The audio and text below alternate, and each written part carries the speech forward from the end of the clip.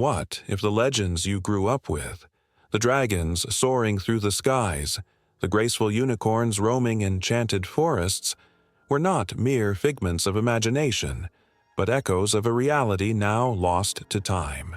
The air crackles with the whispers of creatures that once roamed the earth, their stories etched in the fabric of ancient myths. Shadows dance in the corners of forgotten woods, where the last sightings of these beings have faded into obscurity, leaving only questions in their wake. How could such glorious entities simply vanish without a trace, swallowed by the relentless march of time? Imagine standing at the edge of a forest thick with fog, where the trees seem to pulse with life, concealing secrets that send shivers down your spine.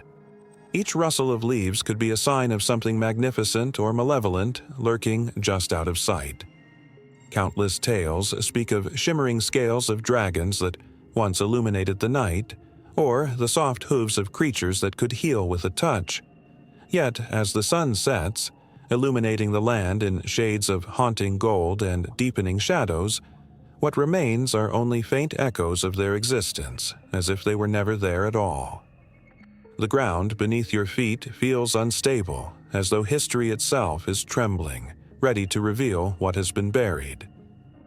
In the age of myth and magic, countless witnesses claimed to have seen griffins soaring across mountain peaks or selkies gliding through the waves, but where are they now? Each story is steeped in wonder, yet also tainted by the sadness of loss, a memory of what once was.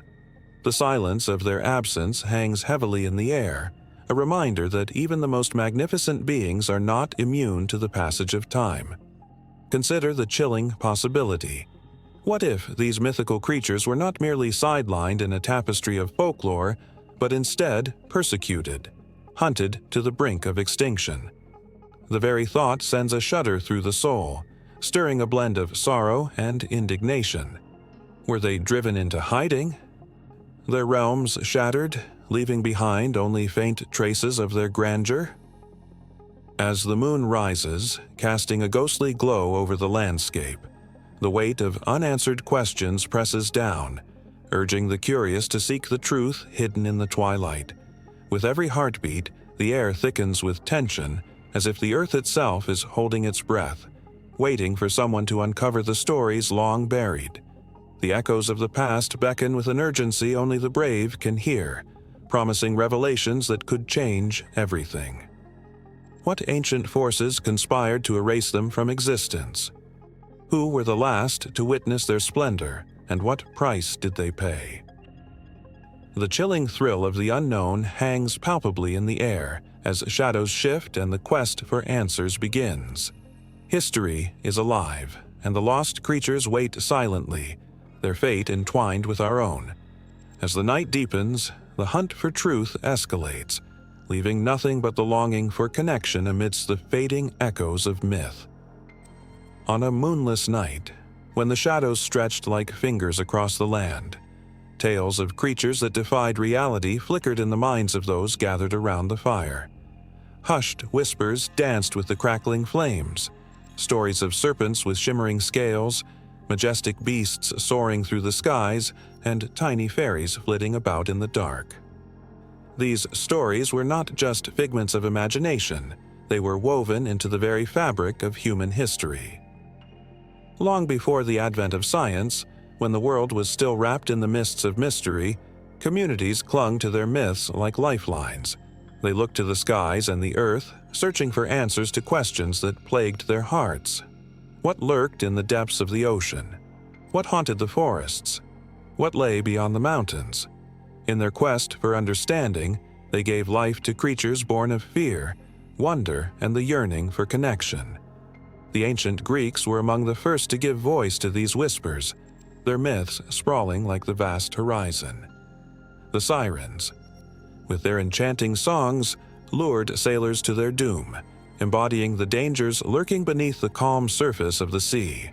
Meanwhile, the centaurs roamed the woodlands, half man, half horse, representing the duality of human nature, wild yet civilized. Each story served as a mirror, reflecting the hopes and fears of a society grappling with its existence. As time flowed like the rivers that carved the earth, myths transcended cultures and borders. In the lush jungles of Mesoamerica, the feathered serpent Quetzalcoatl soared, a symbol of fertility and rebirth. His story intertwined with the cycles of life, underscoring humanity's deep connection to nature and the heavens. In the icy landscapes of Scandinavia, frost giants clashed with gods, embodying the struggle between chaos and order. These narratives were not mere entertainment. They were lessons stitched into the very soul of civilization. The legends of dragons, adorned with scales that glinted like precious jewels, found their way into the lore of many cultures. In China, they were revered as symbols of power and good fortune, soaring majestically through the skies, controlling the rains and the floods. Meanwhile, in Europe, dragons often became the embodiment of evil, guarding treasure and demanding the bravest of knights to confront them.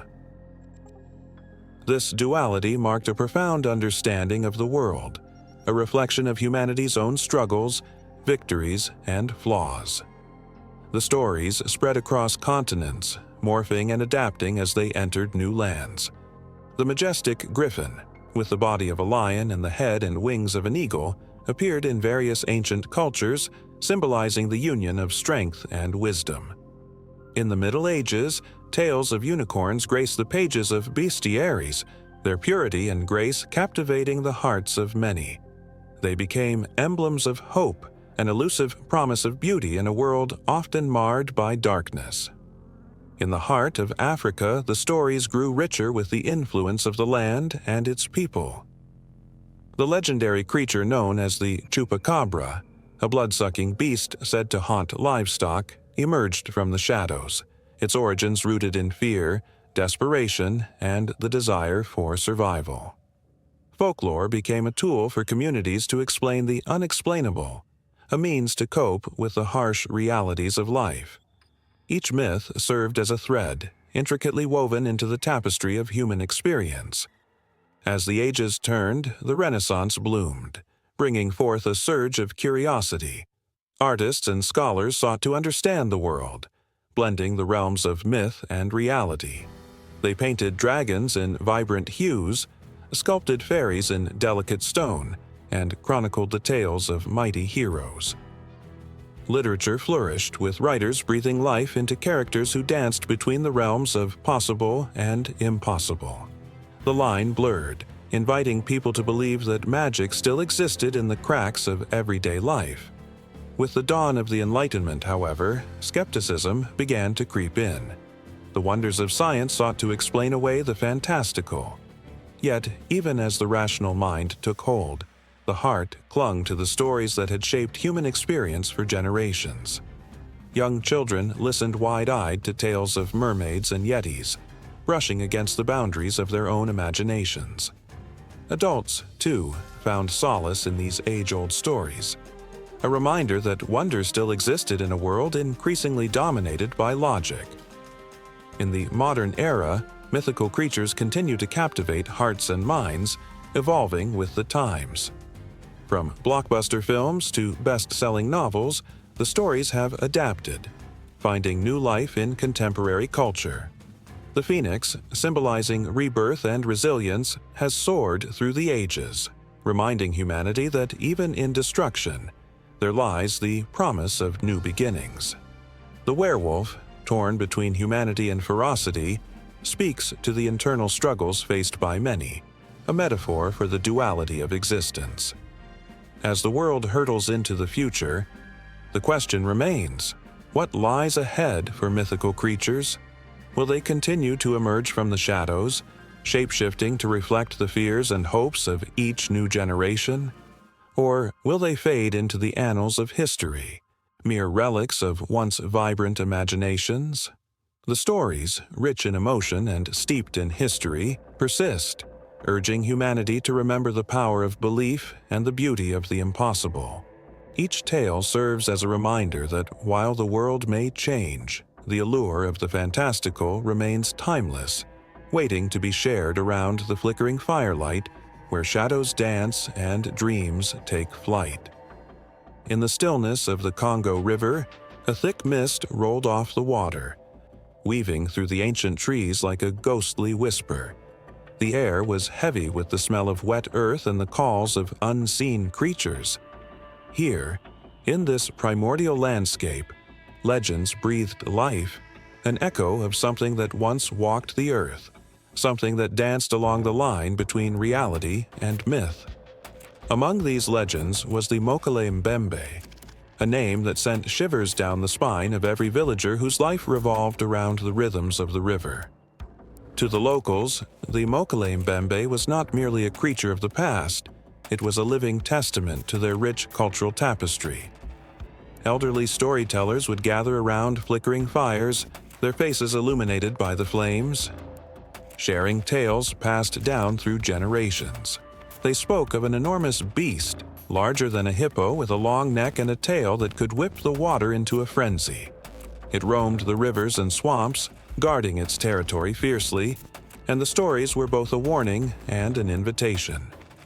"Stay away from the water after dusk," the elders would say, their voices low, "for the Mokele Mbembe stirs when the world sleeps." Every now and then, a curious outsider would arrive, eager to uncover the truth behind the legend. Equipped with cameras and notebooks, they would dismiss the stories as mere folklore. Yet, as the sun set and shadows lengthened, even the most skeptical would find themselves peering cautiously into the murky depths, heart racing, wondering if the stories held a kernel of truth. The river's surface would break into ripples, and they could almost feel the eyes of the creature watching them from below, a silent guardian of its watery realm. In the annals of history, the Mokele Mbembe was first mentioned in the early 20th century, when explorers returned from the Congo with tales that were both thrilling and terrifying.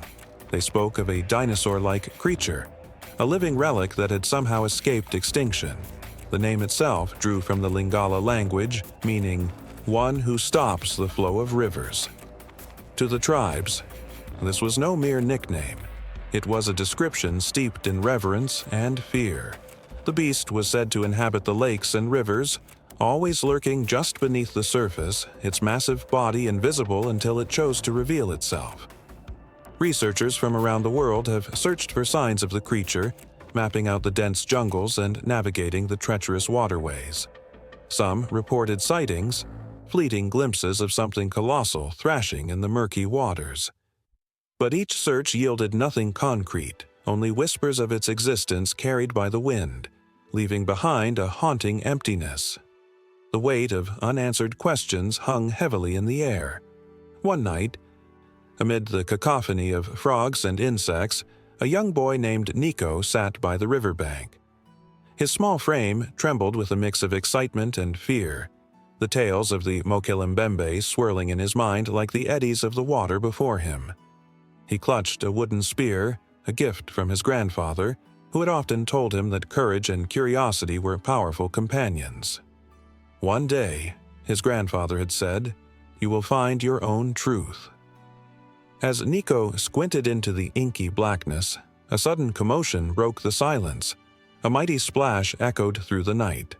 The water churned violently, and for a heartbeat, his breath caught in his throat. Something enormous breached the surface. A dark silhouette against the moonlit sky. Nico's heart raced. Was this the Mokele Mbembe? Every story he had heard surged through him, and he felt the weight of his ancestors' hopes and fears resting squarely on his young shoulders. The creature's immense form glided through the water like a shadow, its long neck stretching upwards, searching for air, before its head disappeared again beneath the surface. In that moment, time stood still. Nico's mind raced with uncertainty. Should he run to tell the village, to summon the elders? Or should he stay and witness this miraculous sight? The conflict tore at him, yet something deep inside whispered for him to remain silent, to savor the wonder of the unknown. Each night he returned to the river, his heart pounding with anticipation. The stories grew more vivid in his mind, blending with his own experiences. He began to notice the changes in the water, how the fish would scatter, how the birds would grow silent in the trees when something large moved beneath the surface. Nico felt a connection forming, an unspoken bond between him and this ancient creature. It was a feeling that transcended words, a recognition of something sacred, but with the thrill of discovery came the shadows of doubt. As the village buzzed with talk of outsiders who sought to capture the Mokelembembe, Nico felt a knot tighten in his stomach. The elders warned of hunters, their greed driving them to invade the sanctity of the river. The thought of the creature being harmed sent waves of panic through him. How could something so majestic be reduced to a mere trophy, a validation of someone else's ambition? One fateful evening, as the sun melted into the horizon, painting the sky in hues of orange and purple, Nico made a decision. He would protect the Mokelembembe, the guardian of the river. He mustered all the courage he could find, feeling the weight of his family's legacy behind him. He whispered a promise into the evening air, hoping that the creature would hear him. The river held its breath as Nico prepared to stand against those who would seek to destroy the magic that thrived in the shadows. The following day, news spread like wildfire. A group of outsiders had arrived, their intentions cloaked in the guise of research. Nico could see them setting up their equipment along the riverbank, the glint of metal and the hum of engines cutting through the peaceful sounds of nature. The villagers watched with a mix of fear and curiosity. Unbeknownst to them, they were on the brink of a confrontation that would pit tradition against modernity, belief against skepticism. As the sun dipped below the horizon, casting long shadows across the water, Nico prepared to confront the encroaching storm. The weight of his duty pressed upon him, but an ember of hope flickered inside. He would stand firm, a sentinel for the Mokelembembe, a living legend in a world that often forgot the magic beneath the surface. The river whispered softly, and somewhere deep within its depths, the Mokelembembe stirred, sensing the tension that had begun to rise. In the stillness of a moonlit night, a chilling silence blankets the small towns nestled in the rugged hills of Puerto Rico. The air is thick with an unsettling unease, as if the very shadows are whispering secrets of a creature that strikes fear into the hearts of farmers and families alike. Mysterious cattle deaths, once rare, have become a haunting pattern, each incident sending ripples of dread through the community. What could possibly stalk the earth, lurking just beyond the edge of the light? The name Chupacabra rolls off the tongues of those who dare speak it, bringing with it a mixture of superstition and terror. A predator unlike any other, the Chupacabra is said to be a blood-sucking beast, leaving behind a trail of drained livestock, their bodies eerily still, punctured by small, precise holes. The air is electric with tension as stories of the creature spread, each account more chilling than the last. It has a grotesque appearance, described by witnesses as a spiny, reptilian creature with glowing eyes that pierce the darkness. As the clock strikes midnight, the timid bleating of goats fills the air, a sound that once comforted families now becomes a haunting echo of impending doom. It's not just a creature of folklore, it's a palpable fear that seems to seep into the very soil. Farmers clutch their wooden staffs tightly, eyes darting nervously through the night, every rustle in the underbrush a possible harbinger of doom. They murmur tales of encounters, each adding to the growing legend that grips the island in a vice of terror. The first recorded sighting dates back to 1995, when the island was already grappling with the weight of economic struggles. As if nature itself had conspired against the people, the arrival of the Chupacabra could not have come at a worse time. The creature materialized in the small town of Canovanas, where a local woman discovered her goats slaughtered, drained of blood, their bodies left as grotesque reminders of the horror lurking just outside. Panic rippled through Canovanas, igniting an explosive frenzy of fear across the island and beyond. Reports soon flooded in from the mainland as the legend spread. In Texas, a rancher woke one morning to find several goats missing, their bloodless bodies scattered across the field. The rancher could scarcely believe his eyes, struggling to comprehend how a creature could leave such devastation. The fear reached fever pitch as sightings surged, with each witness adding another layer to the ominous aura surrounding the chupacabra. Depictions varied widely. Some spoke of a creature resembling a dog, with a gaunt, skeletal frame and pointed fangs that glistened in the moonlight. Others insisted it was more reptilian, with scales that shimmered like metal, a chilling image that haunted their dreams. Eyewitness accounts were scattered yet consistent enough to weave a disturbing tapestry of horror. Journalists flocked to the area, cameras in tow, desperate to capture the elusive beast. Their presence only heightened the hysteria, creating a media storm that fed the frenzy, cementing the chupacabra in the folklore of the Americas. In the wake of the creature's rise to fame, theories began to sprout like wild weeds. Some believed the chupacabra was a genetically altered experiment escaped from a lab, while others attributed its existence to extraterrestrial beings. The blend of science fiction and folklore created an intoxicating narrative that captivated audiences far and wide. Yet the truth remained elusive, cloaked in darkness, much like the beast itself. As fear consumed the townsfolk, a sense of paranoia took root, with neighbors eyeing each other suspiciously, questioning who among them might harbor dark secrets. The night became a battleground, with farmers forming vigilante groups, armed with flashlights and makeshift weapons, determined to confront the creature that had turned their lives upside down. The collective anxiety was palpable, echoing through the streets as they whispered of the chupacabra's next move, each passing moment thick with dread. Deep in the forests, the chilling sound of nails scraping against bark echoed. Was it the beast, or merely the wind tricking the senses? The line between reality and myth blurred, and ordinary lives became ensnared in the web of fear. Families huddled together, telling stories that morphed into legends as the once safe haven of home warped into a house of horrors. They spoke of a night when the chupacabra was spotted outside a child's bedroom window, its eyes glowing like embers in the dark. The mere mention of it sent shivers down spines, the image so vivid it felt like a nightmare come to life. Yet, amidst the chaos, there were those who dared to challenge the monster.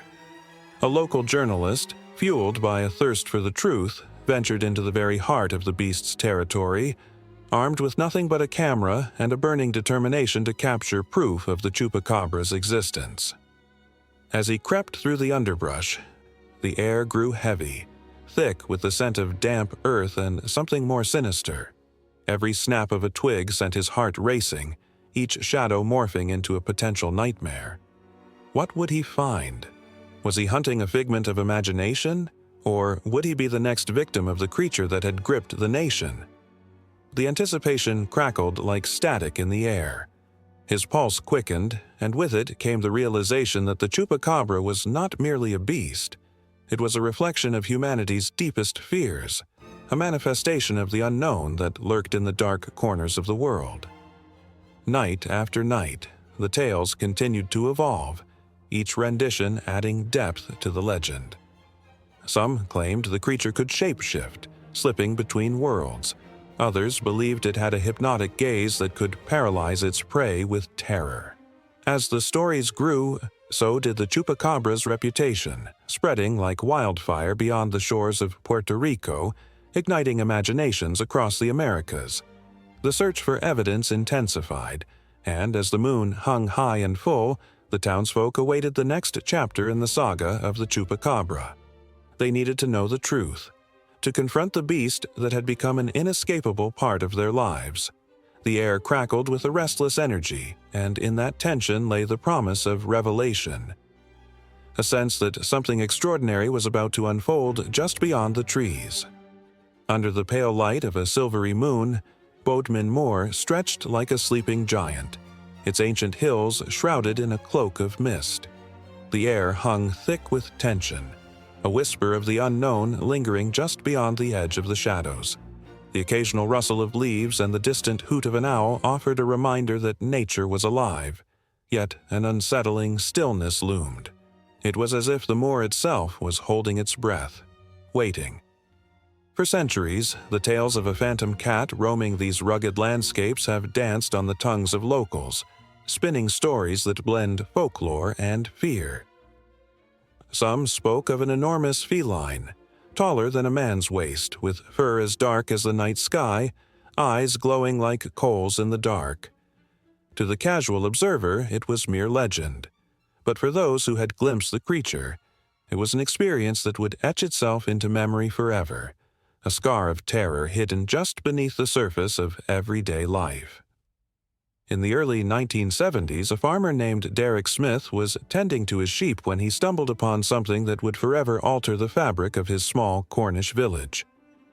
As he walked along the edge of the moor, a sudden movement caught his eye.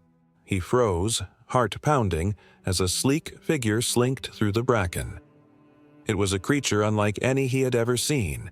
With a long tail and powerful legs, it moved with an elegance that sent shivers down his spine.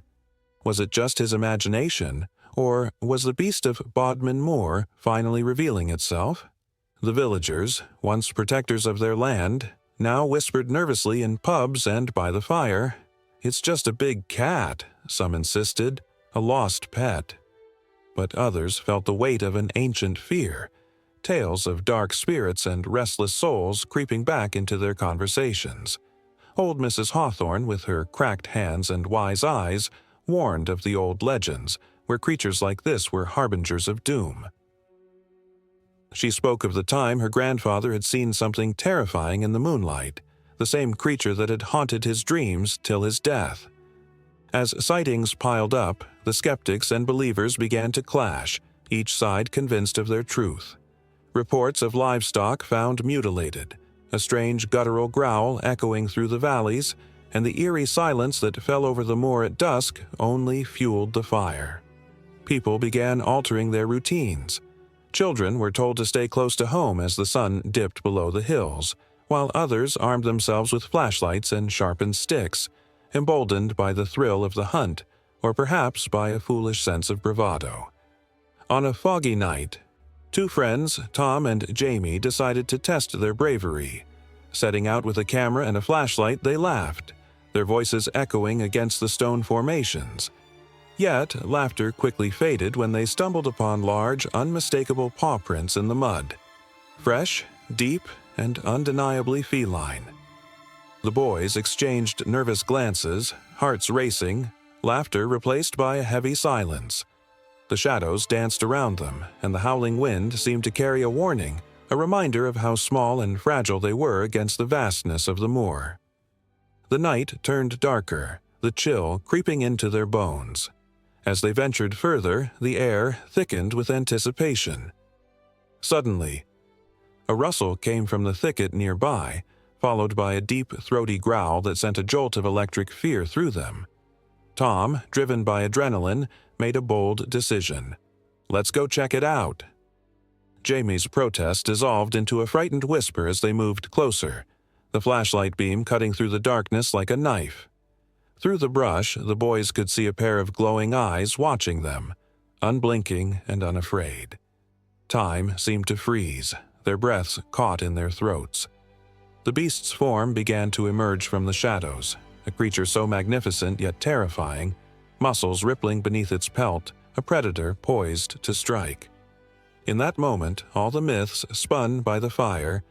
Every cautionary tale about the haunting presence of the beast became a terrifying reality.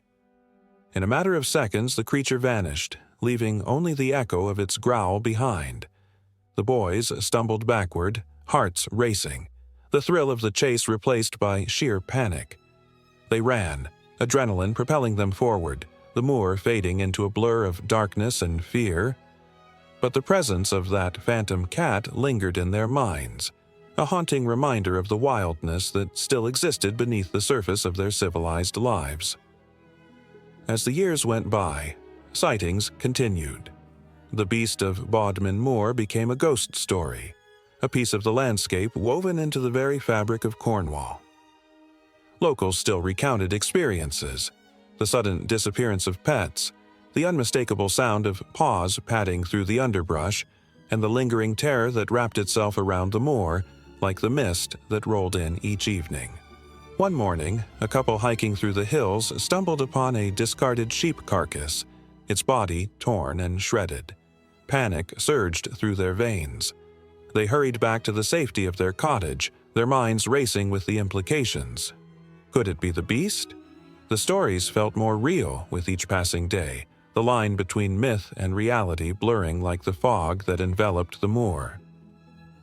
On stormy nights, as thunder rumbled and rain lashed against windows, whispers of the beast grew louder. And in the stillness that followed the storm, when the world outside turned quiet and eerie, the legend of the phantom cat continued to thrive. It became a part of who they were, an unspoken bond within the community, a shared understanding that some secrets were better left untouched, some shadows better left undisturbed. In the heart of Bodmin Moor, the whispers of the past and the pulse of the present entwined, feeding the legend that would never die. And as new generations rose to hear the tales, the beast remained a powerful presence, lurking just beyond sight, waiting for the right moment to reveal itself once more. The last moments of the dodo bird flutter through time like a haunting whisper. On the lush, untouched island of Mauritius, where the sun spills golden light over vibrant blossoms and the air is thick with the scent of earth and salt, a creature once graced the land, plump and curious. The dodo, with its big, expressive eyes and a beak that curved just so, was innocent and unafraid. There, amidst the wild beauty, it roamed without a care, living in a world that seemed perpetually in its favor. As the dodo flitted through its Eden, it seemed to embody the very spirit of joy. Yet, hidden in the shadows of the future was a storm brewing, an impending tide that would wash away the dodo's paradise. The arrival of humans marked the beginning of a tragic saga. Those early sailors, fresh from their treacherous journeys, marveled at the dodo's unyielding trust. They saw a creature that offered itself up with an innocence so profound that it was almost heartbreaking. But with every curious encounter, the dodo's fate was sealed. Those who came to the shores of Mauritius found a creature that posed no threat. It was a feast waiting to be tasted, a treasure waiting to be claimed. The swift march of change, driven by human hands, began to carve its grim tale into the very fabric of the dodo's existence. The forests that had sheltered the dodo were soon stripped, the trees felled for ships and homes, and the once harmonious chorus of nature began to fade into an eerie silence. It is in these moments that the weight of loss becomes unbearable. The dodo was unprepared for the eyes that gazed at it with hunger rather than wonder. As sailors scoffed at its flightlessness, the dodo, with its delicate heart, could not grasp the peril it faced. It never flinched as footsteps neared, never realized that its trust was woven with threads of doom. It was like watching a child smile innocently, unaware of the storm clouds gathering above. The air grew thick with uncertainty, and the dodo's world shrank. The island that once felt limitless became a cage. Monkeys and pigs brought by the newcomers disrupted the balance of its home, devouring the dodo's eggs and competing for the resources it had relied upon. The dodo, unaware of the significance of its dwindling numbers, continued to wander, searching for food, blissfully ignorant that every step took it closer to the edge of oblivion. When the last dodo fell, it was not with a grand spectacle, but rather a quiet surrender, a whispered goodbye to the world that had cradled it. The year was 1662 when the last confirmed sighting of a dodo was recorded, marking a chilling pause in history. The silence that followed was deafening. A creature so full of life vanished, leaving behind only echoes of its existence. A few feathered remnants, illustrations, and the memories of those who had glimpsed this remarkable bird. Time passed, and the loss of the dodo became a lesson etched into the collective conscience of humanity. Stories of the bird were spun into fables, cautionary tales to warn against the hubris of man and the fragility of life. Yet history often forgets those who cannot speak for themselves. The dodo's tale, though tragic, also gave birth to a new awareness. a flicker of consciousness that began to rise from the ashes of extinction.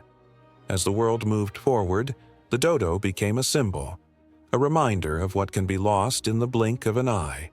Conservationists, inspired by its story, rallied against the tide of indifference. They carried the weight of the dodo's absence into their fight, to preserve what remained of the world's beauty.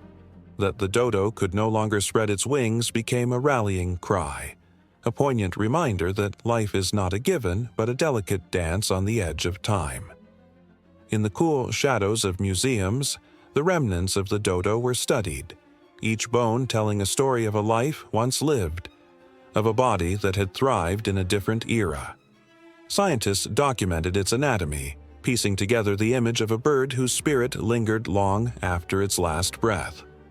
It was as if the dodo reached out to those who dared to listen, urging them to save what was left of the vulnerable lives that still roamed the earth. As the world began to awaken to its responsibilities, the dodo's message spread like wildfire, igniting the hearts of many. Conservation became a new calling, a mission to ensure that no creature would meet the same fate. Yet, as the movement gained momentum, it was impossible to shake the haunting question: would humanity truly learn from its past mistakes? Hope and despair coiled together like two serpents, entwined in an eternal struggle. The dodo, despite its absence, began to inspire scientists and dreamers alike to imagine a world where cooperation with nature superseded exploitation. The thought flickered in the minds of those who dared to dream. What if the dodo could rise again? What if its spirit could linger within the hearts of those who cherish the earth? As the years marched on, voices grew louder, echoing the cry for preservation. The dodo became an emblem, a fierce reminder of what had been lost and what could still be saved. It transformed from a symbol of extinction into an emblem of hope, rallying a generation determined to protect the delicate threads of life that still hung in the balance. Through the lens of time, the dodo's spirit soared once more, transcending the barriers of history, reminding humanity of the beauty that can be found in preserving life. This relentless pursuit of a future where the mistakes of the past do not repeat themselves became a fierce movement, one that thrummed with urgency. The story of the dodo was far from over. Rather, it became woven into the very fabric of an evolving consciousness, echoing through the ages, imploring humanity to listen, to act, and to cherish what remains. And in that soft, hopeful dawn, the echo of the dodo's heart beat on, alive in the dreams of those who chose to remember and protect. The moon hung low in the sky, casting a silvery sheen across the restless waters of the North Atlantic. Fishermen in small boats huddled together, their eyes wide with fear and excitement. Whispers of the kraken had circulated among coastal towns for generations, tales of a monstrous beast lurking beneath the waves, ready to rise and claim the unwary. Tonight, the sea was alive with an energy that crackled in the air, a promise of something extraordinary, something terrifying. Long ago, in the fog-enshrouded realms of the Norse, sailors spoke of this giant monster. Descriptions varied. But one thing remained constant. The kraken was a creature of nightmares, a titanic cephalopod with long, sinewy tentacles that could reach out and ensnare vessels whole. Stories told of ships disappearing in the blink of an eye, swallowed by the gaping maw of a beast lurking in the depths. A simple whisper of its name sent shivers down spines and made the bravest of hearts quail. As the night deepened, a thick fog rolled in, cloaking the waters in uncertainty. A sense of dread loomed over the fishermen, yet curiosity held them captive. Was it mere superstition, or did the kraken truly exist? The flickering lantern swayed gently, and the murmurs of sailors mingled with the sounds of the waves, creating an eerie symphony that echoed across the water. Then a distant rumble broke the silence, like thunder from the abyss. The fishermen's hearts raced. Was it a storm approaching or something far worse? The water surged and bubbled as if alive, swirling and churning with a ferocity that sent tremors through the boats.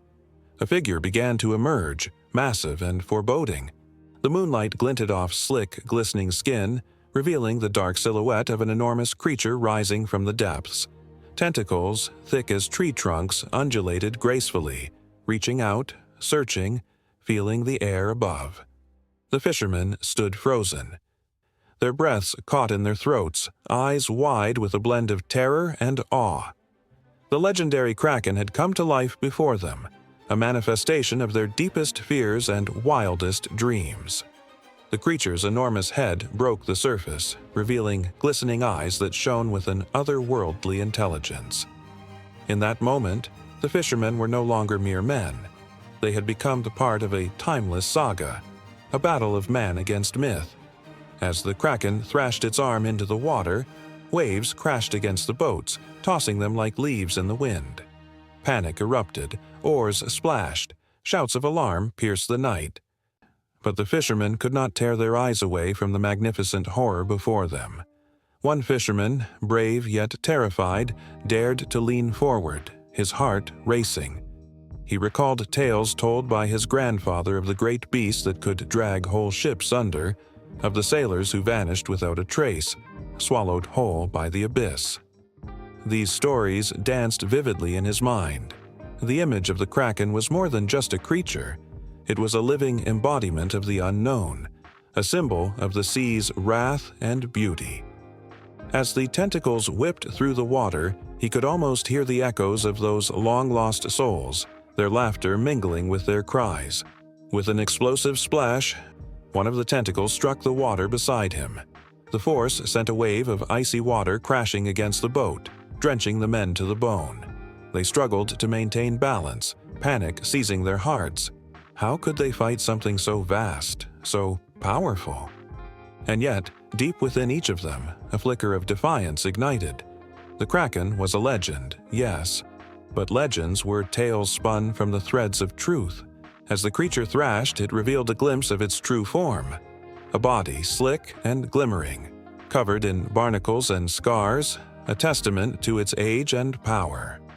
Stories of shipwrecks and lost treasure swirled around it like a haunting melody. The men felt a strange pull, a connection to this ancient beast that had haunted their dreams and shaped their destinies. In its presence, they were reminded of the fine line between fear and respect, of the mysteries the sea held, both beautiful and terrible. Just as soon as it appeared, the kraken paused, its tentacles hovering above the surface. The world held its breath. Time seemed to stretch and bend, the tension palpable. The creature sensed the fear coursing through the men, but also their unyielding spirit. It was a moment suspended in eternity, a dance between predator and prey. The men's hearts beat as one, together, united against the enormity of the beast. In a sudden, breathtaking movement, the kraken curled its tentacles, drawing back as if to assess the men. A soft, low rumble echoed from its throat, a sound that resonated deep within their chests. It was a warning, a promise. This beast was not merely a destroyer, it was also the guardian of the ocean's secrets. The eyes that watched them held ancient wisdom, an understanding of the delicate balance of life within the depths. Then, like a ghost fading into the night, the kraken retreated, its enormous form sinking back into the black depths of the ocean. The fishermen, hearts still racing, dared to breathe again. Relief washed over them, yet the fear lingered, a shadow that would follow them to their graves. They exchanged glances, each man silently acknowledging the brush with the extraordinary, the dance with the unknown. They had faced the kraken and lived to tell the tale, but the very act of survival brought with it a heavy weight, a truth that some legends are forged in fear, yet carry an undeniable allure. As they began to steady their boats, the moon glinted on the water, and the gentle lapping of the waves resumed its soft lullaby. But the atmosphere had changed. The sea, once a familiar friend, felt charged with mystery and danger. Stories of the kraken were no longer just tales. They were etched into the fabric of their lives, woven together with threads of courage and fear. The fishermen knew this was not the last they would see of the legendary beast, for it was alive in their minds, a reminder that the ocean held wonders and terrors yet to be unveiled. As the last ripples faded into the night, a new chapter awaited, one that would intertwine the fate of man and monster in ways they could never have imagined. And somewhere beneath the waves, the Kraken stirred once more, its legend continuing to shape the destinies of those who dared to sail the treacherous seas. The night was thick with fog, wrapping around the small cottage like a shroud. Inside, the flickering flames cast dancing shadows on the walls, illuminating the anxious faces of the family gathered close together. The wind howled outside, a mournful sound that echoed through the valleys of Ireland, carrying with it whispers of fear and trepidation. They each felt it, a chill in the air that was not just from the cold, but a sense of foreboding, a weight of something unspeakable drawing near. Suddenly, a piercing wail cut through the night, reverberating like a mournful song that sent shivers down their spines. It was a sound that spoke of loss, a cry that could only belong to the banshee. Legends told of her ghostly figure, a harbinger of death whose lament could foretell the passing of a loved one. As the wail echoed, memories of their ancestors swept through the room. Tales told over fires about the banshee's sorrowful presence. Each family member exchanged uneasy glances, hearts pounding in their chests. In centuries gone by, the banshee was said to be a beautiful woman, her hair long and flowing like silver streams of moonlight, her eyes reflecting the pain of countless sorrows. Some claimed she wore a gown of white, while others swore it was green or gray, depending on the family she mourned for. The stories varied, but the essence remained the same. She was a spirit bound to the lineage of the old Irish clans, a fierce protector of those she loved, yet a relentless reminder of mortality. As the wind howled louder, it seemed to carry the weight of the world, every heartache, every loss. Those who had heard her cry before knew what it meant. They felt a deep-rooted connection to the land, to the stories passed down through generations, each whisper of the banshee embedding itself into their very souls. The wail rose and fell, an eerie melody that danced around them, intertwining with their fears and hopes. In the quiet of the night, a young woman sat by the fire clutching a silver locket that held a picture of her mother, long deceased.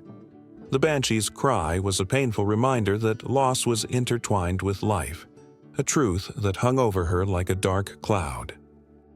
The tales told by her grandmother flooded her mind, of how the banshee appeared to warn families of imminent death, and how the sound of her wail could freeze the blood in one's veins. The girl closed her eyes, imagining her mother's face, her laughter echoing in a time that felt so far away. It was as if the banshee herself were drawing her closer, inviting her to confront the very thought of what it meant to lose someone. On a hill not far from the cottage, an old man sat alone under the ancient oak tree, its gnarled branches reaching towards the moon. He had been there many nights, waiting for the banshee's song. He knew it well.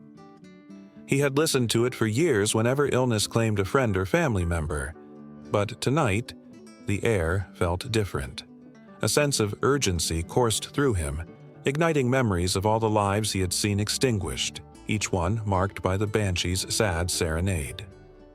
As he sat in the dark, the cry pierced through the silence once more, and he felt the weight of history pressing down upon him. He thought of his own life, the laughter shared and the tears shed, a tapestry woven through time. Each thread was a story, and each story echoed with the voice of the banshee. She was not simply a ghost. She was a reminder of every heartache, every fleeting moment of joy. He could feel her presence, the sensation wrapping around him like a comforting blanket, though it was laced with sorrow. How often had she visited him? How many times had he heard her call? Back at the cottage, the young woman felt a deep sadness wash over her. She stood and moved to the window, peering into the darkness that enveloped the land. For generations, her family had told stories of the banshee, of how she protected the lineage, ensuring that the fallen were never forgotten. The wail echoed again, louder and more desperate, and the girl bit her lip as tears spilled from her eyes. In that moment, she understood. The banshee was not merely a figure of dread. She was the embodiment of love and loss intertwined. Each cry was a testament to the bonds that tied families together, the memories that would never fade, and the legacy that continued even in the face of grief. As the wind howled around her, she felt an inexplicable connection to the past, as if those who had gone before were standing beside her, a comforting presence in the midst of despair. Her heart raced as she thought of her own fate, of the people she loved, and the inevitability of death that loomed over them all like a shadow. Would she someday become a part of the stories told in hushed tones around the fire, her own loss mourned by those who came after? The thought consumed her. And the banshee's wail resonated deep within her soul, a haunting reminder that life was precious, fleeting, and often taken too soon. The old man on the hill felt a stirring in his heart as he listened to the echoes of the night. He had lived a long life, filled with moments of joy and sorrow, but the banshee's wail reminded him that his time was drawing near. He could feel the weight of his years, the stories he had yet to tell, and the love he had yet to express. The cry was a call to remember, a push to embrace the fleeting moments and to hold tightly to those who remained. In that stillness, the night grew heavier, as if time itself had paused, allowing the stories to unfold in a tapestry of memories. The wail of the banshee echoed through the valleys, a solemn tune that wrapped around each soul, binding them together in a shared understanding of love and loss, a reminder that even in death, the connections forged in life could never be severed. High above the mountains, where the clouds hang low and thick, a shadow sweeps across the land. It's not just any shadow. It's the shadow of a creature whispered about in hushed tones around campfires, a being of legend and power, the thunderbird. This colossal bird, with wings that stretch wider than the horizon and feathers like shimmering storms, commands both reverence and fear among the Native American tribes. As dusk settles, the air crackles with anticipation, and the legends awaken with the first crack of thunder in the distance. The old tales tell of how the thunderbird can summon storms, wielding lightning like a warrior with a spear. It roams the skies, its mighty wings stirring the winds, bringing rain to parched earth and life to the desolate. But this majestic creature is not merely a bringer of nourishment. It is a guardian, a fierce protector of the people and their spirits. Stories flow like rivers through generations, passed down from the elders who watched the skies as children. They speak of warriors who have faced the thunderbird in battle, a clash of titans where strength and courage are tested against nature's fury. In one tale, a brave young man stood upon a mountain peak, calling to the great bird. He sought to prove his worth, his heart pounding like a drum as the clouds began to swirl ominously overhead. With each flap of the thunderbird's enormous wings, thunder roared in reply, shaking the very ground beneath him. Those who witnessed it felt the air grow heavy with power, a reminder that they were at the mercy of forces far beyond their understanding. The tribes believed that the thunderbird could vanish into the storm, its cries echoing like distant thunder, leaving only awe in its wake. The elders would gather around flickering fires to recount the time when the thunderbird battled a great serpent, a creature that threatened to swallow the sun itself. Lightning flashed as the two engaged in a fierce struggle, illuminating the night sky with brilliant bursts of light. The earth shook, and the people fell silent, their eyes wide with wonder and terror. In the end, the thunderbird emerged victorious, its spirit soaring high above, a testament to the triumph of light over darkness. But the stories do not end there. Some tribes speak of the thunderbird's connection to the spirit world, a bridge between the living and the departed. It is said that when a loved one passes away, the thunderbird carries their spirit to the heavens, a final journey across the boundless sky. Mothers would gaze up, searching for the great bird, hoping for a sign that their departed were safe, being watched over by this magnificent guardian. The sight of a soaring bird, even a mere eagle could bring comfort, a reminder that love endures, transcending even the veil of death. As the night deepens, the crackling fire flickers in the dark, casting shadows that dance like the spirits of the stories themselves. Children huddle close, eyes sparkling with the flicker of flames. As they listen to their elders weave tales of the thunderbird's wrath, they speak of how the bird's anger could unleash storms fierce enough to swallow a village whole. When the winds howled and the rain fell in sheets, the villagers would gather, praying for calm, hoping their pleas would reach the great being above. One night, amidst a raging storm, a village found itself in the grip of fear. The winds howled like a pack of wolves, and the thunder rumbled like a giant's growl. The elders said it was the thunderbird expressing its displeasure. As the rain poured relentlessly, a young girl stepped forward, her heart racing with courage. She raised her arms to the sky, invoking the mighty bird, asking for forgiveness and peace. In that moment, a single flash of lightning illuminated the village, revealing the girl standing defiantly against the elements. Time seemed to pause, as if the storm itself were listening. Then, as if responding to her brave heart, the clouds parted just enough for a glimpse of a massive form soaring across the heavens. The villagers gasped, a collective breath held in awe. They felt the thunder rumble softly, as if the thunderbird had acknowledged their plea. Just as quickly as it had come, the storm began to subside, and the girl's heart soared with pride. She had become a part of something far greater than herself, a connection to the spirit of the thunderbird that coursed through every tale, every heartbeat of her people. Over time, the thunderbird has remained woven into the fabric of Native American culture, a symbol of strength, protection, and the interconnectedness of all living things. Artists have painted its image, capturing the wild majesty of this giant bird. Dancers have mimicked its powerful flight in ceremonies, celebrating its spirit through rhythmic movements that echo the beating of wings. Legends continue to evolve, reflecting the struggles and hopes of each new generation. Some say that when the world is in chaos, the thunderbird rises once more, its wings stirring the winds of change. During times of drought or disaster, the people look to the skies, hoping for a sign, a glimpse of the great bird that promises renewal and rebirth. Each crack of thunder carries tales of resilience, a reminder that beneath the storms of life lies the quiet strength of the earth, waiting to be awakened. As the stories linger on the lips of those who share them, the thunderbird remains a powerful force, a symbol of the wild, untamed nature of life itself. Its legend, like the winds that carry it, knows no bounds, weaving through the hearts of all who believe in the magic of the sky. The night thickens, and the distant rumble of thunder serves as a reminder that the thunderbird is always watching, always listening, waiting for the moment to soar once more across the horizon.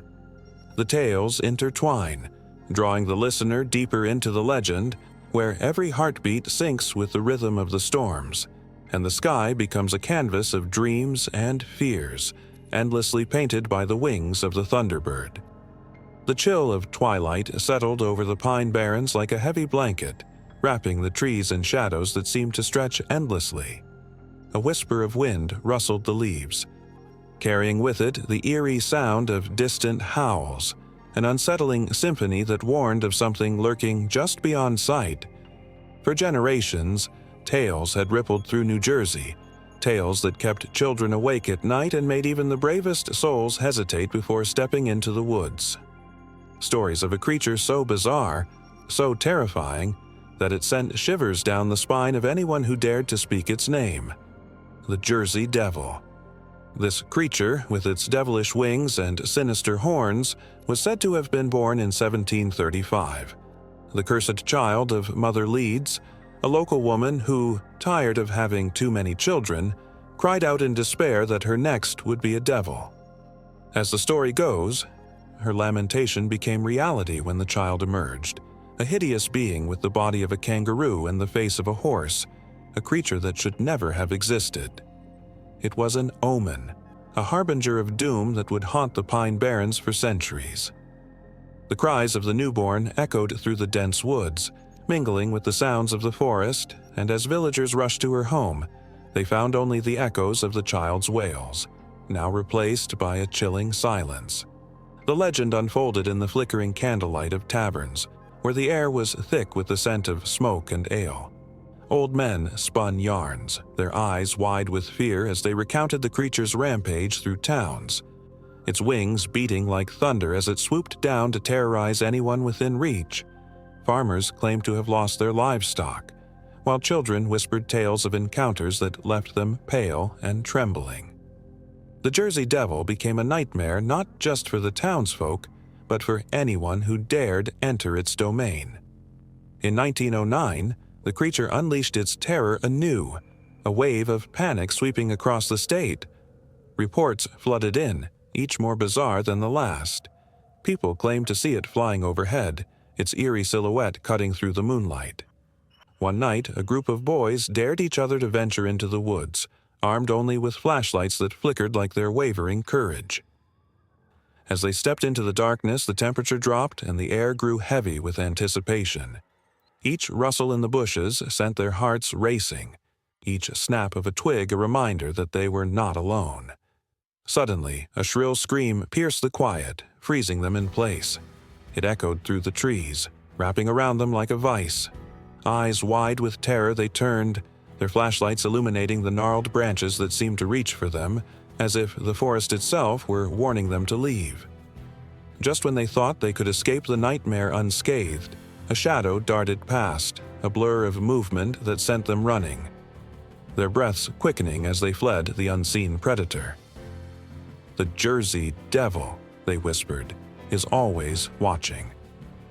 As the years crept on, the tales of the Jersey Devil morphed into a folklore that was both fascinating and terrifying. People started to believe they could catch a glimpse of the creature. Night vision goggles and cameras became the tools of amateur hunters, lured by the promise of fame that came with a photograph of the mythical beast. They roamed the Pine Barrens, where the trees whispered secrets and the air was thick with mystery. Some claimed to have heard its blood-curdling scream, a sound that would echo in their dreams, while others swore they had spotted its glowing eyes peering from the shadows, waiting with a hunger that could never be satisfied. The townsfolk, caught between skepticism and belief, found themselves drawn to the legend. Festivals sprung up, celebrating the Jersey Devil, as locals donned devil horns and wings in a playful nod to their fears. Yet beneath the surface, the dread lingered, a reminder that while the creature was a source of entertainment, it was also a specter that could turn their lives into a living nightmare. Children would huddle together, telling ghost stories about the creature that lived in the woods, its presence palpable in the thick darkness. One fateful night, a group of teenagers, emboldened by bravado and a thirst for adventure, set out to find the Jersey Devil. Armed with nothing but flashlights and a sense of invincibility, they laughed off the warnings of their parents, believing they were just tales spun to frighten little kids. But as dusk settled in, the laughter faded, replaced by an uneasy silence that blanketed the woods. As they ventured deeper, the trees closed in around them, and the air crackled with a tension that prickled their skin. Then came the first sound, a guttural growl that echoed through the stillness, a warning that slithered into their bones. Frozen in fear, they exchanged terrified glances, their bravado quickly evaporating. Shadows danced around them, and their flashlights flickered, casting an eerie glow on the twisted branches. Time seemed to stand still, and as they turned to leave, a shadow loomed above them. A pair of glowing eyes pierced the darkness, watching, waiting, contemplating. The scream of the Jersey Devil echoed in the night, a sound that would haunt them forever. They ran, hearts pounding, breaths coming in gasps, fear propelling them as they stumbled over roots and branches, desperate to escape the terror that had become all too real. The woods, once familiar, transformed into a labyrinth of nightmares, every sound amplifying their dread. As they burst into the open, gasping for air, they dared not look back, knowing that the Jersey Devil was still out there, lurking, biding its time, always waiting for the next unsuspecting soul to join the ranks of its fearful legends. But even as they reached the safety of the town, the shadows of the Pine Barrens stretched behind them, the chilling memory of the night forever etched in their minds. The Jersey Devil was not just a tale. It was a nightmare that lived on, lurking in the corners of their reality. A reminder that sometimes the scariest stories are not just told, they are felt, their haunting presence lingering long after the lights go out. The legend had only just begun, and the darkness of the woods beckoned once more. High in the treacherous peaks of the Himalayas, where even the bravest dare not tread, an ancient legend stirs in the shadows. The whispers of the wind speak of a creature covered in fur, towering over the tallest of men, moving with an eerie grace through the blinding snow. This is no ordinary beast. This is the Yeti, the elusive, abominable snowman, a figure that has haunted the dreams of many for generations. The first sightings date back centuries, etched into the folklore of the Sherpa people.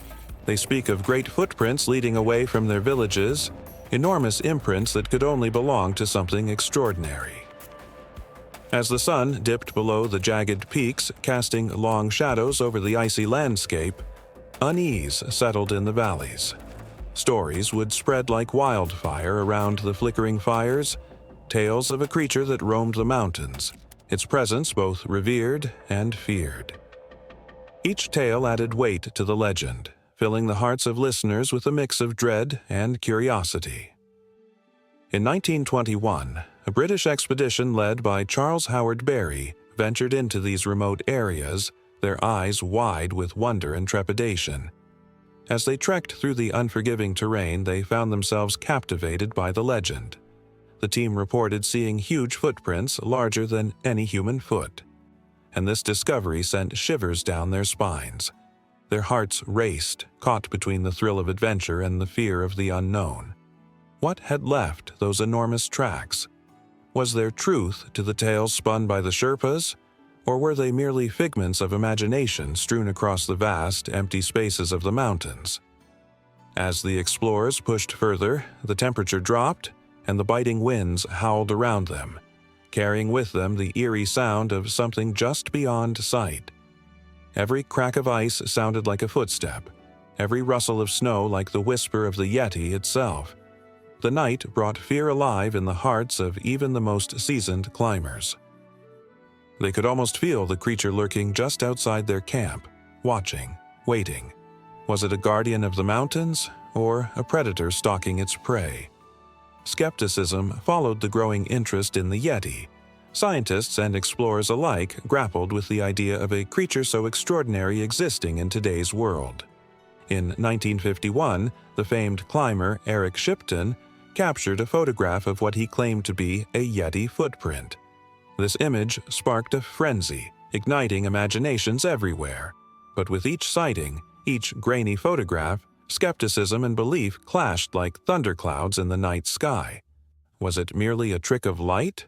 Or could this creature truly be roaming the high passes? The Yeti became more than just a mysterious figure. It morphed into a symbol of the wild, untamed nature that humanity had yet to conquer. It represented the unanswered questions, the enigmas that lay hidden beneath layers of snow and ice. The mountain dwellers, with their deep-rooted connection to the land, revered the Yeti as a protector.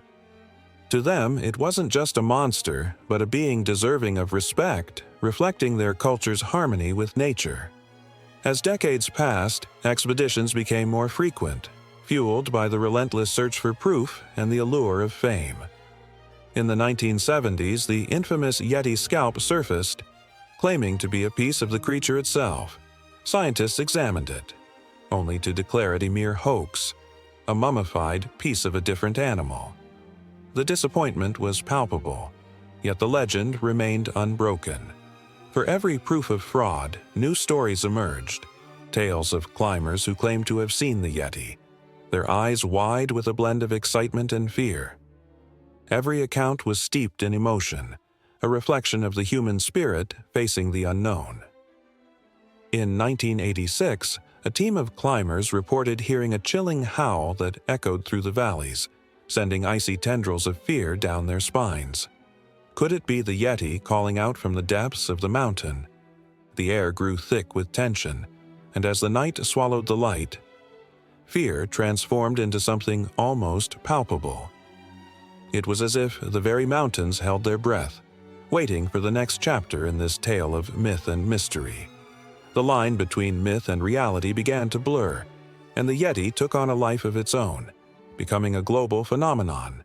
Documentaries filled screens, books filled shelves, and every corner of the world seemed to discuss the creature lurking in the Himalayas. Children whispered stories to one another, their eyes filled with awe, while adults pondered the implications of such a being existing in a modern world. The Yeti became a touchstone of curiosity, a reminder that there are still secrets waiting to be unveiled. Yet, with every passing year, the search grew more desperate. Explorers risked their lives, pushing the limits of human endurance. Helicopters soared over treacherous cliffs, cameras clicking in hopes of capturing a glimpse of the extraordinary. But the Yeti remained elusive, slipping through their fingers like smoke. The thrill of the hunt clashed with the realization that perhaps the creature was more than just a beast. It was a guardian of mystery, an embodiment of the wild that humanity was slowly losing. And in the depths of these mountains where the winds howl like lost souls, the legend continues to breathe. Each footstep in the snow becomes a part of the story. Each shadow a reminder that some mysteries are meant to remain unsolved. The heart races at the thought of what might be lurking just beyond the next ridge, waiting for the moment when the world's gaze shifts away, allowing it to roam free once more. As the sun rises over the peaks, casting a golden glow on the untouched snow, the legend of the Yeti waits patiently, its presence felt but never seen. The mountains stand tall, guardians of secrets, and the Yeti, with its haunting gaze, watches over them all. The story hasn't ended. It continues to evolve with every whispered tale, every shadow that dances across the snow. The world remains captivated, forever searching for that elusive glimpse into the unknown.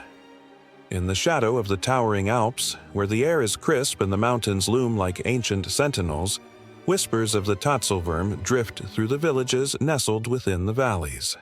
This creature, a phantom of folklore and fear, has haunted the dreams of locals for centuries. The sleek, sinuous form of the Tatzelwurm, often described as a dragon or serpent, slithers through the minds of those who dare to tread too close to its domain. The tales are filled with gasps, shudders, and a sense of thrilling dread. Hans, a simple shepherd, had heard the stories since he was a boy, tales spun by the firelight, filled with glowing embers and wide eyes. His grandmother spoke of a creature with a long green body and fierce, glowing eyes, darting between rocks, its forked tongue tasting the air for intruders. The thought made his heart race, a mix of terror and fascination. As he tended his flock one fateful day, the sun dipped below the peaks, casting eerie shadows that danced like ghosts around him. He felt a chill creep down his spine. Something was watching. In the rustic village of Garmisch-Partenkirchen, the air buzzed with stories. Old men gathered in the tavern, their voices hushed, recounting encounters with the beast. "I saw it near the lake," one man exclaimed, his hands trembling as he spoke. The others leaned in, eyes wide, hanging on to his every word. It rose from the depths like a specter, its scales glistening in the moonlight. They spoke of the beast with a mixture of reverence and fear, hinting at its cunning and terrifying beauty. But it wasn't just the tavern that echoed with these tales. The mountains themselves seemed to whisper secrets. As Hans roamed the alpine meadows, he could almost hear the rustle of the Tatzelwurm's body gliding over the rocky terrain. Legends told of its ability to vanish in an instant, leaving nothing but a shimmer of mystery behind. A shiver ran through him. Was it truly a creature of flesh and blood? Or merely a figment of collective imagination, birthed from the fears of those who dared to wander too far into the wild? One evening, a storm brewed on the horizon, the mountains cloaked in dark, swirling clouds. The wind howled like a banshee, and Hans knew he had to bring his sheep back to safety. As he urged them along the narrow path, a sudden sound made him halt. A guttural hiss that echoed off the rocks, sending a jolt of adrenaline through him.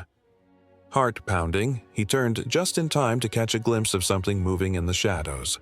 A flicker of scales, a flash of wild eyes. It was gone in an instant, but the air buzzed with an electric fear. Legends told of the Tatzelwurm's ability to camouflage itself, blending seamlessly into the rocky terrain, preying on wanderers who strayed too far from the safety of civilization. Gripped by the allure of the unknown, Hans felt a magnetic pull towards the mountains, an insatiable curiosity that battled with the instinct to flee. He wanted to believe it was merely a myth, but the tales of brave hunters who had never returned echoed in his mind, each one a chilling reminder of the potential danger lurking in the shadows. That night, as the storm raged, Hans lay in bed, the sound of thunder rumbling like an angry giant outside. Sleep evaded him, and he found himself staring at the ceiling, his mind racing with images of the Tatzelwurm. Was it watching him now, coiled like a spring, ready to strike? The flickering candlelight danced on the walls, casting strange shapes that morphed into serpentine forms. He could almost hear the creature's breath, hot and heavy, as if it lurked just beyond the threshold of his home. The following morning brought a haunting stillness. The storm had passed, leaving behind a mist that clung to the mountains like a shroud. Hans ventured out, his heart pounding with every step. The world seemed transformed, the vibrant greens muted, the air thick with a sense of foreboding. He wandered deeper into the woods, the trees closing in around him, their twisted branches resembling skeletal hands reaching for the sky. The path was treacherous, each step echoing in the silence. Suddenly, a rustle broke the stillness. Hans froze, his breath caught in his throat. From the underbrush, the Tatzelwurm emerged, a creature of nightmares and legends. Its body undulated like a serpent, glistening with moisture, eyes gleaming with a feral intelligence. Time seemed to slow as he met its gaze, a moment suspended between wonder and fear. The beast was both beautiful and terrifying, a living embodiment of every tale woven in the warmth of the fire. In that instant, Hans felt a primal connection, a recognition of both predator and prey. The Tatzelwurm slithered closer, its breath hot against the chill of the morning air. Fear clawed at Hans's chest, urging him to run, yet he stood paralyzed, entranced by the creature's grace. It paused, its forked tongue flicking in and out, tasting the air, assessing him. Then, without warning, it lunged, a blur of scales and fury. Hans barely had time to react, turning to flee, heart hammering in his chest. The ground seemed to tremble beneath him as he sprinted back through the woods, branches whipping against his skin as he broke through the underbrush, the creature's hiss echoing in his ears. Every instinct screamed at him to escape, yet somewhere deep inside, a part of him longed to understand this enigmatic beast that had woven itself into the fabric of his life. The village loomed ahead, a refuge of warmth and safety, but Hans knew he could never shake the encounter from his mind. As he burst into the tavern, breathless and wild-eyed, the conversation ceased, and all eyes turned to him. The air crackled with tension as he tried to speak, to warn them, to share the truth of what he had seen. But the words caught in his throat, lost in the fear that held him captive. Outside, the mountains stood tall and eternal, guardians of the Tatzelwurm's mysteries. And as night fell once more, a chill swept through the village. The shadows lengthening like fingers reaching across the ground. The townspeople huddled closer together, drawn into their tales, the legends of the Tatzelwurm, whispering through the night air, and Hans knew this was just the beginning. The Tatzelwurm was no mere legend. It had become a part of him, its essence entwined with the very fabric of the alpine night. The wind howled through the trees, a chilling wail that seemed almost human, mingling with the crackling of frost-covered branches. The full moon cast a ghostly glow over the snow-blanketed forest, illuminating the dark shapes that lurked within. It was a night when even the bravest of souls felt a shiver creep up their spines. For this was a night steeped in ancient fear, the night of the Wendigo. In the lore of the Algonquin tribes, the Wendigo was no mere monster. It was a spirit that embodied starvation and greed. Legends whispered of a man who, driven by insatiable hunger, resorted to cannibalism, only to be transformed into a grotesque creature, forever cursed to wander the wilderness in search of flesh. His heart, once alive with warmth, now turned to ice, reflecting the despair of those who had tasted hunger so profound that they would forsake their humanity for survival. As the frost settled heavily on the ground, a young hunter named Akiak sat by the meager fire, his breath visible in the frigid air. He had been out for days, searching for game to feed his starving village. The crops had failed, the rivers had frozen, and the whispers of the Wendigo had begun to seep into the hearts of men. His stomach growled, a cruel reminder of his plight, and he could almost hear the echoes of those who had vanished, taken by the icy grip of famine. Akiak recalled the stories told around the fire, tales that wrapped around the listeners like a blanket of dread. The elders spoke of the Wendigo with trembling voices, warning children to stay close, lest they be lured into the woods by the seductive promise of food that could never satisfy. They described its gaunt frame, its skin pulled tightly over protruding bones, eyes glowing like dying coals. The Wendigo was hunger-given form, and it was said that once it had you in its thrall, there was no escape. Lost in thought, Akiak's mind drifted to the lost souls of his kin, men and women who had strayed too far into the depths of despair. Could they have been overtaken by the Wendigo? He shook his head, trying to dispel the haunting images. He had to keep his mind sharp and his spirit strong. Yet, with every crack of a twig and every rustle of the leaves, he felt a presence creeping nearer, a shadow that lingered just at the edge of his vision. The stories of the Wendigo were not mere fables. They were warnings etched in the history of the Algonquin people. When the winter winds blew cold and the food stores dwindled, the fear of the Wendigo grew palpable. It was said that the creature could sense desperation, an instinct honed over centuries of feasting on the souls of the starving.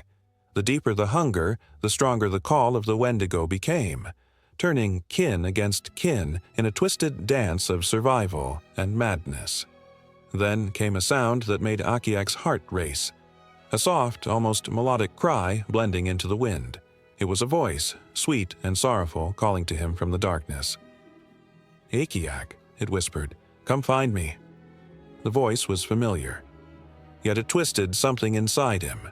He fought against the pull of it, knowing full well that the Wendigo often lured its prey with false promises, weaving dreams of feasts shared in warmth and comfort, dreams that turned to nightmares in an instant. But as the voice called out again, it morphed into the sound of laughter, childlike, innocent laughter that echoed through the trees. Akiak's resolve faltered, the warmth of that memory tugging at his heart, a stark contrast to the biting cold that surrounded him. He stood, his legs unsteady beneath him, and took a step toward the sound, drawn by an urge he couldn't name. With each step, he felt the cold seep deeper into his bones. Shadows danced around him, and the flickering firelight cast eerie shapes that twisted and writhed like the lost souls of his ancestors. What was he doing? He was a hunter, not prey, yet the laughter continued to beckon, weaving through the trees like a siren's song. Suddenly, the laughter stopped, replaced by a guttural growl that sent a jolt of terror through his veins. Akiak froze, the hair on the back of his neck standing on end as he turned slowly, his heart pounding in his chest. He could feel it then, the oppressive weight of the Wendigo's presence, lurking just beyond his sight. The air thickened as if the very atmosphere was charged with malevolence, urging him to flee. But Akiak could not move. He stood paralyzed, his breath shallow as the growl morphed into a raspy voice that dripped with hunger. "Feed me," it rasped, echoing through the branches. "I am the hunger you cannot escape." Akiak's mind raced as he recalled the ancient tales, the stories that warned against feeding the Wendigo's insatiable appetite. He knew what he had to do. He had to run, to escape the clutches of this ghastly spirit before he became another cautionary tale. He turned to dash back to the safety of his fire, but his legs felt as if they were rooted to the ground. Panic surged through him. The forest seemed alive, the trees closing in, their branches reaching out like skeletal fingers. Akiak's heart raced. He could taste the metallic tang of fear on his tongue. What if he succumbed to the Wendigo's call? What if he joined the ranks of the lost, a mere whisper in the chilling wind? The growl intensified, reverberating through the air, wrapping around him like a shroud. Time stretched, and within that moment, Akiak felt the weight of every story, every warning, every ounce of despair that had ever seeped into the hearts of his people. He was not just a hunter. He was a part of a legacy haunted by hunger, a legacy forever entwined with the Wendigo.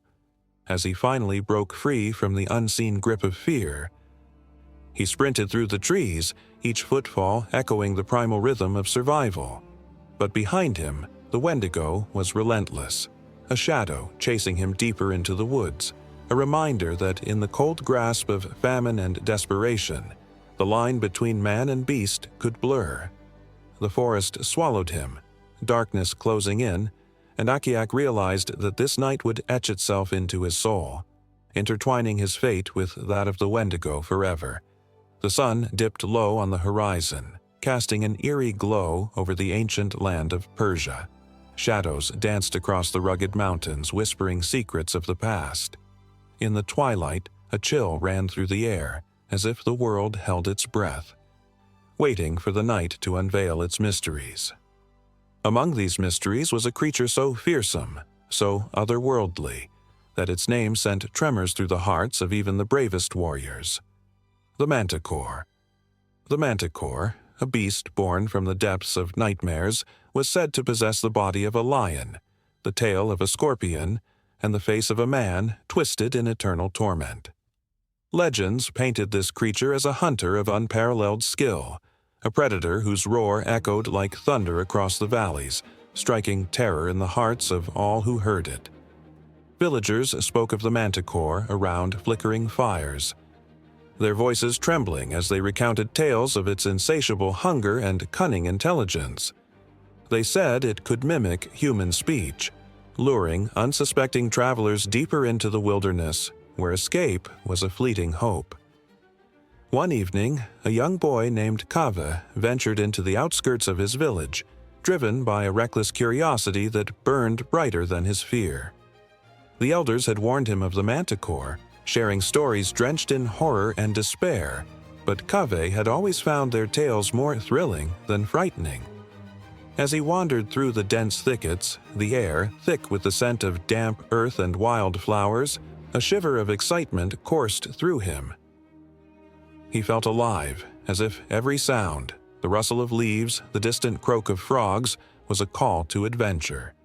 Then came the silence, a heavy, oppressive quiet that settled over the forest like a thick fog. Kaveh's heart raced. It was the kind of silence that sent a warning crackling through his veins. He paused, his breath hitching in his throat, listening intently.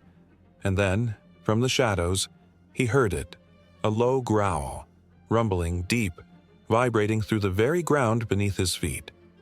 The boy's skin prickled, a mix of fear and exhilaration, as he turned slowly, half expecting to see the beast looming over him. In the distant mountains, tales of the Manticore had woven into the fabric of history. Persian kings had sought to conquer this creature, believing victory over such a beast would grant them unparalleled power. Yet, time and again, they failed, their bravado crumbling like dry leaves beneath the weight of the creature's wrath. The ancient texts spoke of knights who met their end in its embrace, stories etched in blood upon the sands of time. The manticore was not merely a beast, it was an embodiment of fear, representing the darkness that lurks in every heart. Back in the forest, Kave's instinct screamed at him to run, but a strange pull kept him rooted in place. Suddenly, the creature emerged, a silhouette against the fading light. Its eyes glowed like molten gold, piercing through the dusk, and Kave felt as though the world had shifted. The manticore stood proudly, its lion's body rippling with muscle, the sharp tail curled menacingly above it.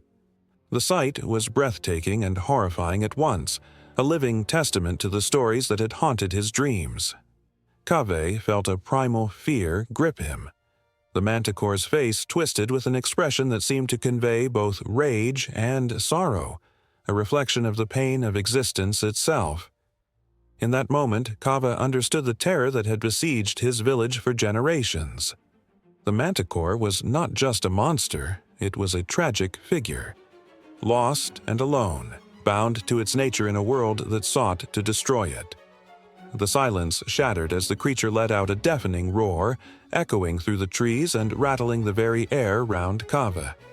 He stumbled back, heart pounding in his chest, but something deeper stirred within him. Instead of terror, he felt an inexplicable connection, a bond forged in shared suffering.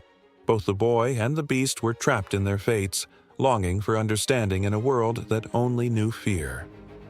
As Kave gazed into the manticore's eyes, he saw the flicker of loneliness, a cry for companionship amidst the chaos of its existence. The boy reached out a trembling hand, a gesture of peace in the face of devastation. What would happen if he chose to embrace the unknown instead of running from it?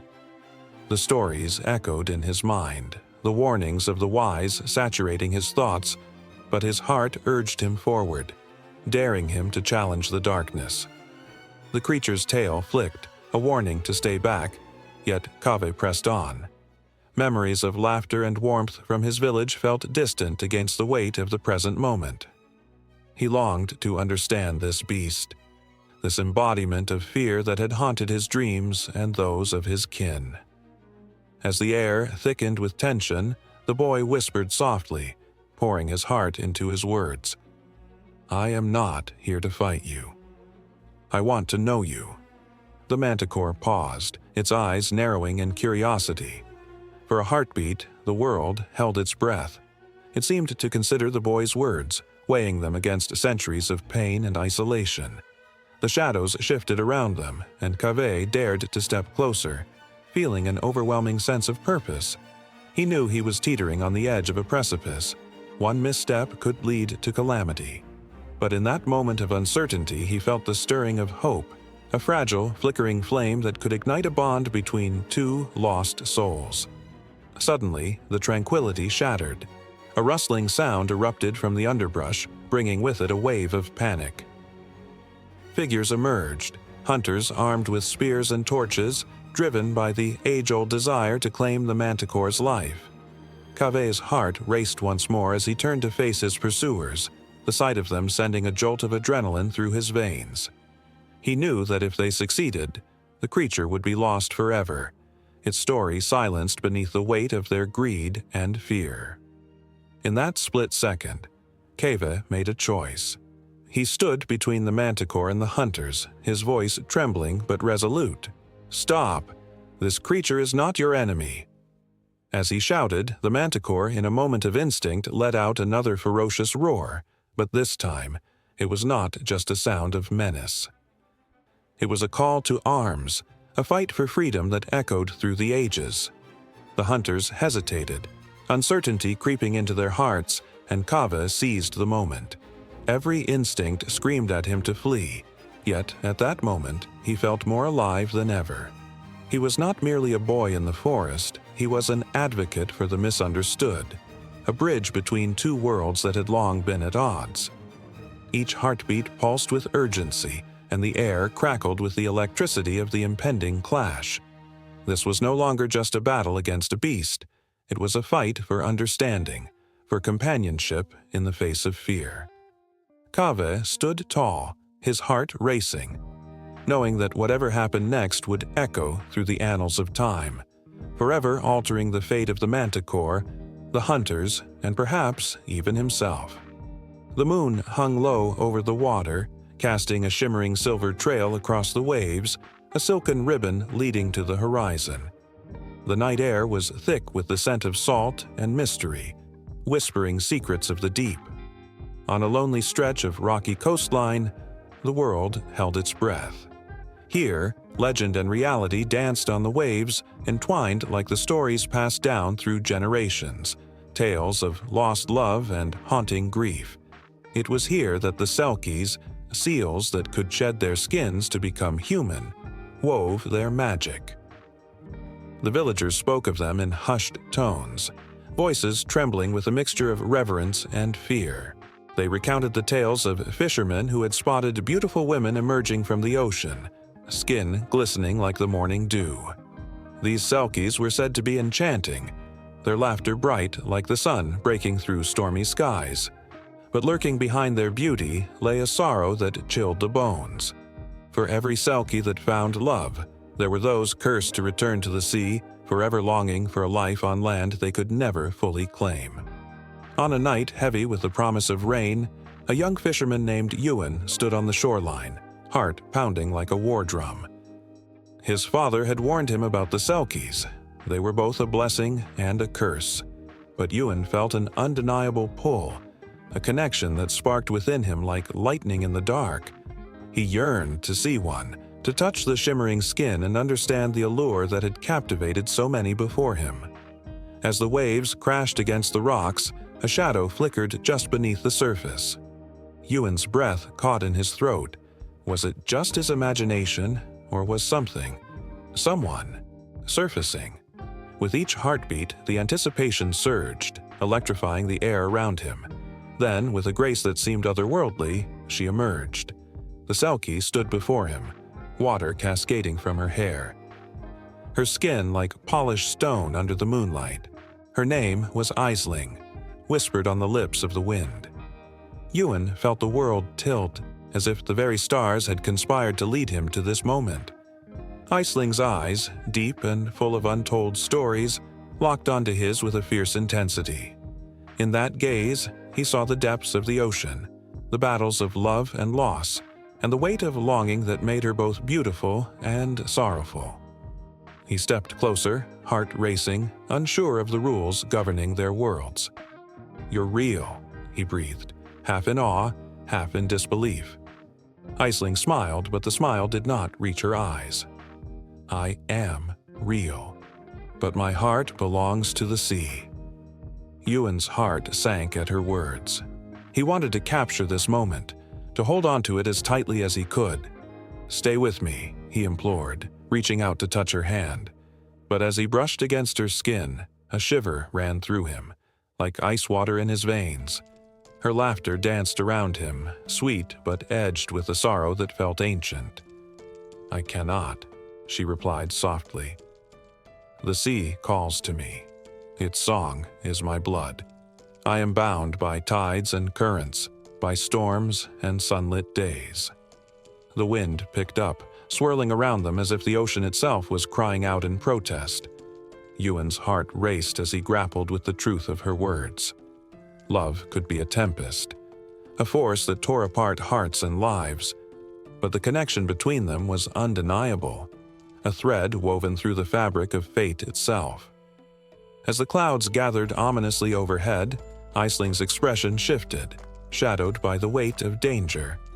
"I must go," she said, glancing back toward the turbulent sea where waves crashed like thunder against the rocks. "But I will return, when the moon is full and the tides are gentle." The promise hung in the air, heavy and bittersweet. Ewan's heart screamed for her to stay, to forsake the ocean for him, but words caught in his throat. The moment stretched, taut and fragile, the silence punctuated only by the distant rumble of thunder. Ewan reached out, fingers brushing against the cool, damp fabric of her dress. "I'll wait for you," he vowed, the words slipping from his lips like a prayer. Aisling smiled, but her eyes glistened with unshed tears. "Don't wait too long," she whispered, her voice a haunting echo of the waves. In a blink, she slipped back into the water, her form dissolving into the depths like a wisp of smoke. Ewan fell to his knees, the salt of the sea mingling with the tears streaming down his cheeks. Days turned into weeks, and the moon waxed and waned, each phase a reminder of her absence. Ewan haunted the shoreline, scanning the horizon for any sign of Aisling. The villagers, once enamored by his tales, began to speak in hushed tones of a boy lost to the sea, ensnared by the call of a creature too beautiful to belong to the land. One stormy night, the waves crashed with more fury than ever before, and Ewan felt a nagging whisper in his heart that this night would hold something extraordinary. The wind howled like a banshee, and lightning illuminated the darkened sky. With each crash of thunder, his hopes soared and crashed along with the tides.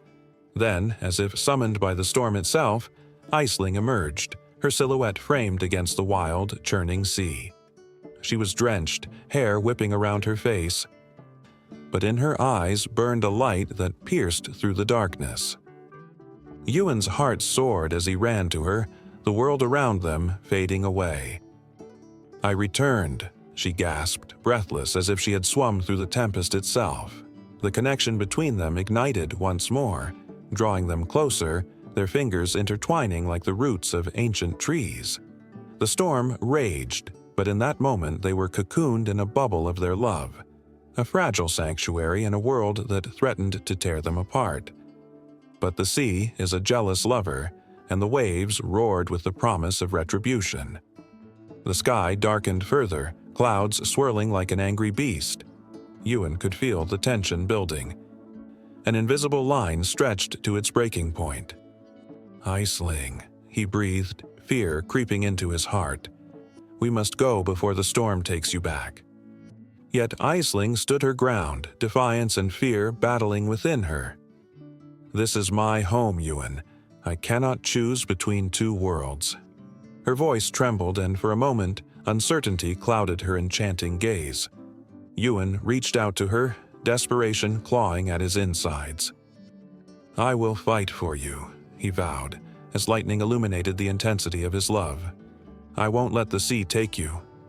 But deep down, he felt the tide of fate pulling them apart, an unrelenting force woven into the very fabric of existence.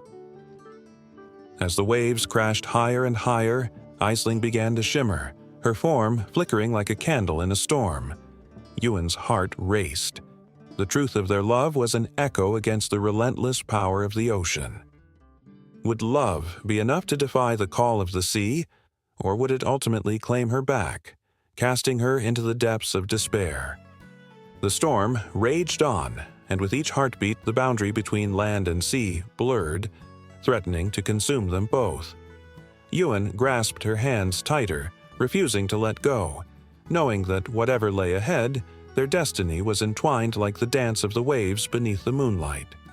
The moon hung low, casting a silver veil over the bayou, where shadows danced like whispers among the cypress trees.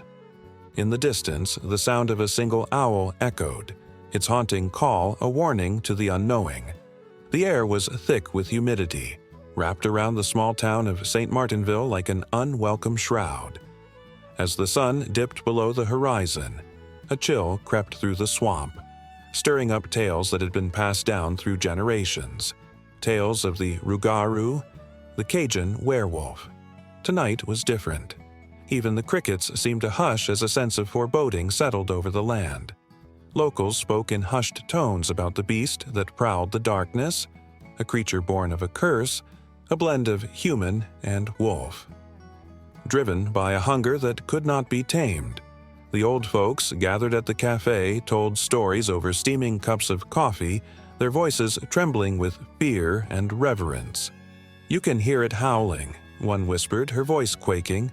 "It's said, if you listen closely, you can hear it call your name."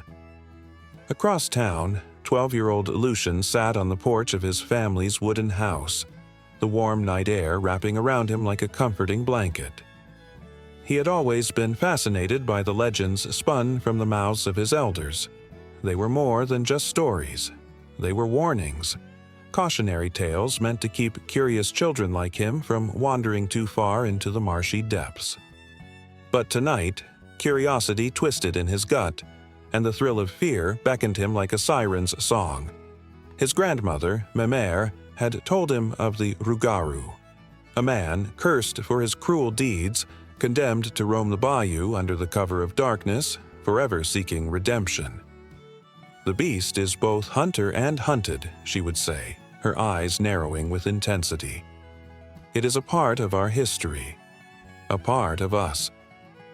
Lucian shivered as he recalled her words. The past always lingered just beneath the surface of the present, waiting for an opportunity to rise. He leaned forward, peering into the dark, and imagined the creature stalking the edges of the trees, its eyes glowing like embers, its breath heavy and wild. He felt a rush of adrenaline, the kind that made his heart race and his skin prickle. Was it just a story, or was there truth hiding in the shadows? As the clock struck midnight, the air grew still, the kind of stillness that made the hair on the back of his neck stand up. A low growl rumbled through the night, sending a jolt of fear through Lucian. The sound was close, too close. He strained to listen, his heart pounding violently as his imagination ran wild. Was it the Rugaru, or just a trick of the mind? With a tremble in his voice, Lucien called out into the darkness, "Hello? Is someone there?" The words hung in the air, thick and heavy, before being swallowed by the night. Silence wrapped around him, as oppressive as a heavy fog, until he heard it again, a deep, guttural growl, more intense this time, echoing through the trees like a death knell. Fear gripped him. He felt the urge to run, to flee inside and lock the door behind him. But something held him there, a magnetism that drew him toward the very thing he feared. Just then, a rustle in the underbrush caught his attention, and his breath hitched. Something was moving, something large and shadowy. Lucien's eyes widened as a figure emerged from the tree line, silhouetted against the moonlight. The Rugaru stood before him, a creature of nightmares, tall and gaunt, with matted fur that glistened with dew. Its eyes glowed like twin suns, piercing the darkness and locking onto Lucian's gaze. The air around them crackled with an electricity that made Lucian's skin crawl. The creature stared, and for a moment time stood still. Lucian felt an ancient connection, a shared history that coursed through the air like a river of fear and longing. He didn't understand why, but he sensed the pain that resonated within the beast, an ache for acceptance, a longing for peace. The Rugaru's jaw clenched, revealing razor-sharp teeth, but it did not attack. Instead, it merely watched as if trying to communicate what words could not express. Suddenly, a memory flashed through Lucian's mind, a story his grandmother had told him of a lost soul, transformed by the very darkness within him. He thought of the choices made, the pain inflicted on others. Could it be that this beast was not merely a monster, but a man who had lost his way? The realization struck him like lightning, igniting a flicker of empathy that fought against his primal fear. Before he could think, Lucian stepped forward, heart racing. "I don't want to hurt you," he whispered, his voice trembling as he reached out a hand. The creature's growl softened, and for a moment the air was filled with a fragile sense of hope, but just as quickly, the moment shattered.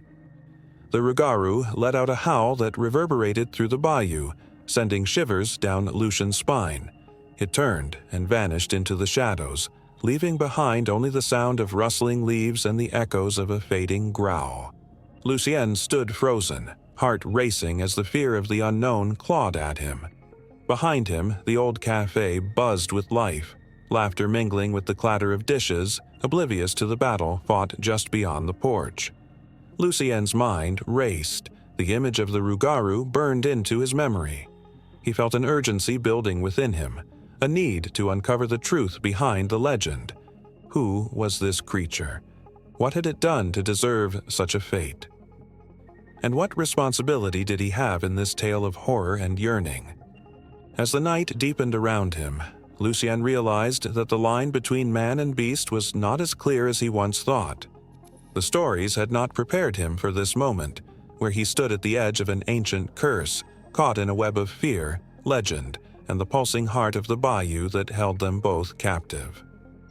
The moon hung overhead like a silent witness, but Lucien knew that his journey was just beginning. The Rougarou would not be the last shadow he faced, and the call of the wild would echo long after the night faded into dawn. In the underbrush of the ancient forest, where the sun barely kissed the ground and shadows danced like whispers, the air crackled with an electric tension. Leaves rustled with secrets, and the bark of ancient trees seemed to pulse with life. Here, guardians walked, not of stone or metal, but of spirit and mischief. They were the Shaneks, small figures with a mischievous glint in their eyes, known for their cunning and playful nature. Stories of their antics were passed down through generations, wrapping themselves around the hearts of children and elders alike. The villagers spoke of the Shaneks in hushed tones, warning that they were both protectors and tricksters, driven by a fierce love for their home. It was said that if you ventured too far into their territory, you might find yourself lost, not just in the winding paths of the forest, but within the very fabric of time itself. Beware the alluring laughter that seemed to ripple through the trees, for it was said to draw the unwary deeper into the woods, where the line between reality and fantasy blurred like the fog that hung low in the early morning light. As the sun dipped below the horizon, the forest transformed. Shadows lengthened, stretching toward the sky like fingers grasping for escape. It was then that the Shaneks came to life, their tiny forms flitting between trees, giggling and chattering in a language older than time. They wore leaves and petals like crowns, their skin blending seamlessly with the bark of the trees. The forest was their home, a sanctuary they guarded fiercely from those who would do it harm. One evening, a young boy named Matteo, full of curiosity and mischief of his own, wandered away from his family as they set up camp by the riverbank. His heart raced with anticipation, the thrill of adventure fueling his every step as he pushed deeper into the forest. The sun's last rays painted the world in hues of gold and crimson, but darkness loomed just beyond the trees, waiting to envelop him. With each step, Matteo felt the forest pulse around him, as if it were alive. The silence was thick, broken only by the distant hoot of an owl and the rustling of leaves. Suddenly, a soft giggle floated through the air, sending a shiver down his spine. He stopped, heart pounding, and scanned the dimly lit forest. Was it real, or just his imagination? The laugh echoed again, closer this time, and his curiosity pulled him forward. The deeper he ventured, the more the forest felt like a living creature, breathing and watching. Suddenly, before him appeared a small figure, no taller than his knee. It had large, luminous eyes and a grin that stretched from ear to ear. The Shanek was real. Matteo's breath caught in his throat. It was more beautiful than he had imagined. Its body adorned with flowers and vines, a tiny champion of the wild. "Who are you?" Matteo whispered, not wanting to startle the creature. The Shanek tilted its head, studying him with a mix of curiosity and caution.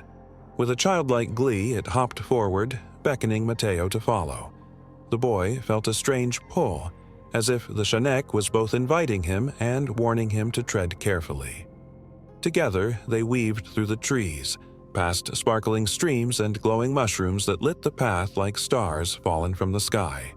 Matteo's heart raced with excitement, but a nagging feeling tugged at him, warning of the dangers hidden within this enchanted world.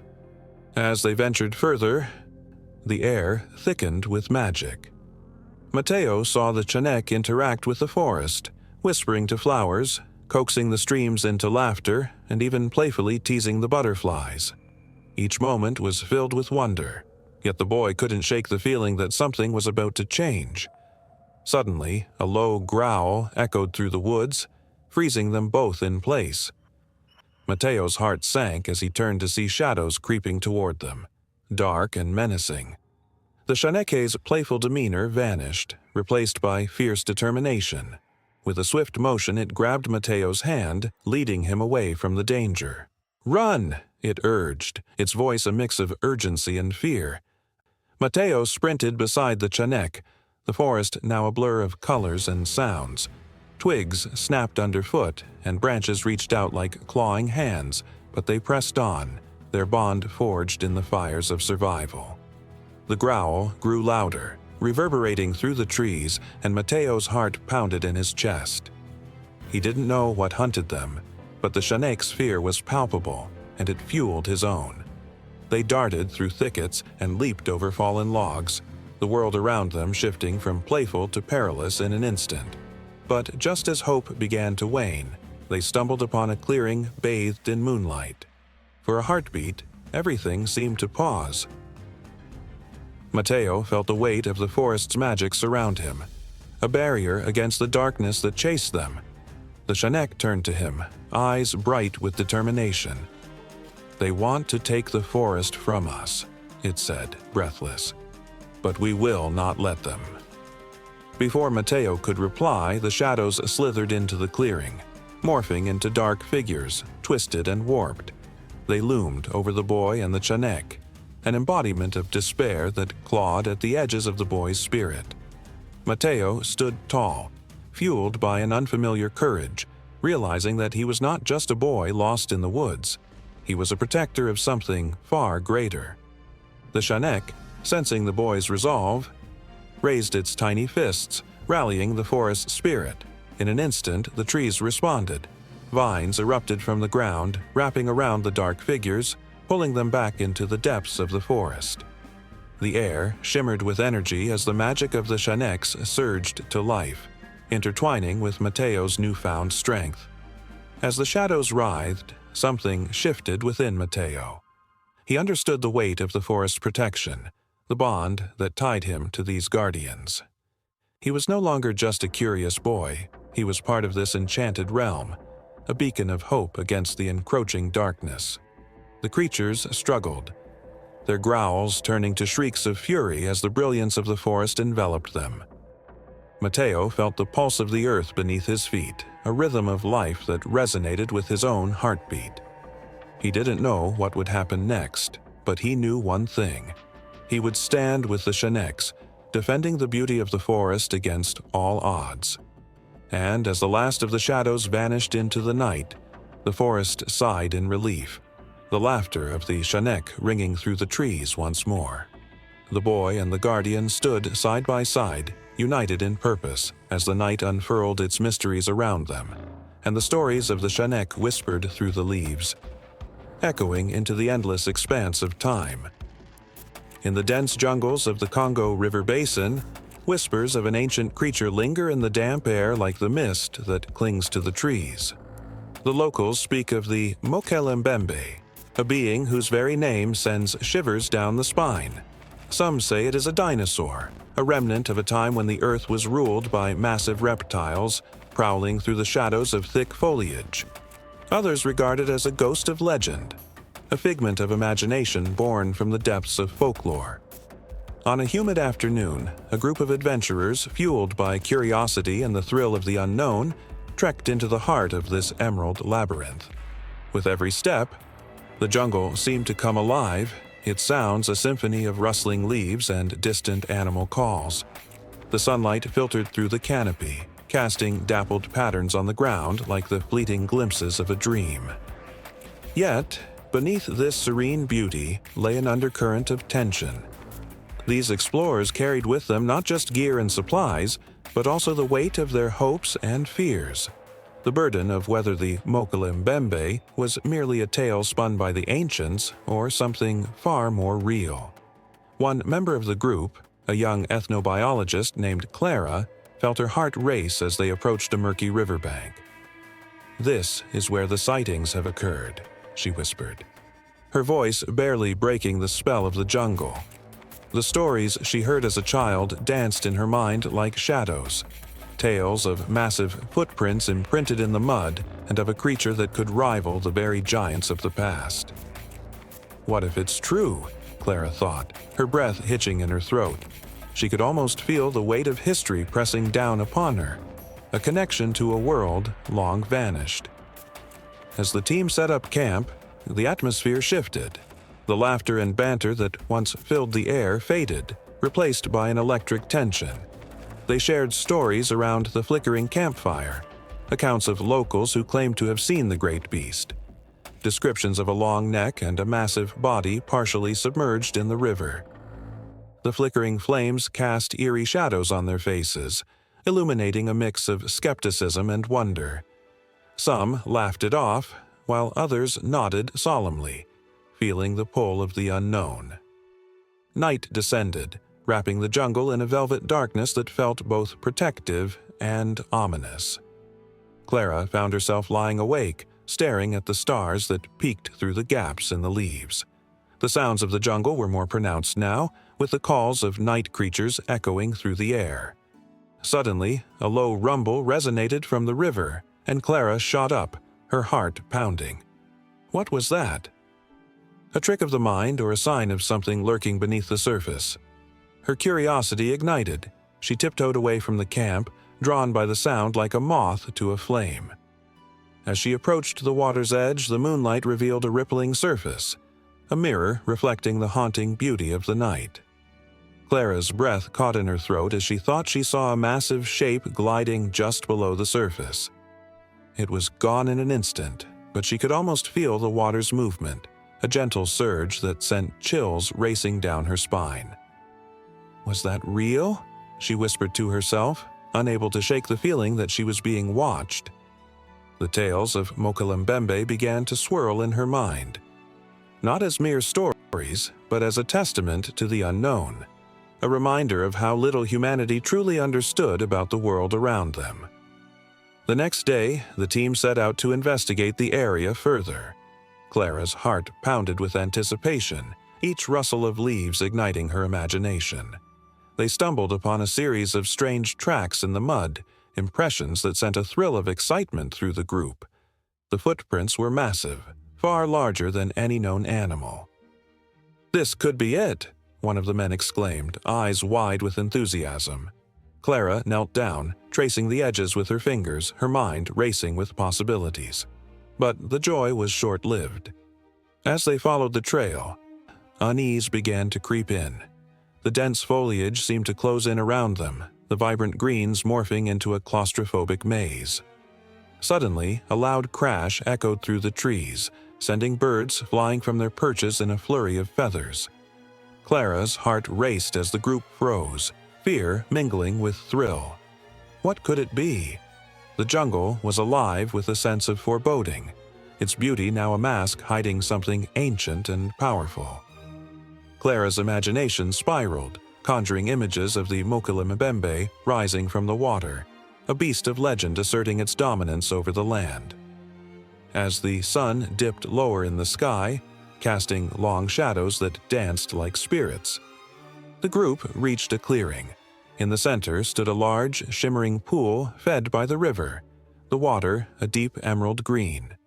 Clara felt an undeniable pull toward the water, as if it held the answers she sought. Could the Mokalembembe be lurking just beneath the surface, watching them with ancient eyes? With each passing moment, the tension grew unbearable. Clara's chest tightened with excitement and fear, the stories of the past blending with her own reality. What if they weren't just searching for a creature of myth? What if they were about to uncover something that would change everything they believed about nature, history, and their place in the world? Just as Clara stepped closer, a low growl echoed from the depths of the jungle. The sound was primal, resonating in her bones, causing every hair on her body to stand on end. The air crackled with energy, and the very ground beneath them seemed to vibrate. The atmosphere was thick with anticipation, and every instinct screamed that something monumental was about to happen. The team exchanged anxious glances, uncertainty flooding their expressions. Clara could feel her heart pounding in her ears, drowning out the sounds of the jungle. What lay ahead was uncertain, but one thing was clear. The line between myth and reality was about to blur, and they were right on the precipice of something extraordinary, teetering on the edge of discovery. In a still, moonlit night, the air crackled with a strange energy, as if the world was holding its breath. Beneath the ancient trees of a forgotten forest, shadows danced, whispering secrets of a time long past. A soft rustle broke the silence, and in the clearing appeared a creature that seemed to shimmer in the faint silver light. Its slender body was adorned with delicate scales that glittered like jewels, and from its head sprouted majestic antlers, each tipped with the soft glow of ethereal light. This was the Qilin, the Chinese unicorn, a being of pure magic and wonder. Legends say that the Qilin is a harbinger of great change, appearing only in times of peace and prosperity. It was said that when a Qilin walked the earth, the people would be blessed with abundance and joy. Yet it was also a guardian of the innocent, wielding its power to protect the weak and punish the wicked. As the night deepened, the creature paused, its large, gentle eyes scanning the darkness, aware of the stories woven into the fabric of its existence. In the annals of history, the Qilin has stood as a symbol of wisdom and serenity. Texts from ancient China, inscribed on bamboo and silk, recount how this extraordinary being would appear before rulers during times of great significance. The Qilin was believed to bring news of the birth of wise leaders, individuals destined to change the course of history. In the 2nd century BC, when the Han dynasty thrived, tales spoke of a Qilin that graced the imperial court, a sign that the heavens favored the emperor. Its presence was celebrated with feasts and festivals, as citizens believed that harmony would reign under the leadership of such a ruler. But the Qilin was far more than just an emblem of good fortune. Its nature was intertwined with the essence of life and death. In folklore, it was often depicted as a compassionate creature, capable of sensing the suffering of those around it. One poignant tale from the Tang dynasty told of a Qilin that wandered through a village plagued by drought. Guided by its instinct, it ventured to the heart of the parched fields, its hooves leaving behind a trail of shimmering dew. Where the Qilin stepped, flowers bloomed and the earth drank deeply, quenched by the life-giving essence the creature exuded. The villagers, in awe, gathered around, tears of gratitude streaming down their faces as they witnessed what they believed was a miracle. Yet even the Qilin faced challenges that would test its resolve. There were whispers of darker times, when malevolent forces sought to corrupt its purity. Stories spoke of a period when tyrants ruled, their greed threatening the balance of nature. In those times, the Qilin became a fierce protector. It stood against the darkness, confronting those who would harm the innocent. Its roar was said to echo through mountains and valleys, striking fear into the hearts of the unscrupulous. The tales of its bravery became legends, spreading across the lands, igniting a flicker of hope within the hearts of the oppressed. As the centuries rolled on, the Qilin remained an enduring symbol, evolving alongside the people who revered it. Artists painted its likeness on scrolls and walls, capturing its spirit in vibrant hues that seemed to leap from the canvas. Poets crafted verses that celebrated its grace, their words weaving a tapestry of awe and reverence. The Qilin was embraced in dreams and folklore, a thread connecting the past to the present, the mundane to the magical. Beneath the surface, however, lay a tension that refused to dissipate. The world was changing, wrestling between the ancient ways and the encroaching shadows of modernity. In the bustling streets of contemporary cities, where the echoes of ancient wisdom were drowned by the clamor of daily life, the essence of the Qilin was at risk of fading. Yet still, in hidden corners and quiet moments, the spirit of the Qilin lingered, a child gazing at a painted mural, a grandmother recounting tales by the fire, all were reminders of a legacy that could not be extinguished. On one fateful evening, as the sun dipped below the horizon, a sudden chill swept through the air. An eerie silence fell over the city, as if the world itself was bracing for impact. A storm brewed on the horizon, dark clouds swirling with ominous intent. In that moment of foreboding, a flicker of light cut through the darkness, revealing the Kiln once more. It emerged from the shadows, a beacon of hope, its presence a promise that wisdom would rise again to meet the challenge. The Kiln looked around, its heart swelling with an ancient knowledge. It knew that it was more than just legend. It was a bridge between the past and the future. As it stepped forth, the earth seemed to pulse with energy, an awakening that reverberated through the very roots of existence. People paused in their tracks, their heads lifting, a sudden awareness washing over them, as if they could feel the magic in the air. In that fleeting moment, the city transformed. The worries and cares of daily life faded away, replaced by a collective breath of anticipation.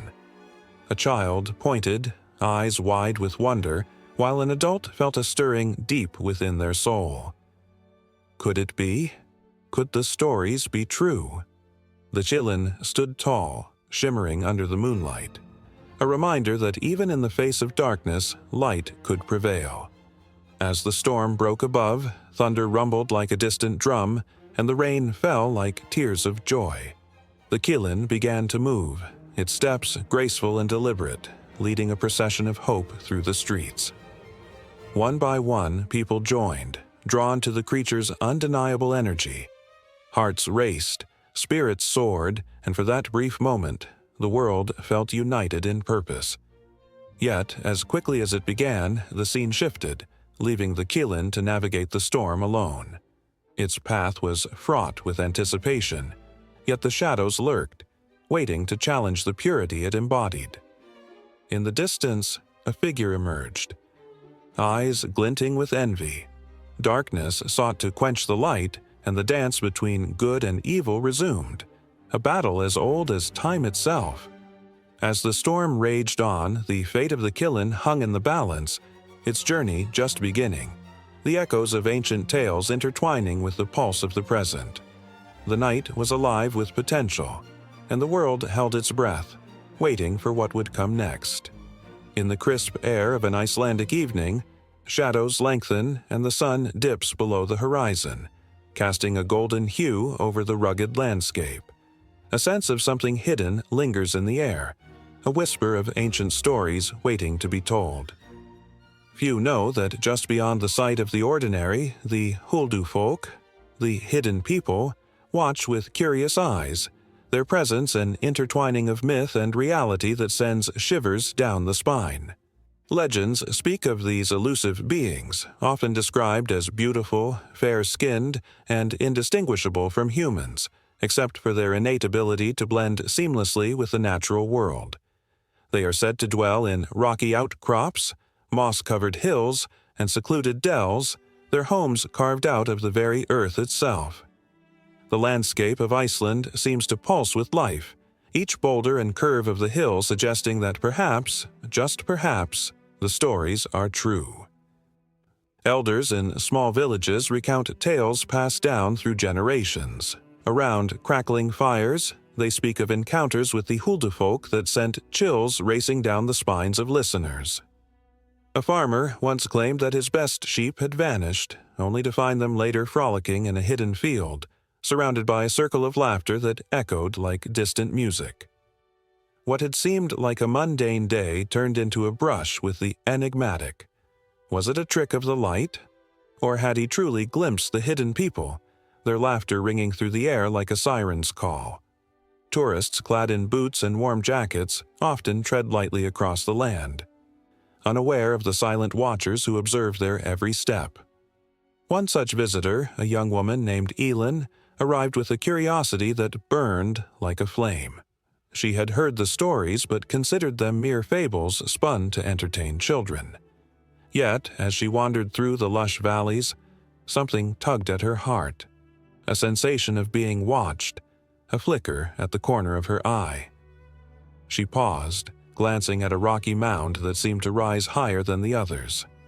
A shiver ran down her spine as she felt a breath of wind, cool and soft, wrapping around her like a lover's embrace.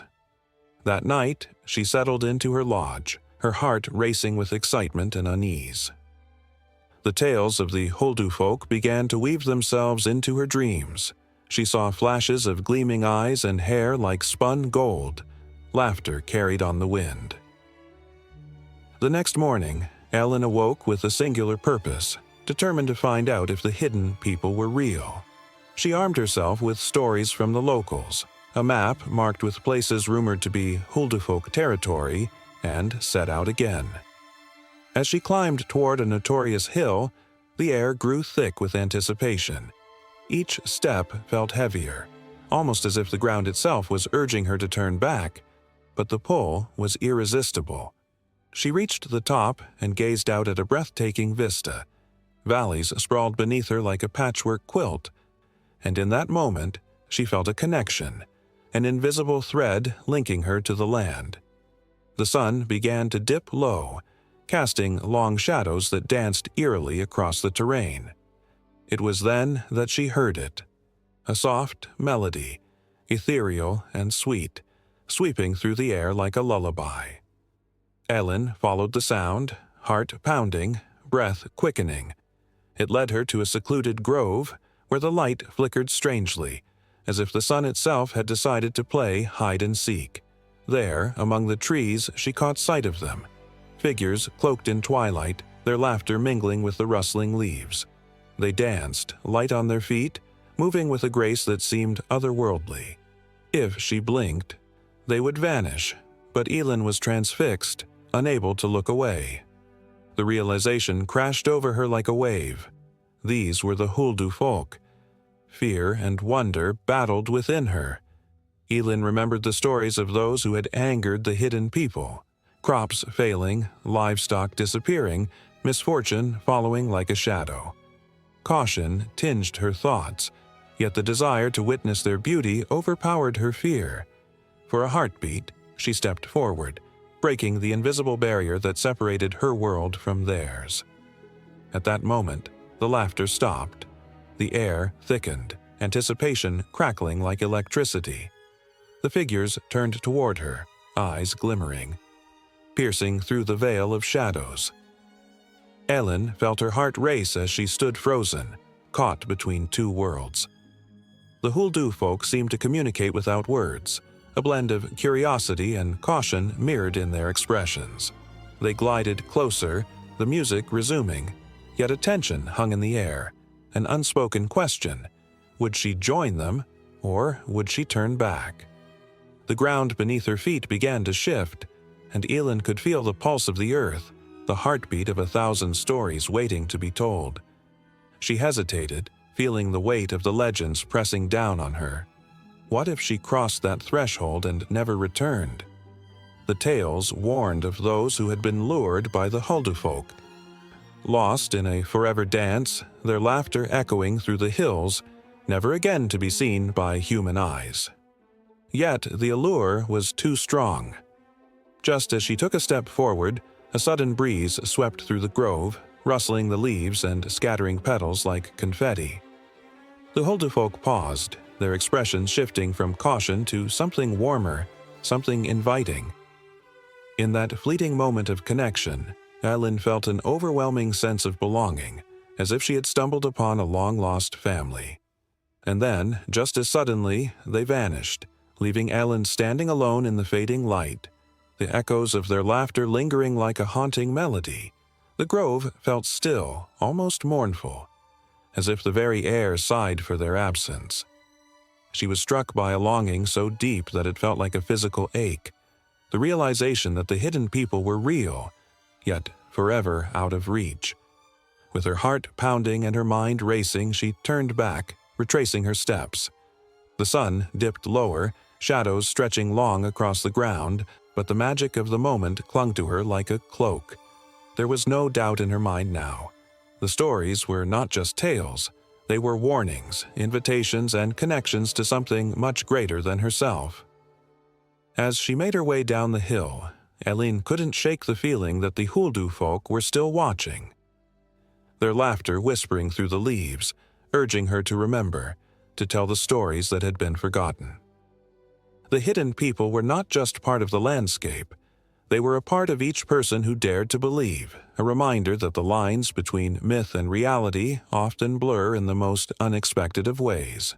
And as the darkness fell, she knew that this was only the beginning of her tale with the Huldu folk, a path woven into the fabric of her destiny, never truly ending, but looping back into the vibrant tapestry of Iceland's history.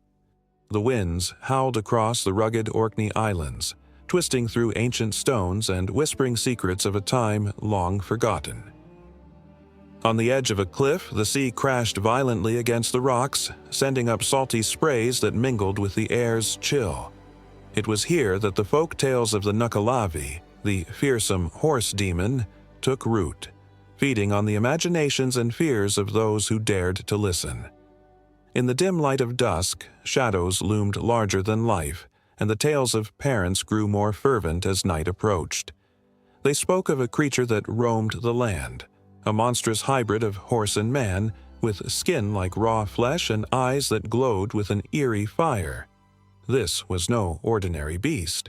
It was the Nukkalavi, a harbinger of doom, born of darkness and despair. Farmers often hushed their children's laughter at the mention of its name, fearing the creature would hear them and come to collect its due. With every retelling, the tension thickened in the air, and the children shivered, clutching their blankets a little tighter against the impending night.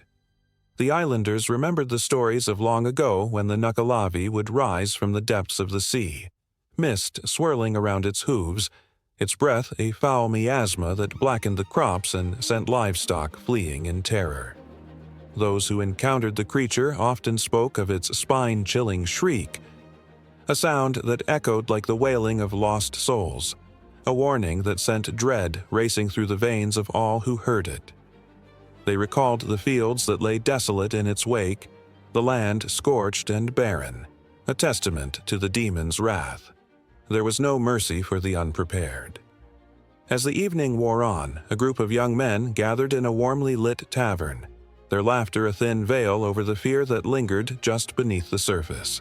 They spoke of love and ambition, but each time the door creaked open, every head turned towards the winds outside. "What if the Nukkalavi comes tonight?" one of them joked, but the laughter quickly faded. They could feel the weight of history pressing against them, the chill of the nefarious presence lingering just beyond the fire's glow. The tales grew more vivid with each retelling, a darkened silhouette appearing at the edge of the forest, eyes like burning coals piercing through the blackness, hooves pounding against the earth with a rhythm that echoed like a death knell. The Nukkalavi's very existence seemed to intertwine with the fate of the island, as if it thrived on the despair of its people. They talked of an old woman who had once seen it, her frail body trembling as she recounted how it had emerged from the sea one fateful night, roaring with fury. She had run, breathless and terrified, her heart hammering in her chest as the creature chased her, its monstrous form a blur of horror. But what truly haunted the men that night was the knowledge that the Nukkalavi was not just a creature of legend. It was said that the demon was drawn to darkness, thriving in the shadows cast by human fears and misdeeds. It had been witnessed by many, a ghostly apparition that lingered at the edges of sanity, a reminder of the ancient pacts made with the unseen. As they shared their stories, a heavy silence fell over the table when the door swung open, bringing with it a gust of cold air. A stranger stepped in, drenched from the rain, his eyes wild with fear. He spoke of dark clouds gathering on the horizon, of a storm that threatened to unleash chaos upon the land. "You've heard of the Nukkalavi, haven't you?" he gasped, his voice trembling. "It comes when the skies turn black and the winds howl like a banshee." In the flickering candlelight, the men exchanged uneasy glances. The atmosphere shifted, the tavern now a cocoon of palpable dread. Outside, thunder rumbled, and the wind picked up, roaring like a beast. The stranger continued, his voice low and urgent. "They say it can curse the very soil we tread upon, leaving nothing but desolation in its wake. We must prepare or face its wrath." The tavern erupted into chaos. Men rushed to barricade the windows while others gathered their belongings, fear clawing at their throats like a living thing. Outside, the storm raged, lightning flashing across the sky, illuminating the landscape for just a moment, revealing the outline of something dark and monstrous lurking in the distance.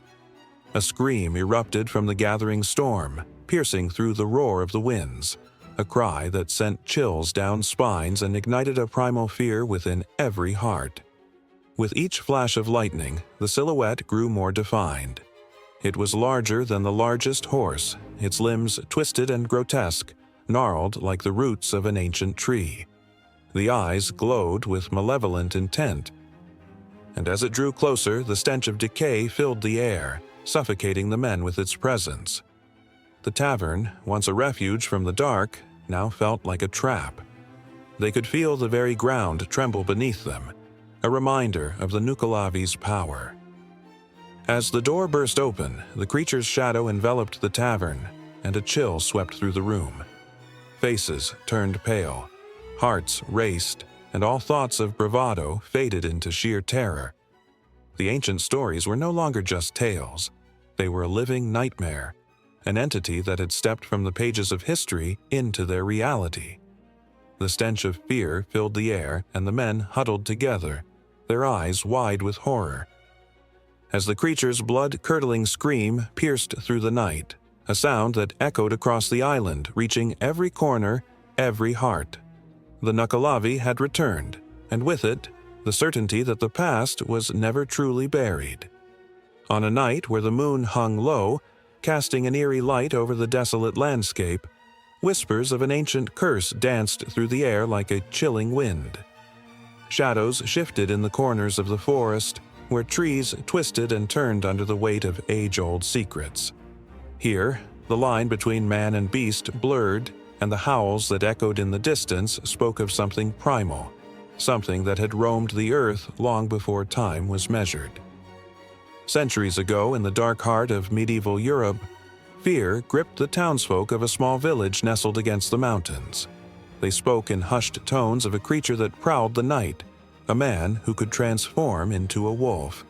The tales twisted like the branches above them, weaving through the fabric of their realities until the boundary between myth and truth vanished. Children were warned to stay indoors. The bravest of men carried silver blades, and the women whispered prayers, hoping the creature would not set its sights on them. In that village lived a hunter named Aldrich. He was strong, with broad shoulders and a heart that beat with the rhythm of the wild. Yet, restless dreams plagued him each night, dreams where he ran through dark forests, his senses heightened, the scent of prey filling his lungs. When he awoke, he would find tufts of fur on his pillow and blood under his nails. Each morning, the confusion grew, gnawing at the edges of his sanity. Was he simply a man plagued by nightmares, or was he more than that?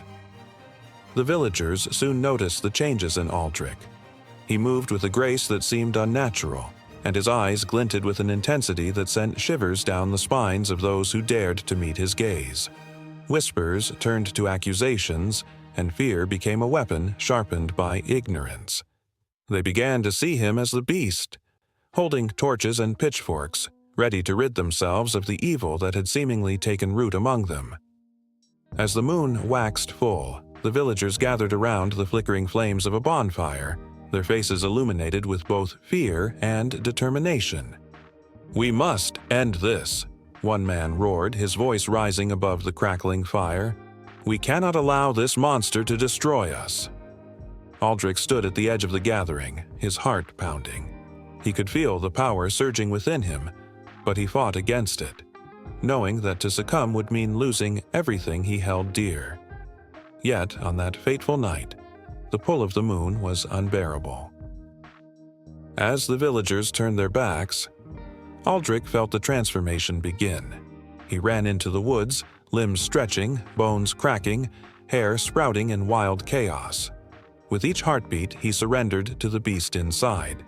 The world became a blur of scents and sounds, and soon he was no longer Aldrich but a creature of primal instinct, a wolf filled with rage and fear. Across the ages, tales of werewolves spread like wildfire, igniting imaginations and fears alike. From the forests of Europe to the icy plains of Scandinavia, stories of shapeshifters haunted dreams. The legend of the dreaded beast of Gévaudan emerged in the 18th century, as villagers cowered in terror from a creature that preyed upon them relentlessly. Described as a wolf larger than any they had ever seen, it became a symbol of their darkest fears. Hunters, soldiers, and even royal troops were dispatched in an attempt to capture the beast, but each endeavor ended in failure, feeding the legend further as the creature seemed to slip through their fingers like mist. Months turned to years, and the werewolf mythos continued to morph, finding its way into the hearts of every culture. The Native American tribes spoke of the skinwalkers, humans who could transform into animals, rooted in ancient beliefs that bridged the gap between the physical and spiritual worlds. In Asia, tales of the Jiangshi, an undead creature that could steal the shape of the living, added another layer to the tapestry of shapeshifters. Each story, tinged with fear, held a kernel of truth, echoing the turmoil of humanity's struggle against its own darkness. As the centuries rolled on, the werewolf's visage transformed, becoming a creature of both horror and fascination. In 1935, Hollywood brought lycanthropy to the silver screen with Werewolf of London, igniting a new cultural obsession. Despite the glamour and allure of cinema, the underlying terror remained. What happens when the beast awakens within? The duality of man and beast infiltrated the psyche of society, often mirrored in the struggles individuals faced within themselves. The werewolf became a metaphor for the uncontrollable urges that lurked beneath the surface, waiting for the right moment to strike. As society grappled with issues of identity, sexuality, and morality, the figure of the werewolf morphed into a representation of those chaotic inner battles. In the midst of it all, Aldrich remained a haunting reminder of the cost of transformation. He wandered the earth, a man burdened by the weight of his dual existence. In shadows, he witnessed humanity's struggle against its own monsters, unable to escape the fate of the beast he had become. Each howl that filled the night was a reminder of the lives torn apart by fear, and with each full moon, Aldrich became a living testament to the darkness that lurked in every soul. As the ages passed, the legend of the werewolf never faded, instead evolving into a complex tapestry woven with threads of fear, longing, and the undisputed fight against the darkness within. Aldrich's story seamlessly intertwined with those of countless others, each a reflection of humanity, of how thin the line is between man and monster, and how deeply embedded the fear of the unknown lies within us all. The night sky shimmered with stars, and the moon cast its silver glow upon the earth as new tales began to rise, waiting patiently to be told. In the woods, where shadows still whispered secrets, a new chapter awaited, poised to draw in those brave enough to confront what lay beneath. The beast stirred once more, and somewhere in the depths of the forest the echoes of its howl could be heard, promising that the struggle was far from over. Beneath the shadowy canopy of ancient trees, a chill swept through the air as night wrapped the world in its dark embrace. The distant rustling of leaves seemed like whispers of forgotten tales. Tales of creatures that walked the boundary between myth and the grotesque reality of human fear. In a land where monsters were born from the nightmares of mankind, one name struck terror in the hearts of brave souls: the manticore.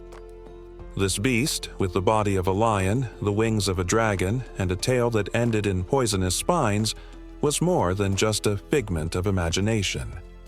It was a legend forged in the fires of fear, a creature said to feast on the very essence of humanity. The manticore was not merely a monster, It was a mirror reflecting the darkest corners of the human soul, the hunger, the greed, and the primal instincts that lay dormant in every heart. In the dusty marketplace of ancient Persia, merchants exchanged tales as eagerly as they traded silks and spices.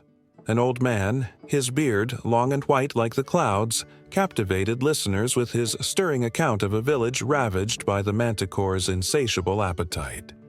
Every full moon, the beast would emerge, its roar echoing through the valleys, striking terror into the hearts of all who heard it. Children huddled close to their mothers, while warriors sharpened their swords in vain. No blade could pierce the air of dread that surrounded the creature. "One night," the old man rasped, his voice trembling with emotion, "the manticore descended upon us, its wings casting a shadow that swallowed the moon. It took our bravest, our strongest, a knight who had faced armies and dragons alike, but he was powerless against the beast's cunning.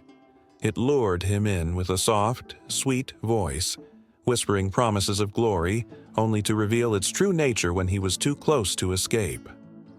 Eyes wide with fear and fascination, listeners leaned in, drawn to the tension of his tale. The very air seemed to thicken, as if the manticore itself was lurking just beyond the flickering torches. The old man's words painted vivid images, making hearts race and palms sweat. Lists of missing villagers grew, and with each passing month, the tales morphed into warnings. Mothers telling their children to stay close, to never stray into the woods alone. But not all tales of the manticore were born from fear. Some were born from admiration. To the ancient Greeks, it was a creature that embodied both beauty and terror, a perfect amalgam of nature's wonders and man's monstrosities. They wrote of it in scrolls and painted it on pottery, embedding it into their lore. Yet, the more they spoke, the more they breathed life into the creature, awakening its legend, and the nightmares of those who would listen. As dusk settled, a band of huntsmen gathered, armed with swords glinting in the dying light. They were fueled by a mix of desperation and bravado, convinced that the manticore was but a story, a trick of the mind. Their leader, a young man named Armand, stood tall, his eyes alight with determination. "Tonight, we end this madness," he declared, rallying the group with the fervor of a warrior who had yet to know fear's true face. The night swallowed them as they ventured into the forest, the path twisting like sinuous shadows. Each crack of a branch beneath their feet made their hearts race. Each rustle of the wind sent shivers down their spines. They were hunters, yes, but also prey to their own trepidation. Whispers of the manticore danced in their minds, weaving a tapestry of dread that tightened around their chests. As they pushed deeper into the woods, the air grew thick with tension, and the howling wind carried a sound that was unmistakably otherworldly, a low growl that reverberated through the very ground they stood upon. The hunters faltered, exchanging nervous glances, but Armand pressed on, driven by a mixture of bravery and a reckless thirst for glory. The tales of a creature that could consume a man whole surged through his thoughts, filling him with a determination that bordered on madness. Just as the moon broke through the clouds, illuminating the darkened woods, a figure emerged, cloaked in shadows, the manticore. Its eyes glowed like embers, and the air crackled with an electric energy, as if the very forest held its breath. The hunters stood frozen, their swords trembling in their grasp as the beast unfurled its wings. It was a sight to behold, terrifying yet mesmerizing, a creature that transcended the bounds of imagination. With a roar that shook the trees, the manticore lunged, its movements fluid and fierce. Panic erupted among the hunters as they scattered like leaves in the wind.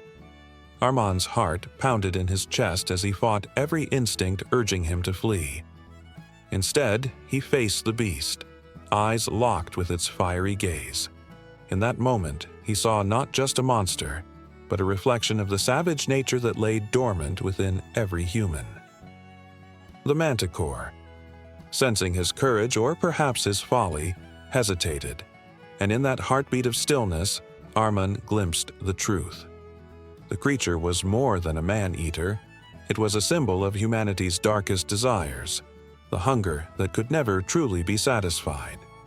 He thought of the tales told around flickering fires, the way fear could twist reality into something monstrous, how legends could grow from mere shadows into towering giants.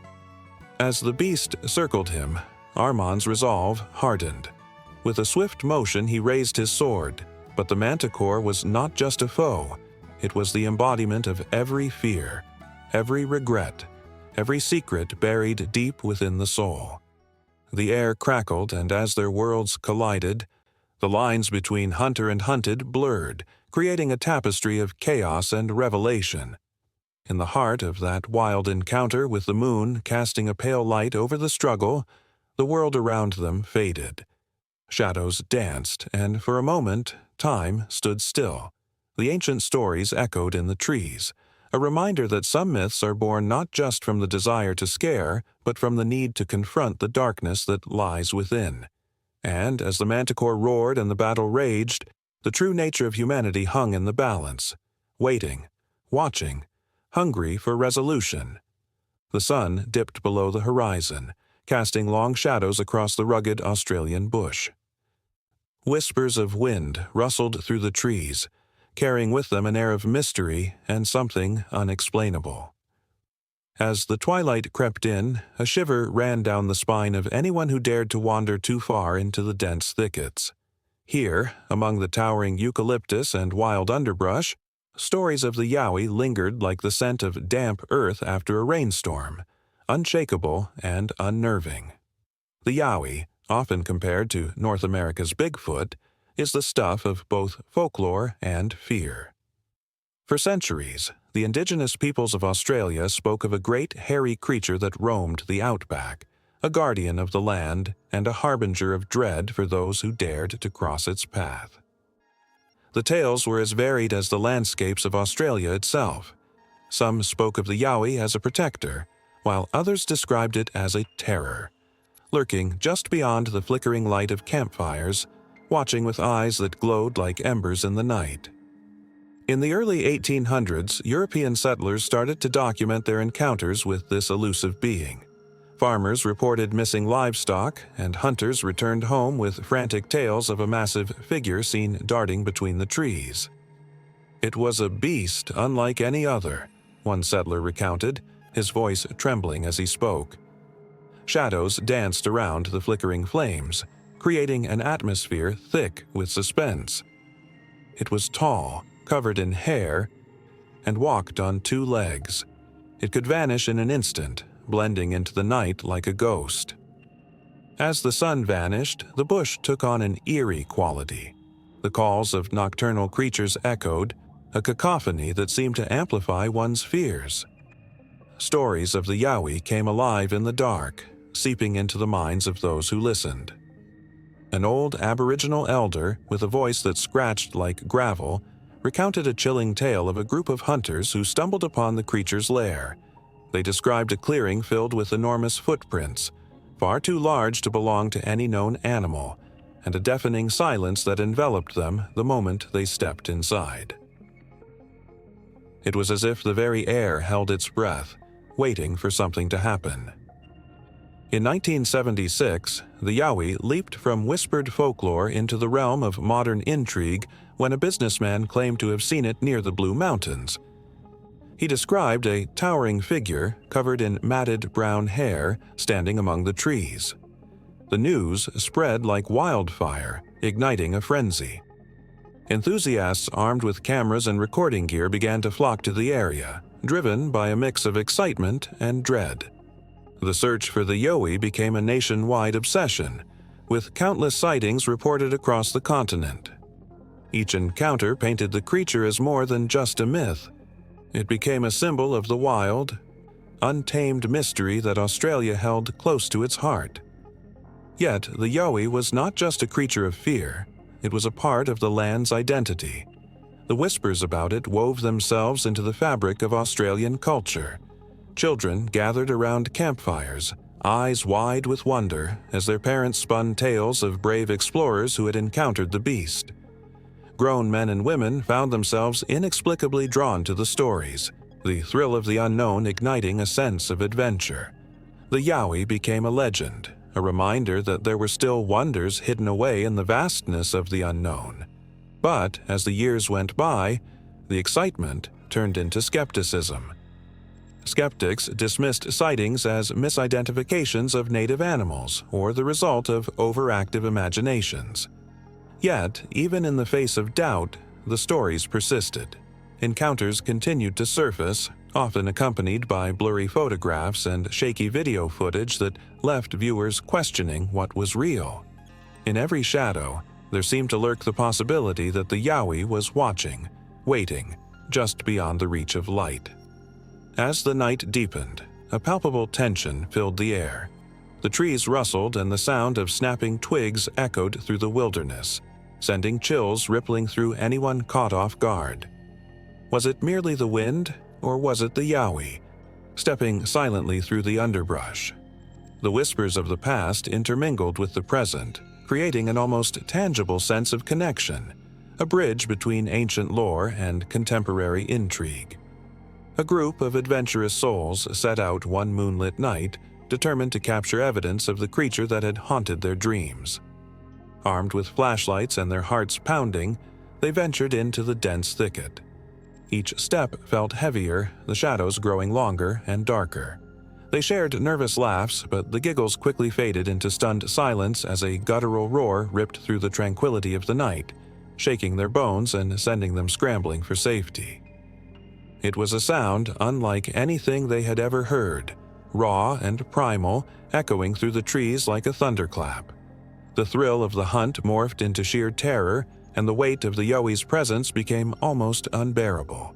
With each beat of their hearts, they felt the wilderness close in around them, the trees seeming to lean in closer, as if eager to hear the outcome of their reckless pursuit. The air crackled with anticipation, every rustle and whisper amplifying their fears. What if the Yowie was not just a figment of imagination, but a living, breathing enigma? What if it was right there, in the shadows, watching them with its piercing gaze? As they stumbled back through the foliage, adrenaline coursing through their veins, the stories of the past echoed in their minds, intertwining with the reality of their experience. The Yowie was no longer just a tale told by the firelight. It had become an essence of the wild, an ever-present possibility that blurred the line between myth and reality. Each flicker of light brought with it the chance of discovery, as well as the fear of the unknown. The night was alive with possibilities, and just as their footsteps began to fade into silence, the secrets of the Yowie beckoned from the darkness, promising that the adventure was far from over. There in the shadows, the lingering presence of this legendary creature thrummed with an unyielding energy, a reminder that some mysteries are meant to endure, leaving hearts racing and minds spinning with wonder. In the stillness of the night, under a blanket of stars that flickered like scattered diamonds, the forests of the Philippines whispered secrets that only the brave dared to hear. Shadows danced among the trees, and the cool breeze carried with it a sense of mischief. It was in these woods that the Tikbalang roamed, a creature both feared and revered, with the body of a man and the legs of a horse.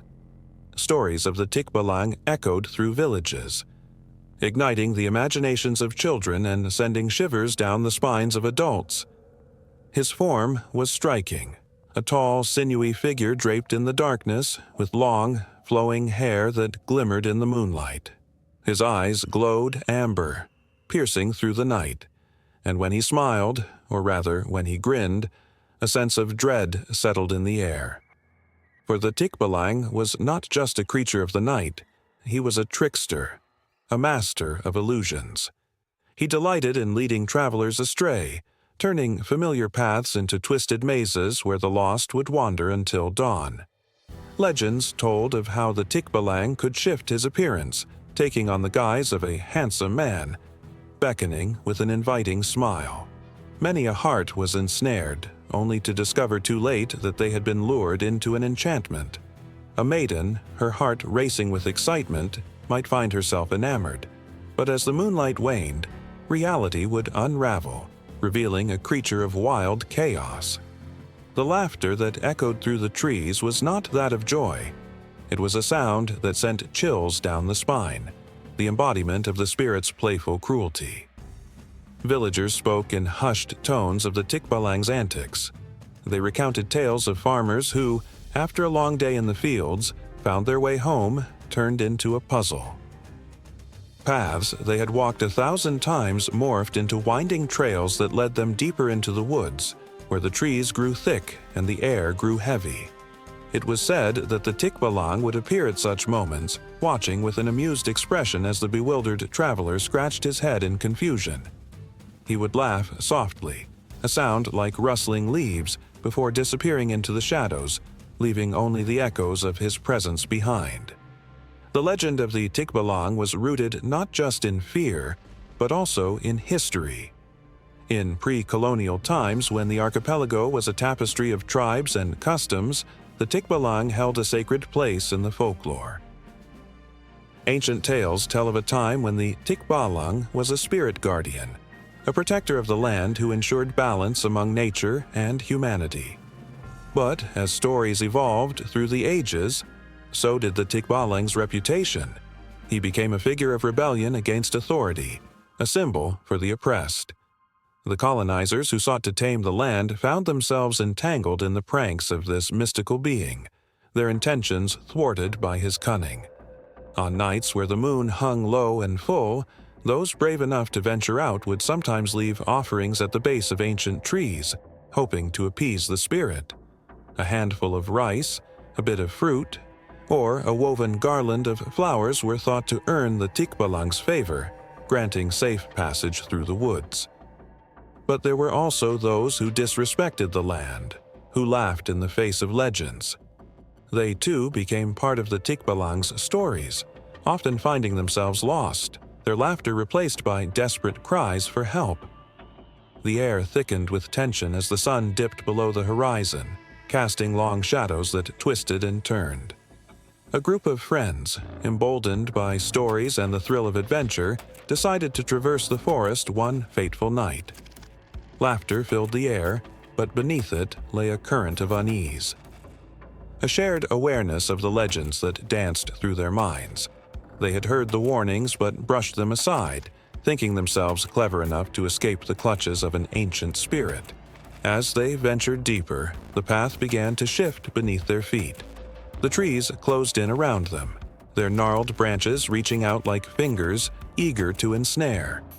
The laughter of the friends faded, replaced by a growing sense of panic. The woods were alive, pulsating with the energy of the Tikbalang, who watched with glee from the shadows. "Where are we?" one of them asked, a tremor of fear threading through her voice. The others exchanged glances, their smiles fading as uncertainty gripped them. It was then that a chuckle echoed through the trees, a sound that sent ripples of fear through their hearts. The Tikbalang had taken notice. Overhead, the moon shone brighter, illuminating the path just enough to keep them moving, yet they felt more lost than ever. They stumbled upon a clearing, and it was there that they caught a glimpse of him, tall and imposing, with a mischievous glint in his eye. The friends froze, their breath hitching in their throats. The Tikbalang stood before them, a specter of both beauty and terror. His laugh rang out, rich and melodic, yet laced with a sinister undertone that hinted at the games he was eager to play. "Lost, are we?" he teased, his voice a haunting melody. "Such a shame. The night is young, and the forest has many stories to tell." With a swift motion, he beckoned them closer, his form shifting in and out of sight like a mirage. The friends' hearts raced as they felt the pull of his enchantment, the thrill of the unknown mingling with the fear of what lay ahead. In that moment, they realized the Tikbalang was not just a tale whispered by firelight. He was alive, a force to be reckoned with. The stories they had heard all their lives now played out before them. And they were but pawns in a game much larger than themselves. As the night deepened, the forest swirled with energy, the very air crackling with anticipation, ready to weave the next chapter in the story of the Tikbalang. The air crackled with tension, thick with anticipation, as villagers whispered tales of a creature that haunted the craggy cliffs and smoke-laden valleys of Lycia. The flicker of firelight danced on their fearful faces, illuminating wide eyes that shimmered with both dread and curiosity. Legends spoke of a beast unlike any other, one that breathed fire and terror into the hearts of those who dared to cross its path. This was the Chimera, a nightmarish blend of lion, goat, and serpent, a monster born from chaos and fury. The Chimera was not just a creature, it was a warning, a symbol of the unpredictable wrath of nature and the gods. Its lion's head roared with a savage power, a sound that echoed through the labyrinthine caves and rocky crags. The goat's head, perched ominously on its back, bleated with an eerie life of its own, while the serpent's tail whipped and curled, ready to strike. With each breath, flames licked the air, leaving trails of smoke that curled upward, mingling with the clouds above. It was said that this monstrous being was the offspring of Typhon and Echidna, two of the most fearsome entities in Greek mythology. Typhon, a giant with 100 dragon heads, had once challenged the mighty Zeus himself. Echidna, known as the mother of monsters, bore children who would forever haunt humankind. The legacy of the Chimera was born from this turbulent lineage, a reminder that chaos could emerge from the depths of the earth itself. In the shadow of a crumbling temple dedicated to Apollo, brave warriors gathered, their hearts pounding like war drums. Among them stood Bellerophon, a young hero known as the Slayer of Beasts, whose reputation had spread like wildfire through the lands. He was determined to rid the world of this terrible creature, to restore peace to the terrified villagers who lived in its shadow. Clad in armor that glinted even in the dim light, he gripped the reins of his majestic steed, Pegasus, a gift from the gods themselves. Together, they were a force to be reckoned with, two beings bound by fate, ready to confront the embodiment of fear itself. As Bellerophon mounted Pegasus, the earth seemed to tremble beneath them. The sky darkened, and the winds whipped around them in a frenzy. The churning clouds overhead mirrored the turmoil in his heart.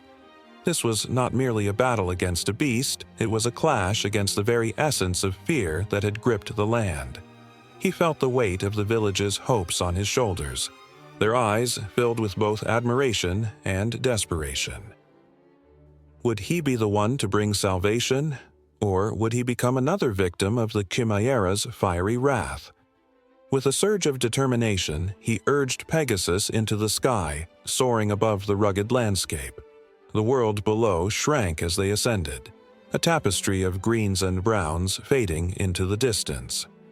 But as Bellerophon gazed down, he saw the telltale signs of destruction: charred earth, the remnants of homes turned to ash, and the silhouettes of villagers fleeing in terror. A shiver ran through him, a reminder of what was at stake.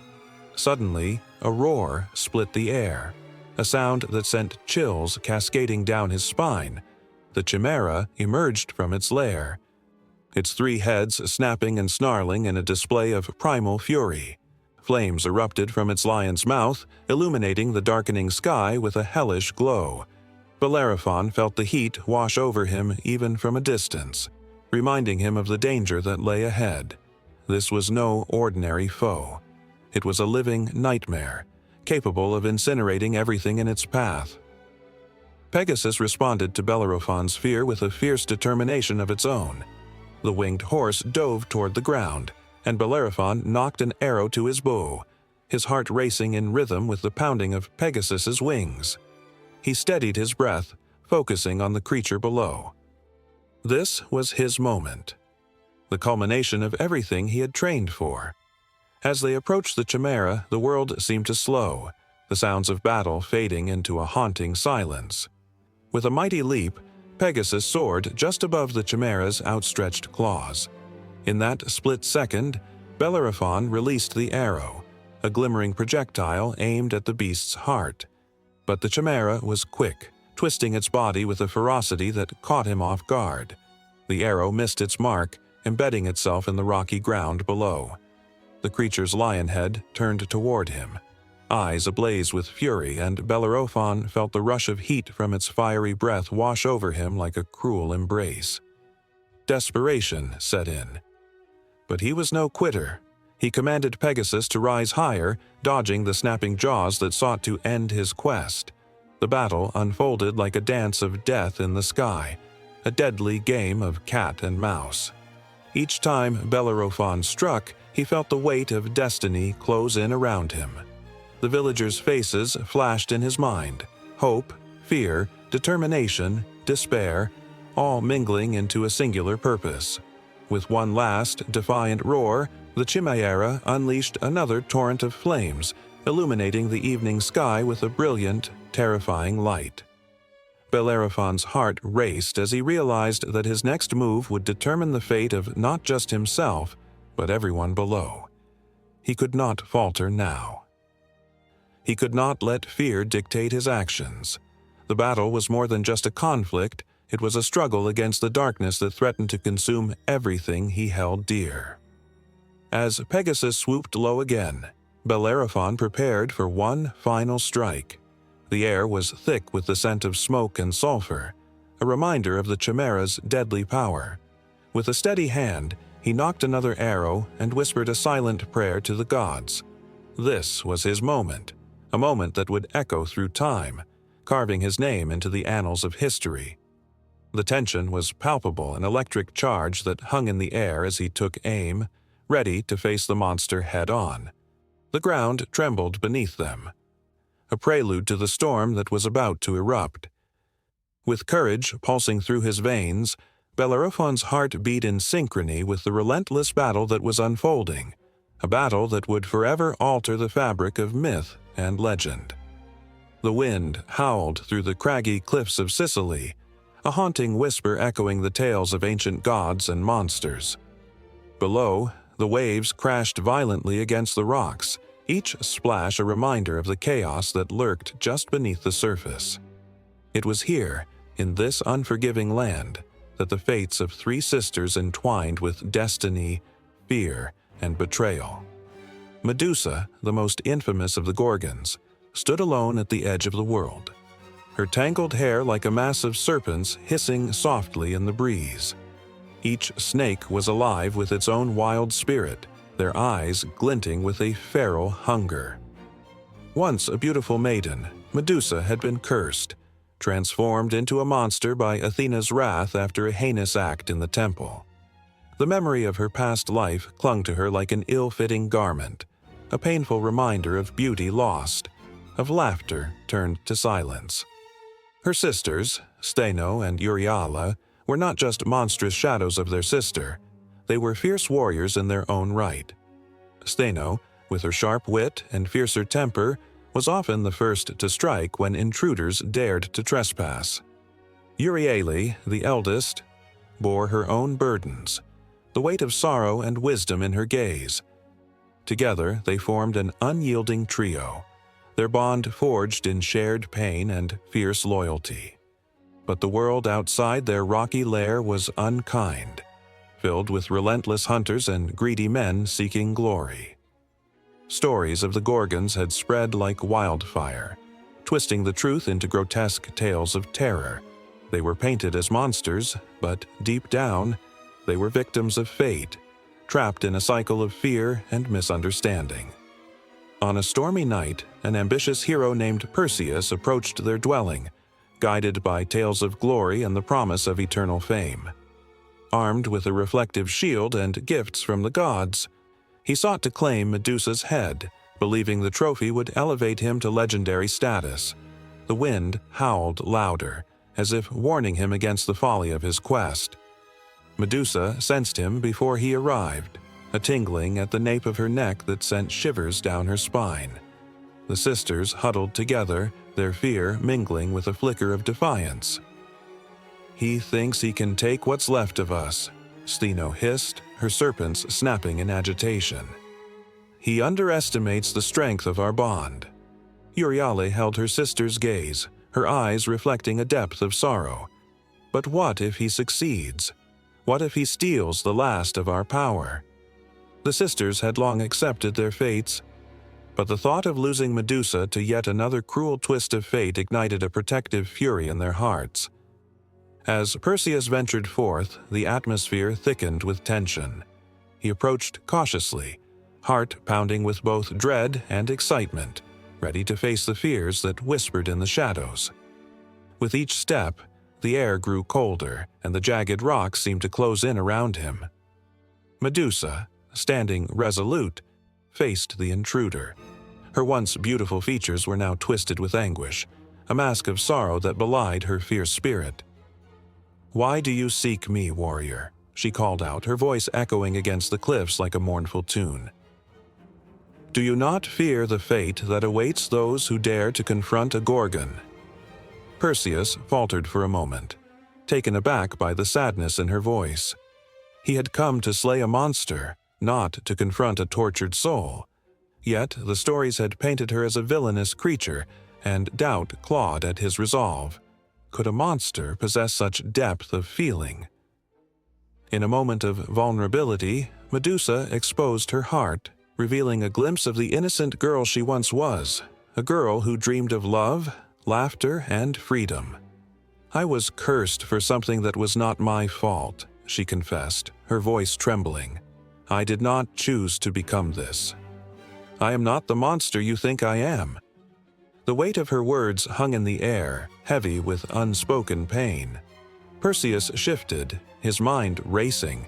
He had come for glory, yet here stood a woman, a sister, bearing the scars of injustice.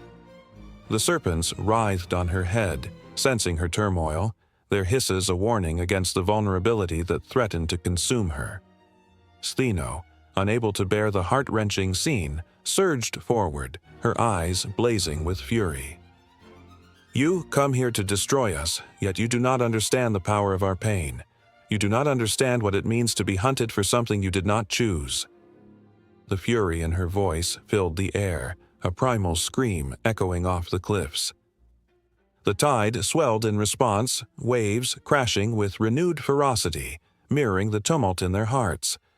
Perseus felt the weight of the world upon his shoulders, the stories he once believed shattering like fragile glass. He had sought to gain a trophy, but what he found was a heartbreaking tale of sorrow and loss wrapped in the guise of a monster. As the confrontation escalated, Uriel stepped forward, her voice low and steady. "You must choose, hero. Will you continue to succumb to the fear that has driven men to slaughter us, or will you see the truth before you? We are bound together by suffering, yet we are stronger than any blade you wield." She pointed at the reflective shield, a symbol of both protection and deceit. Medusa's eyes searched Perseus's face for understanding, her heart pounding in a rhythm of hope and fear. Would he recognize the humanity behind the monster? Would he choose to see them as they truly were, or would he swing his sword, sealing their fate forever? In that moment of tension, time seemed to freeze. The howling wind quieted, the crashing waves hushed, and the world held its breath. The sisters stood united, fierce and unyielding as Perseus faced an impossible decision. Unbeknownst to him, the true battle lay not with the deadly Gorgons before him, but within himself. Would he choose fear, or would he embrace the truth that transcended the tales of glory?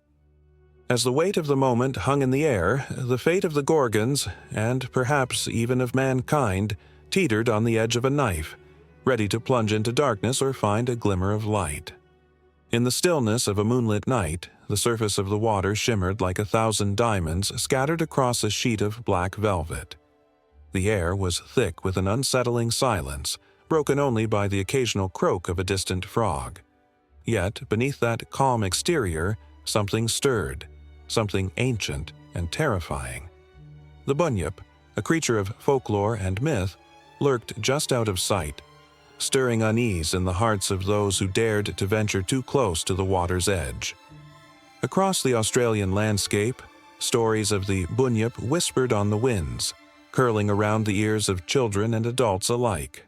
Elders spoke in hushed tones, recounting sightings of the creature, a monstrous being with large glowing eyes and a gaping maw that could swallow a man whole. Its skin was said to be covered in a layer of slimy scales, glistening in the starlight. The sounds of its haunting call echoed through the trees, a spine-chilling wail that sent shivers down the spines of all who heard it. One evening, a group of curious children gathered near a billabong, their faces illuminated by the flickering glow of a campfire. As they shared tales of bravery and adventure, an elder approached, his wrinkled hands clutching a gnarled walking stick. The firelight danced across his features, revealing the deep lines etched into his weathered skin. "Listen carefully, little ones," he began, his voice low and grave. "The bunyip does not take kindly to intruders. It lurks in the shadows, waiting for the unwary to come too close." With every word, the children leaned in, eyes wide with both excitement and fear. They had heard the legends before, but hearing them from this old man felt different, more real, more imminent. The elder continued, "It is said that the bunyip feeds on those who disturb the waters, those who do not respect the sacredness of this land." A hush fell over the group, the only sound the crackling of the fire as it struggled against the encroaching night.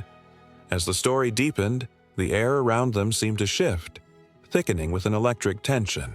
They could almost hear the distant roar of the creature, a low rumble, like thunder trapped beneath the surface. The elder paused, allowing the weight of his words to sink in. "If you ever find yourself near the water at night, heed my warning. Do not venture too close. The bunyip is always watching." That night, as the children returned home, shadows stretched long behind them, twisting and curling like fingers reaching to pull them back. Their imaginations fired up. They whispered to one another, crafting their own versions of the tale, a creature lurking beneath the still water, waiting for the next unwitting soul. Days turned into weeks, and the legend of the bunyip continued to weave its way through the lives of those in the area. It became a part of their culture, an emblem of caution, a reminder of the unseen forces that roamed the land. But not everyone believed. Some scoffed at the stories, their bravado pushing them to the water's edge, eager to prove the old tales wrong. One moonless night, a young man named Thomas, full of bravado, decided to test his courage. He gathered a few friends, their laughter ringing through the trees as they approached the billabong. The night was eerily quiet, as if the world itself was holding its breath. Ignoring the warning etched in their minds, they crept closer to the water's edge. Suddenly, a ripple broke the glassy surface, sending a wave of dread through Thomas. "It's just a fish," he chuckled nervously, but the laughter of his friends faded.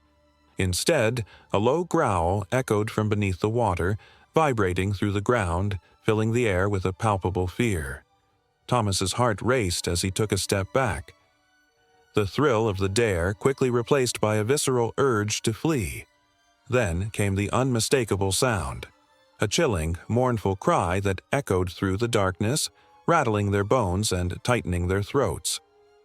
It was the bunyip, calling out, summoning them closer with an irresistible lure. Panic surged within him. He turned to his friends, but they were frozen in place, eyes wide and unblinking, caught in the thrall of the creature's call. As the water churned violently, a dark shape began to emerge.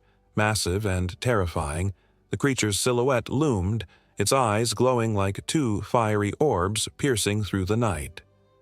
Hair stood on the back of Thomas's neck as he stumbled backward, the fear gripping him tight. He had heard the stories, believed in the warnings, but nothing could prepare him for this. The bunyip's roar shook the very ground beneath them, a primal sound that reverberated through the trees, scattering leaves like confetti. Thomas felt the pull of a dark energy, drawing him toward the water, making his legs feel heavy, as if the very earth itself wanted him to remain. He fought against it, feeling sweat bead on his brow, the urge to run battling the allure of the unknown. The creature surged forth, water cascading off its massive body, creating a shower of droplets that glimmered like stars in the dim light. The friends finally snapped back to reality, terror igniting their instincts. They turned, racing away from the billabong, their hearts pounding in their chests. But Thomas couldn't shake the feeling of being watched, of something following them, lurking just behind the curtain of darkness. As they ran, the cries of the bunyip echoed in their ears, each note a reminder of the power of the ancient stories that had lived long before them. Thomas glanced back as the clearing swallowed the billabong whole, fearing that if he looked away for too long, he would lose his chance to escape. The bunyip was no longer just a story. It was real, alive, and hungry. The night carried them forward, but the legend of the bunyip would not let them go. The creature had left its mark, a haunting trace in their minds, a cold sensation lingering in the air long after they had crossed the threshold into safety. As the first rays of dawn began to break over the horizon, bathing the land in a warm glow, the fear still clung to them, an unshakable reminder of the power that lay hidden just beneath the surface. The sun hung low in the sky, casting a warm, golden light across the sprawling sands of Giza, where the great Sphinx stood guard, silent yet powerful. Its massive stone face, weathered by time, held a secret language, one that whispered through the ages.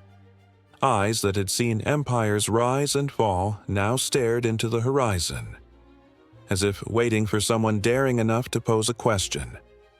The air was thick with anticipation, carrying the faint echo of old riddles and the weight of destinies intertwined. Long ago, the Sphinx wasn't just a statue, it was a living enigma.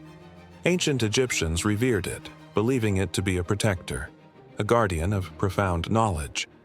They said that to speak to the Sphinx was to risk more than just a mere answer. It was to gamble one's fate. Those who approached it were often faced with a challenge, a riddle that could seal their destiny. As the sun dipped lower, the shadows grew longer, folding into the cracks of the Sphinx's body like secrets waiting to be unearthed. Among the many who dared to cross paths with this monumental creature was a young man named Khafre. His heart raced with both fear and excitement. He had heard tales of the Sphinx's riddles, of the wise and ancient voice that sprang from stone. Khafre was not just seeking answers. He sought a purpose, a reason to stand tall amid the chaos of life. As he stepped closer, the sands shifted beneath his feet, a reminder of the shifting fortunes that awaited those who sought knowledge.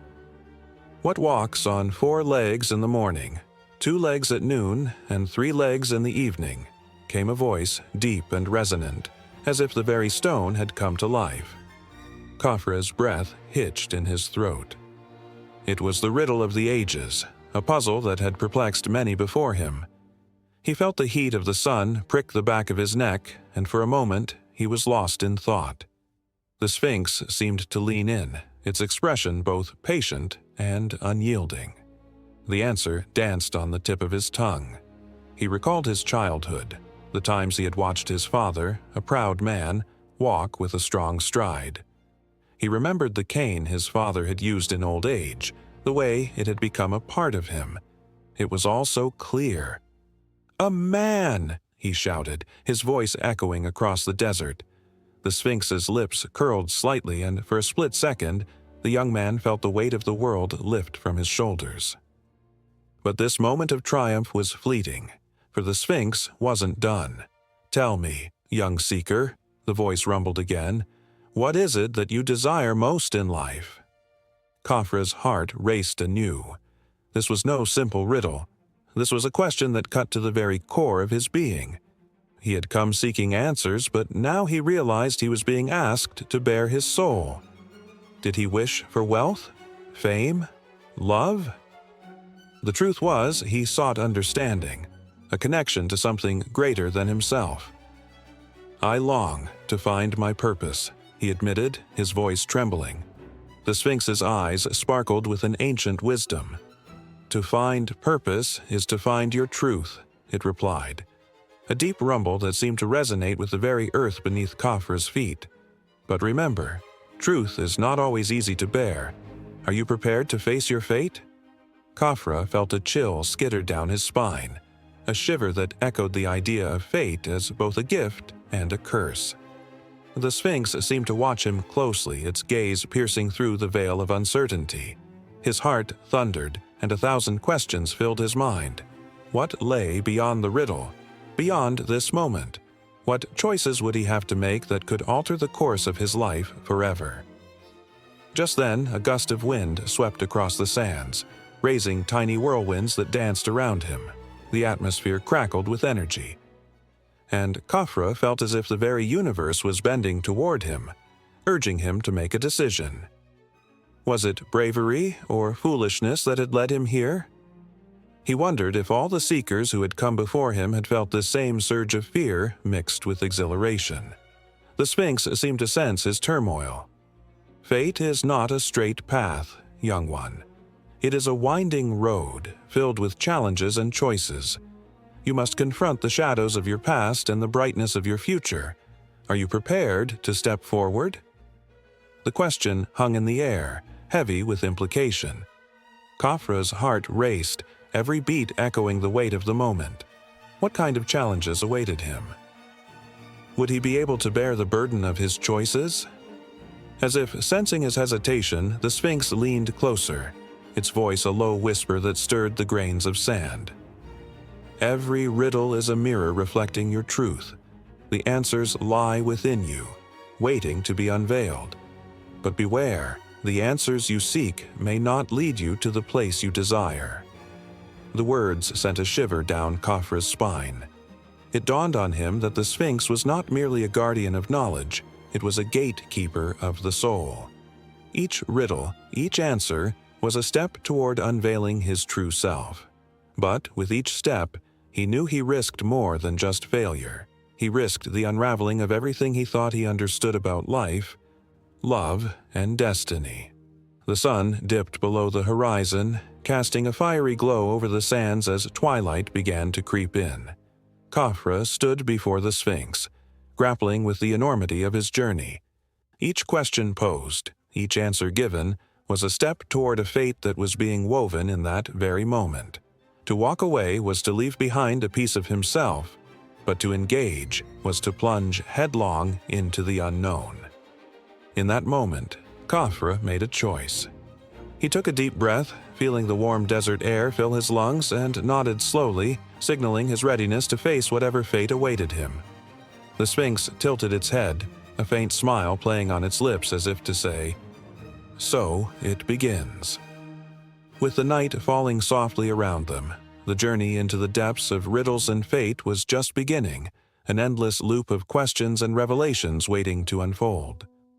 The mist hung low over Loch Ness, shrouding the water in a veil of mystery, its surface occasionally disturbed by the ripple of unseen forces beneath. It was the kind of morning that made the heart race, where the air felt charged with stories untold. Generations had gazed into these waters, hoping to catch a glimpse of the legendary creature that haunted their dreams and inspired countless tales, the Loch Ness Monster. In the early days, the whispers began. The first recorded sighting emerged in the 6th century, chronicled by Saint Columba, who spoke of a beast that had threatened a swimmer. A tale as old as time, it echoed through the ages, sparking imaginations and igniting a deep-seated curiosity within the hearts of the people. The shimmering loch seemed to breathe with life, its depths guarding secrets that begged to be uncovered. It was a place where the line between reality and fantasy blurred, where history danced hand in hand with the unknown. As the years passed, the legend grew. Families would gather around fires, recounting tales of the creature.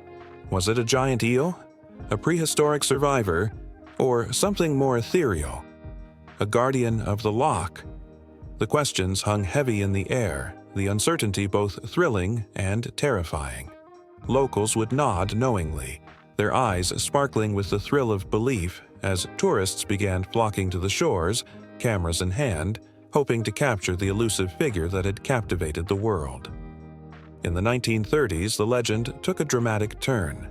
A photograph emerged, a grainy image that seemed to capture the form of a long neck arching gracefully above the water. Dubbed the surgeon's photograph, it sent shockwaves across the globe. The world was entranced. The Loch Ness Monster had transformed from folklore into a phenomenon. Scholars, skeptics, and enthusiasts alike descended upon the loch, armed with science and skepticism, ready to dissect the mystery that lay beneath the surface. Scientists began to investigate, employing sonar technology to scan the depths of the loch. What they discovered was astonishing: schools of fish, underwater formations, and perhaps the echoes of something more. But the enigmatic creature remained elusive, a shadowy figure slipping through the fingers of those who sought to capture its essence. The loch seemed to laugh at their attempts, a playful guardian keeping its most profound secrets hidden. Yet, with every new sighting, the tides of belief ebbed and flowed. In the 1980s, a team of researchers conducted an extensive study, even collecting samples from the loch. They hoped, against all odds, to unveil the truth. The results? They found no trace of a large creature. Instead, they unearthed ancient fossils, remnants of a long-gone world, hinting at a past that was both wondrous and tragic. But the allure of the monster was too strong. The legend continued to thrive, a living testament to humanity's need for wonder. The heart of the legend swelled with excitement, yet the science seemed to cast a shadow. How could something so elusive be maintained in the hearts of millions, despite being so thoroughly examined?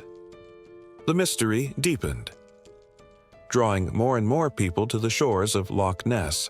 Outsiders became insiders, sharing stories of close encounters, each tale adding another thread to the rich tapestry of the Loch Ness legend. As dusk fell, the loch transformed. The water shimmered under the twilight, casting a haunting glow that beckoned to the daring. A young couple, lost in romance and the thrill of adventure, suddenly felt a chill in the air. With every passing moment, the atmosphere thickened, charged with anticipation. They leaned over the railing, eyes wide, hearts pounding, searching the inky waters for a sign. And then, just for a fleeting second, something broke the surface. A sleek form gliding smoothly. A ripple left in its wake. Their gasps echoed through the stillness, a spark igniting their shared excitement. Had they witnessed the legend? Or was it merely a trick of the light, a fleeting glimpse of a fish? They stood frozen, caught between reality and the magic of their shared moment, both desperate and hopeful to believe. As the years rolled on, technology advanced, and new investigations continued to surface. Drones soared over the loch, capturing images from above.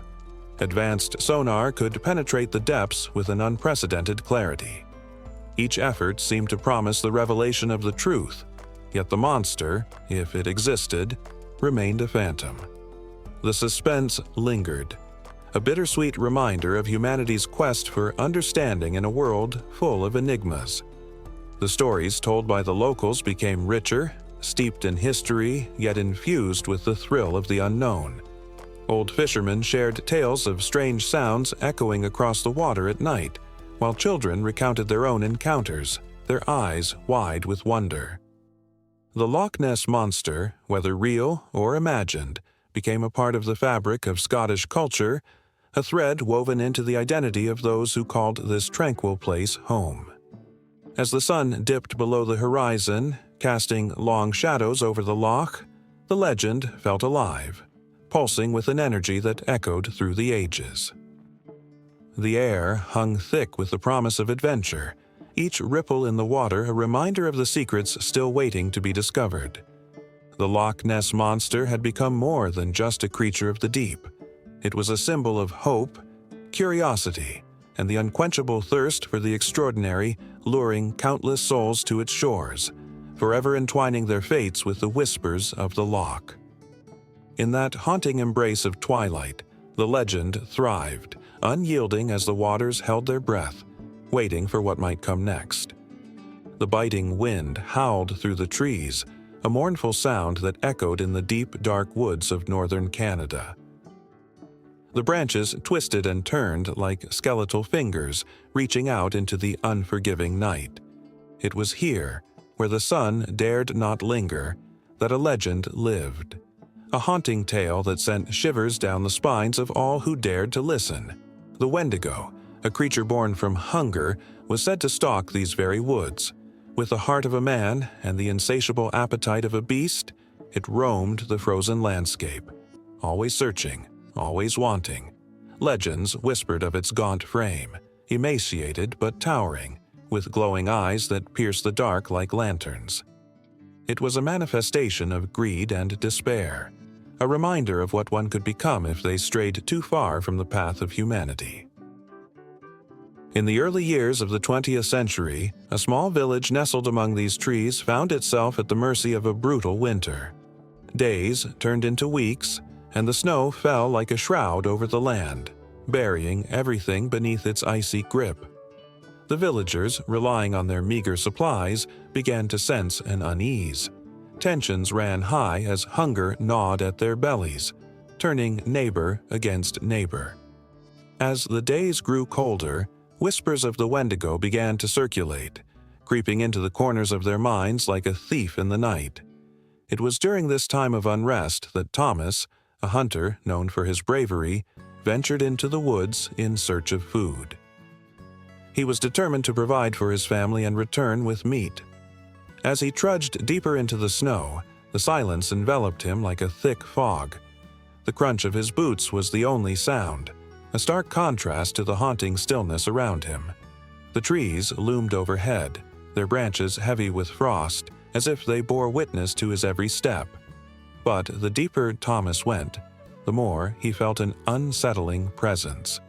It was as if the woods themselves were alive, breathing in tandem with his rising fear. He caught glimpses of shadows flitting just beyond the trees, and as the sun dipped below the horizon, an oppressive chill settled over the land. The thought of the Wendigo clawed at his mind, each heartbeat a reminder of the creature lurking just out of sight. As darkness enveloped him, Thomas stumbled upon an abandoned cabin, the walls covered in frost but still standing defiantly against the winter. Relief washed over him, and he entered, hoping to find warmth and shelter from the bitter cold. Inside, the air was stale, filled with the scent of decay. Old bones lay scattered across the floor, remnants of those who had sought refuge before him. A gnawing dread twisted in his stomach, but hunger drove him to explore. With each creak of the floorboards, the feeling of being watched intensified. A flicker of movement caught his eye. A fleeting shadow darted just outside the window. Panic surged through him, but he forced himself to breathe. Just as he began to convince himself it was nothing more than his imagination, a low growl rumbled in the distance, deep and guttural. It echoed through the woods, sending a jolt of terror through his veins. The Wendigo was close. Thomas's instincts kicked in. He snatched a rusted hunting knife from a nearby shelf, clutching it tightly as he peered out into the darkness. The moon hung high in the sky, casting eerie shadows that twisted and contorted, and for a moment he thought he saw it. The Wendigo. Its skeletal frame silhouetted against the snow. Its eyes glowed like embers, hungry and searching. The growl turned into a howl, a sound that resonated with primal fear. Thomas bolted from the cabin, adrenaline coursing through his veins. He ran, the snow crunching beneath his feet, his heart pounding like a war drum. The wind whipped against him, pushing him forward as he sprinted through the trees, branches clawing at his skin. The Wendigo was in pursuit, its footsteps a haunting echo behind him, relentless. With each desperate stride, memories of his family filled his mind, his wife's laugh, his children's smiles. He pushed himself harder, fueled by the thought of returning to them. But the hunger of the Wendigo was insatiable. It fed on fear, despair, and the very essence of those it hunted. As he stumbled through the underbrush, the howl grew louder, reverberating in his chest, a death knell for the hope that he could escape. Just as he thought he might be lost forever in the woods, he broke through the trees and saw the faint glow of the village lights in the distance. A flicker of hope ignited in his chest. But the Wendigo was relentless. Just as he turned to look back, he caught a glimpse of it, long limbs stretching out, mouth twisted in a grotesque snarl. The creature was closer than he'd ever imagined, its breath visible in the frigid air, cold and cruel. He sprinted toward the village, but it felt like the ground beneath him was shifting, pulling him back into the darkness. The villagers, desperate and hungry, were gathered around a flickering fire, eyes hollow and haunted. They felt the presence of something malevolent creeping closer, but they could not see it. Thomas burst into their midst, frantically shouting warnings, but the despair gnawed at their spirits like the Wendigo itself. As the night wore on, the air thickened with tension. The villagers could feel the hunger, but not just of their own bellies. They could feel the insatiable craving of the Wendigo that lurked just outside, waiting for the right moment to strike. Shadows danced around the fire as the wind howled, and the haunting calls of the Wendigo echoed through the trees, a reminder that hunger could consume more than just flesh. It could consume the very soul of a person. Thomas stood among them, heart racing, the creature's presence looming, an eternal reminder of the darkness that could descend upon anyone lost to despair. The flames crackled, casting shadows that flickered like the fleeting hope in their hearts as they awaited whatever horror the night would bring. The Wendigo was patient, always waiting, forever hungry. The moon hung low in the sky, a pale guardian illuminating the vast expanse of the desert. Shadows danced between the sagebrush, whispering secrets of an ancient past. Beneath that silver glow, a chill ran through the air, a cold that seemed to seep from the very bones of the earth. It was a night like any other, yet a sense of unease lingered, as if the spirits of the land were holding their breath, waiting. In the Navajo Nation, stories of skinwalkers were woven into the fabric of life, tales passed down through generations. They spoke of witches, malevolent beings cloaked in the skins of animals, able to transform at will. The very name, Iele, struck fear into the hearts of those who heard it. Their power was said to come from dark rituals, an unholy pact that allowed them to shed their human form and embrace the wild, feral nature of the beasts they inhabited. The legend of the Skinwalker wasn't merely a collection of stories told around the fire on chilly nights. It was a warning. Children were advised to stay close to home after sunset, their wide eyes reflecting the flickering flames as they listened, wrapped with both fear and fascination. But it was not just the young who felt the pull of the Skinwalker's story. Elders, guardians of wisdom, often spoke of encounters, frightening encounters that sent shivers down the spines of even the most hardened souls.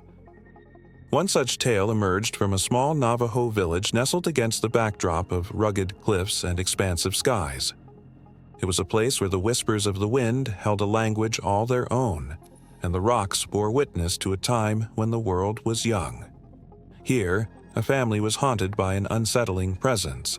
Their livestock began to vanish under mysterious circumstances. Goats, chickens, one by one, they disappeared without a trace, leaving only echoes of bleating and the rustle of feathers in the dark. As the sun sank below the horizon, the patriarch of the family, a stout man named Joss, decided enough was enough. Armed with a lantern and the resolve of a desperate father, he ventured into the night. The air was thick with tension, the shadows closing in around him like a velvet cloak. Each step resonated with the sound of his heartbeat, a rhythmic reminder of the danger lurking just beyond the periphery of the light. Then came the howl, a sound so primal it chilled Joss to the core. It was a call unlike any coyote he had ever heard, a haunting cry that twisted through the air, sending shivers down his spine. He paused, the flickering flame of his lantern casting erratic shapes against the dark. The call came again, closer this time, formless yet filled with malice. Someone was out there. As he pressed on, desperate to confront whatever had taken his animals, he spotted movement. A figure emerged from the shadows, its limbs stretching and shifting as though they were made of smoke. Joss felt his breath catch in his throat. The creature was neither man nor beast. It was a grotesque blend of the two, a skinwalker revealing its true nature. Joss's heart raced as its eyes, gleaming like polished obsidian, locked onto him. The air crackled with tension, charged with unspeakable darkness. Memories of his grandmother's stories surged back to him, warnings of how a skinwalker could manipulate fear, turning the bravest of souls into quivering shadows of their former selves. He stood frozen, caught in the web of terror spun by this ancient entity. The skinwalker lunged forward, its form flickering like a candle about to extinguish. Joss stumbled back, his instincts screaming for him to flee. But amid the panic, a glimmer of resolve ignited within him. He remembered the protection of the sacred herbs, the prayers that could shield him from such malevolence. With trembling hands, he reached for the pouch hanging from his belt. Inside were the offerings of protection, ground sage and corn pollen, potent symbols meant to repel the dark magic. As he chanted the words taught to him by his ancestors, the air seemed to shift, thickening with power. The skinwalker hesitated, the malevolent gleam in its eyes faltering for just a moment. In that moment of uncertainty, Joss seized the opportunity. He turned and ran, the light of his lantern dancing wildly behind him. He could hear the creature's footsteps pounding against the earth, a relentless predator hot on his heels. The fear clawed at him, urging him to summon every ounce of strength. The tales had warned him, but nothing could prepare him for the primal terror that chased him through the night. As he neared the safety of his home, a chilling realization washed over him. The skinwalker was more than mere legend. It embodied the fears and darkness lurking in the corners of the human soul. That night, the line between folklore and reality blurred, and Joss understood the weight of his ancestors' stories. The door slammed shut behind him, the lantern's light illuminating the faces of his family, their eyes wide with fright. They had heard the howls, felt the encroaching dread. Joss, panting and trembling, recounted his encounter, his voice a frantic whisper. But even as he spoke, a shadow lingered outside, watching, waiting. As dawn broke, painting the sky with hues of orange and pink, the skinwalker receded into the annals of the night. Yet it left behind whispers of its presence, a reminder that the darkness was never far away. The tales of transformation, of the thin veil between man and beast, etched themselves deeper into the hearts of those who listened. And so the stories continued, passed from one generation to the next, a cycle of caution and fear that would never truly end. The land held its secrets close, the memories intertwining with the wind, weaving a tapestry rich with history, emotion, and the lesson that darkness, once unleashed, was never easily tamed. Underneath the flickering light of a solitary lantern, a child lay wide awake, panic-stricken by shadows dancing on the walls of his room. He could feel the weight of the night pressing down like a heavy blanket, stifling his breath. Dreams twisted and turned like dark clouds in his mind, filling him with dread. But just beyond the veil of the mundane world, a creature stirred, its presence both eerie and comforting. A creature born from ancient whispers and the imagination of generations. The Baku. Once, in the crumbling temples and quiet streets of Japan, tales of the Baku floated like mist through the night air. This beast was not a monster in the conventional sense. It bore the form of a chimera, with the face of an elephant, the body of a tiger, and the legs of a bear. Although its visage might invoke fear, those who knew the legends understood the truth. The Baku was a guardian of dreams. It roamed the realm of sleep, seeking out nightmares to consume, turning them into nothingness. In the flickering shadows of restless nights, it was a savior rather than a threat, a notion that brought a trembling sense of relief to those plagued by haunting thoughts. In the bustling streets of Edo, children would whisper the name of the Baku before drifting off, their mothers tucking them in with promises that the beast would protect them. "If you feel fear, just call its name," they would say, their voices soft yet firm, "and it will come to eat your nightmares away." These words were like a soothing balm for weary hearts, instilling courage and comfort in the vulnerable minds of the young. But not every tale told of the Baku's benevolence. Beneath the surface of those gentle stories lay a darker current, for some believed that inviting the Baku into one's dreams came at a price. What if the creature consumed more than just nightmares? What if it feasted upon hopes and desires too? This fear lingered like smoke in the air, casting a shadow upon the hearts of those who dared to summon the ancient beast. Parents would caution their children, "Be careful what you wish for the Baku takes what it needs and never gives back." As the sun dipped below the horizon, painting the sky in hues of orange and purple, the city transformed, and the tales of the Baku took flight in the minds of the people. They spoke of the creature with reverence, for it was said that it could be summoned by the simple act of drawing its likeness.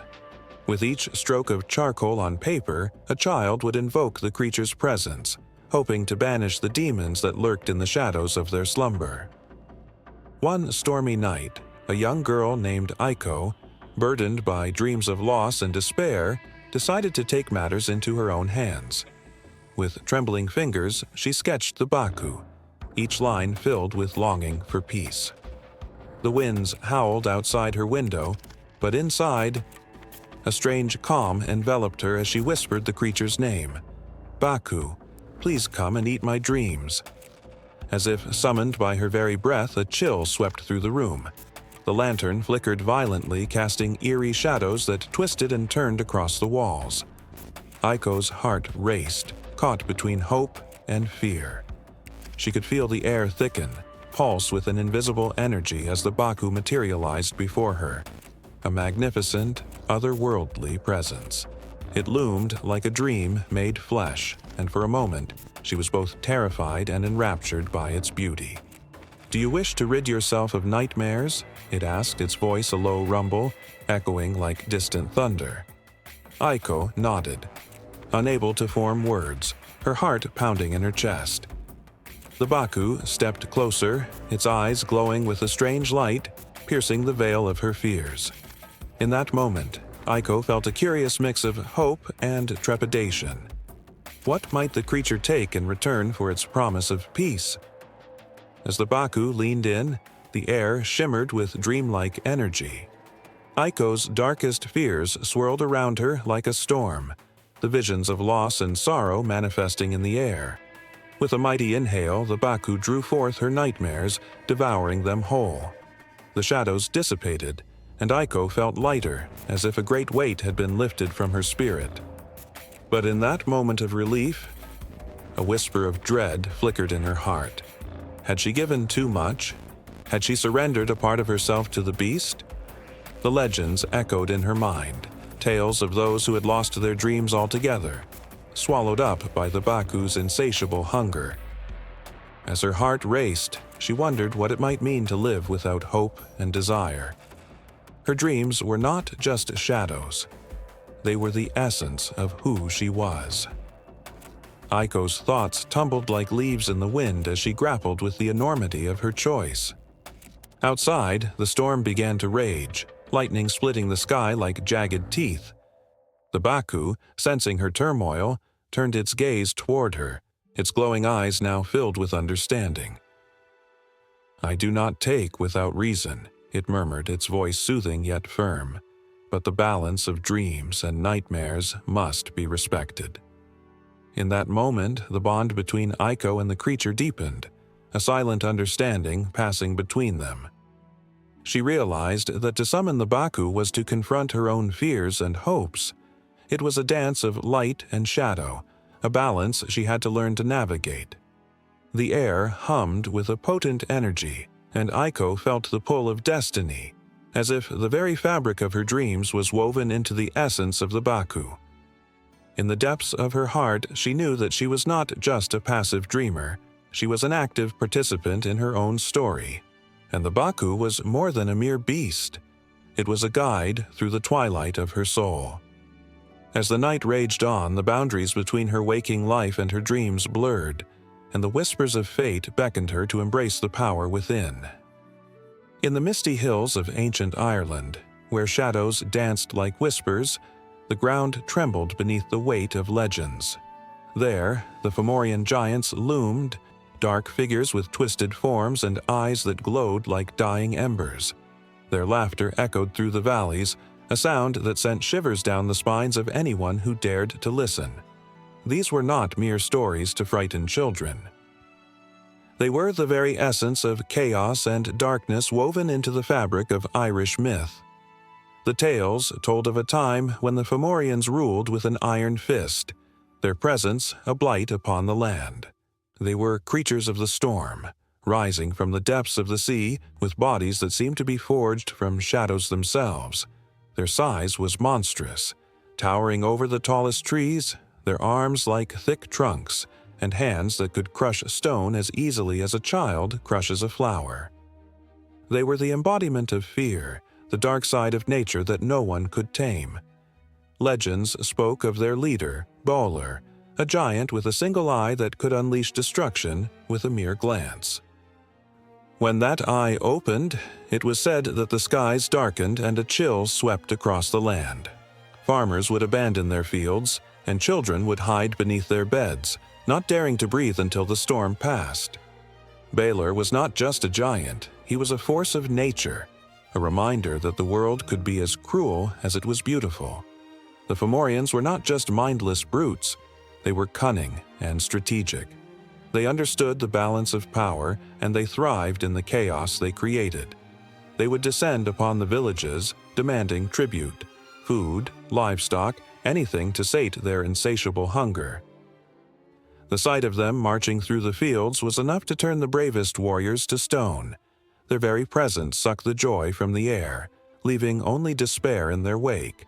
As the sun dipped below the horizon, casting long shadows over the land, the stories of the Fomorians shifted into darker, more sinister tales. The legends spoke of their unions with dark forces, creating monstrous offspring that roamed the earth and haunted dreams. These creatures, half Fomorian and half something even more vile, were said to stalk the night, their howls mingling with the wind, a haunting reminder of the giants' terrible power. Yet, amidst the fear and darkness, there were the brave hearts who stood against them. The Tuatha De Danann, the Shining Ones of Ireland, rose from the other world to confront the giants. Their warriors were fierce, clad in armor that gleamed like the sun, each step taken with resolve. They knew the Fomorians were not just an enemy, but a reflection of the very struggles within themselves. The battles that followed were fierce and unrelenting. Thunder clashed with thunder, and the earth itself seemed to groan as giants and gods clashed in a dance of destruction. The skies rumbled with the fury of their conflict, and the land bore the scars of their might. As the giants fell, one by one, the ground soaked in their blood, a reminder of the price of power. Yet, even in their defeat, the Fomorians left a mark on the world, an echo of their dark laughter that still lingered in the folds of the hills and valleys, a reminder that darkness can never be fully vanquished. The tales of these giants were woven into the very fabric of the Irish landscape. Monuments stood in their honor, stones that marked the places where they had fallen, where the battles had raged. The echoes of their presence could be felt in the cold winds that swept through the fields, reminding the people that darkness and light were forever bound in a delicate dance. Yet the giants were not gone, only sleeping, waiting for the moment when they might rise again. Every so often, the old people would gather around the fire, their faces illuminated by the flickering flames. They would tell the stories of the Fomorians, their voices low and hushed, as if the giants themselves might hear. The flames crackled, and the shadows flickered, bringing to life the terrifying tales of Bólar's eye, the monstrous forms, and the chaos that followed in their wake. Each story ignited a fire in the hearts of listeners, a mix of fear and fascination that could not be quelled. As the night deepened, the stories shifted, whispers became shouts, and the atmosphere thickened with tension. Children clutched their blankets tighter, while the elders' eyes shone with a mix of pride and apprehension. The giants were more than mere stories. They were a testament to the struggles of humanity against the forces of darkness, a reminder that even the strongest could falter, and that victory was often fleeting. With every tale spun, the line between reality and myth blurred, leaving an imprint on those who listened. The Fomorians lingered in the minds of the young and old alike, their dark presence a part of the collective memory of the people. They became symbols of the battles fought in every heart, a reminder that the night is often darkest before the dawn. And so, the stories continued, flowing like a river through time, twisting and turning as they went. The Fomorians, with their monstrous forms and terrifying laughter, remained a constant force in the tapestry of Irish mythology. Their legacy was not one of simple evil, it was a reflection of the eternal struggle, the dance of light and dark that played out in every life, in every heart that beat with hope, fear, and a desire for balance. The giants were not finished. Their shadows would always loom, waiting for the moment to rise again. Lightning crackled across the darkening sky as the massive silhouette of the thunderbird swept over the landscape. To anyone who witnessed it, there was no mistaking the power and majesty of this legendary creature. Its wings were like thunder itself, echoing through valleys and rattling windows.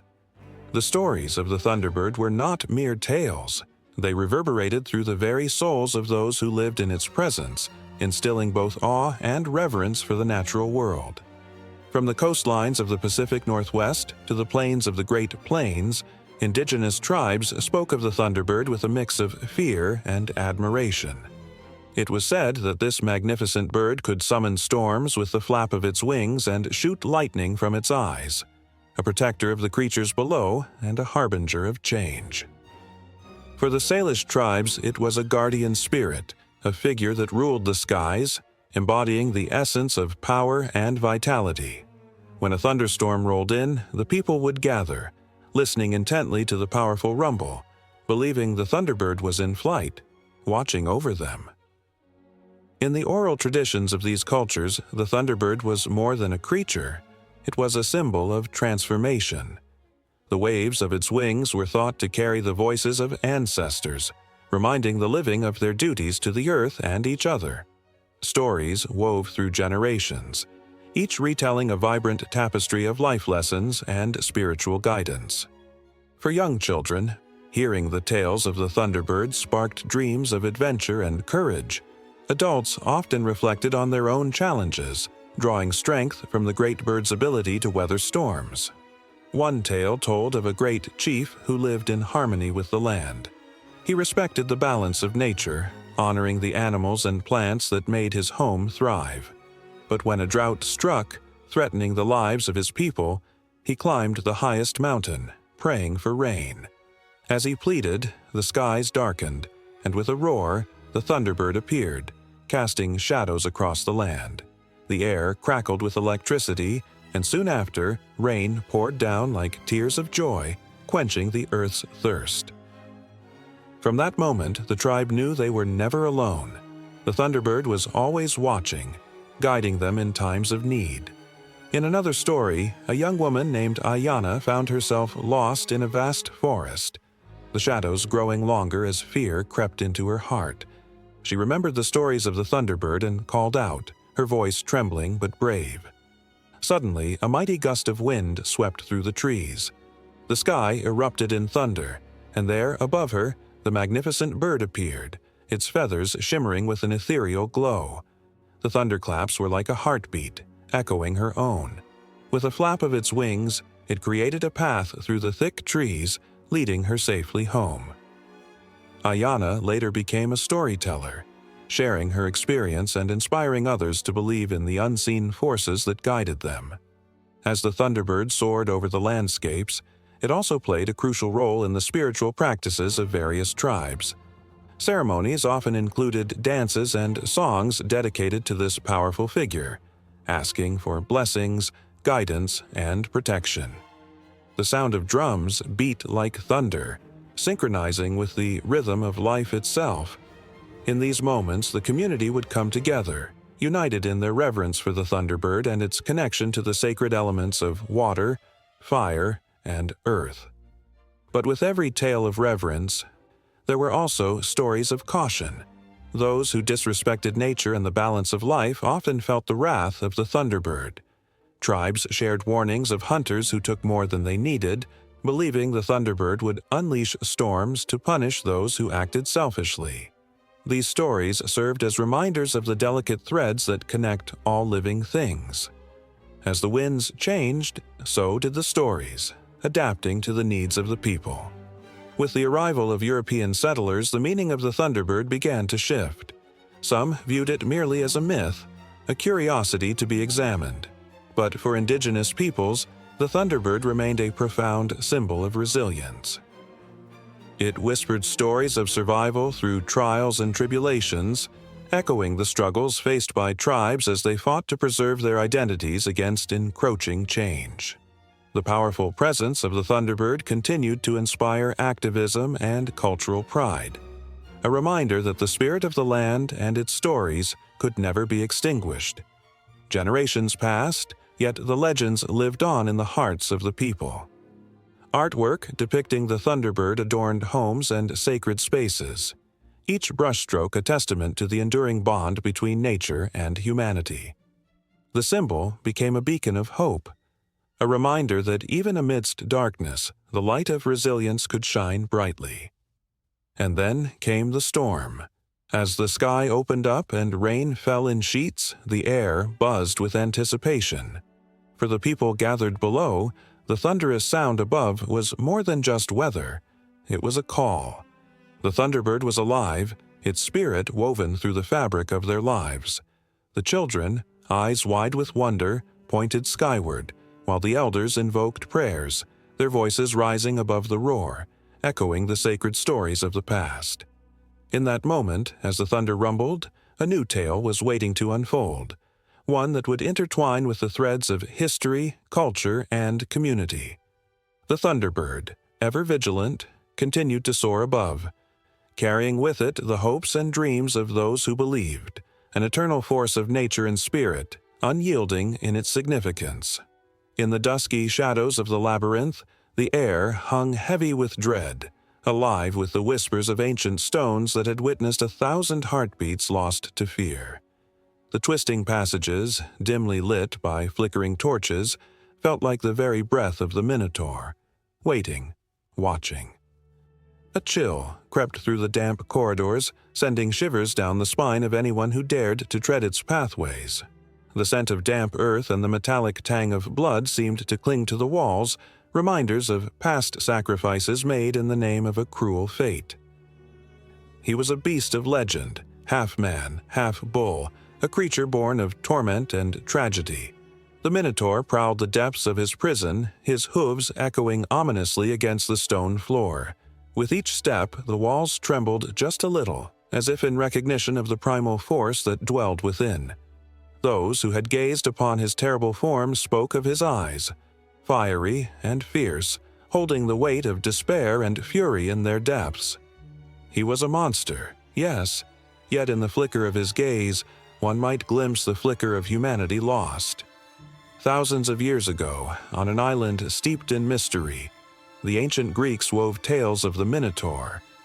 Born from the cursed union of Pasiphae and a magnificent bull, a gift meant for the king of Crete. But love turned to madness, and from this twisted fate, the creature came into being. A tragic embodiment of desire turned dark. Rumors fluttered like moths to flames, drawing the brave and the foolish alike into the labyrinth where they would face their destinies. The maze itself was a work of cunning, designed by the brilliant architect Daedalus, a master of his craft. It twisted and turned, stretching endlessly, a perfect trap for the unsuspecting. Each corner held the breathless anticipation of horror, the promise of a hunter who might soon become the hunted. It was said that Daedalus, in his despair over the Minotaur's bloodlust, could never find his way out. Trapped within his own creation, he painted a picture of entrapment that echoed through the ages. As the sun set, casting long shadows over the stone walls, the sounds of footsteps echoed through the corridors, the footsteps of young Athenian tributes, their hearts pounding with each step closer to the beast. They were offered as sacrifices, a tribute to the Minotaur, meant to appease his never-sated hunger. The whispers of their fate filled the air, weaving stories of bravery and terror, of hope and despair. Each tribute held a glimmer of defiance. Yet their souls were heavy with the knowledge that the labyrinth was no mere prison. It was a graveyard for dreams. Among them was Theseus, a figure of courage and strength, determined to end the Minotaur's reign of terror. Armed with nothing but a sword and the courage of his convictions, he stepped into the darkness, guided only by a string of thread gifted to him by Ariadne, the daughter of King Minos. The thread, simple yet profound, would lead him back from the depths of despair. It was a symbol of hope, a lifeline in a world that felt ready to swallow him whole. As he ventured deeper, the walls of the labyrinth closed in around him, each turn bringing him closer to the heartbeat of the monster. The Minotaur roared, a sound that reverberated through the stone like thunder in the distance, a sound that promised death. The echo struck fear into the hearts of those who heard it, but it only fueled the fire in Theseus. He could not turn back, not now, not when the fate of so many rested on his shoulders. A flicker of movement caught his eye, a silhouette against the dim light. The Minotaur lurked just beyond reach, muscles taut, waiting in eerie silence. Theseus could feel the heat radiating off the beast, a primal presence that made the air feel thick and heavy. Time seemed to slow as their eyes met. A moment suspended in a web of fate and fear. The Minotaur charged, a blur of muscle and fury, and Theseus stood firm, heart racing, sweat trickling down his brow. The clash of their wills echoed through the labyrinth as Theseus swung his sword, the blade glinting in the dim light.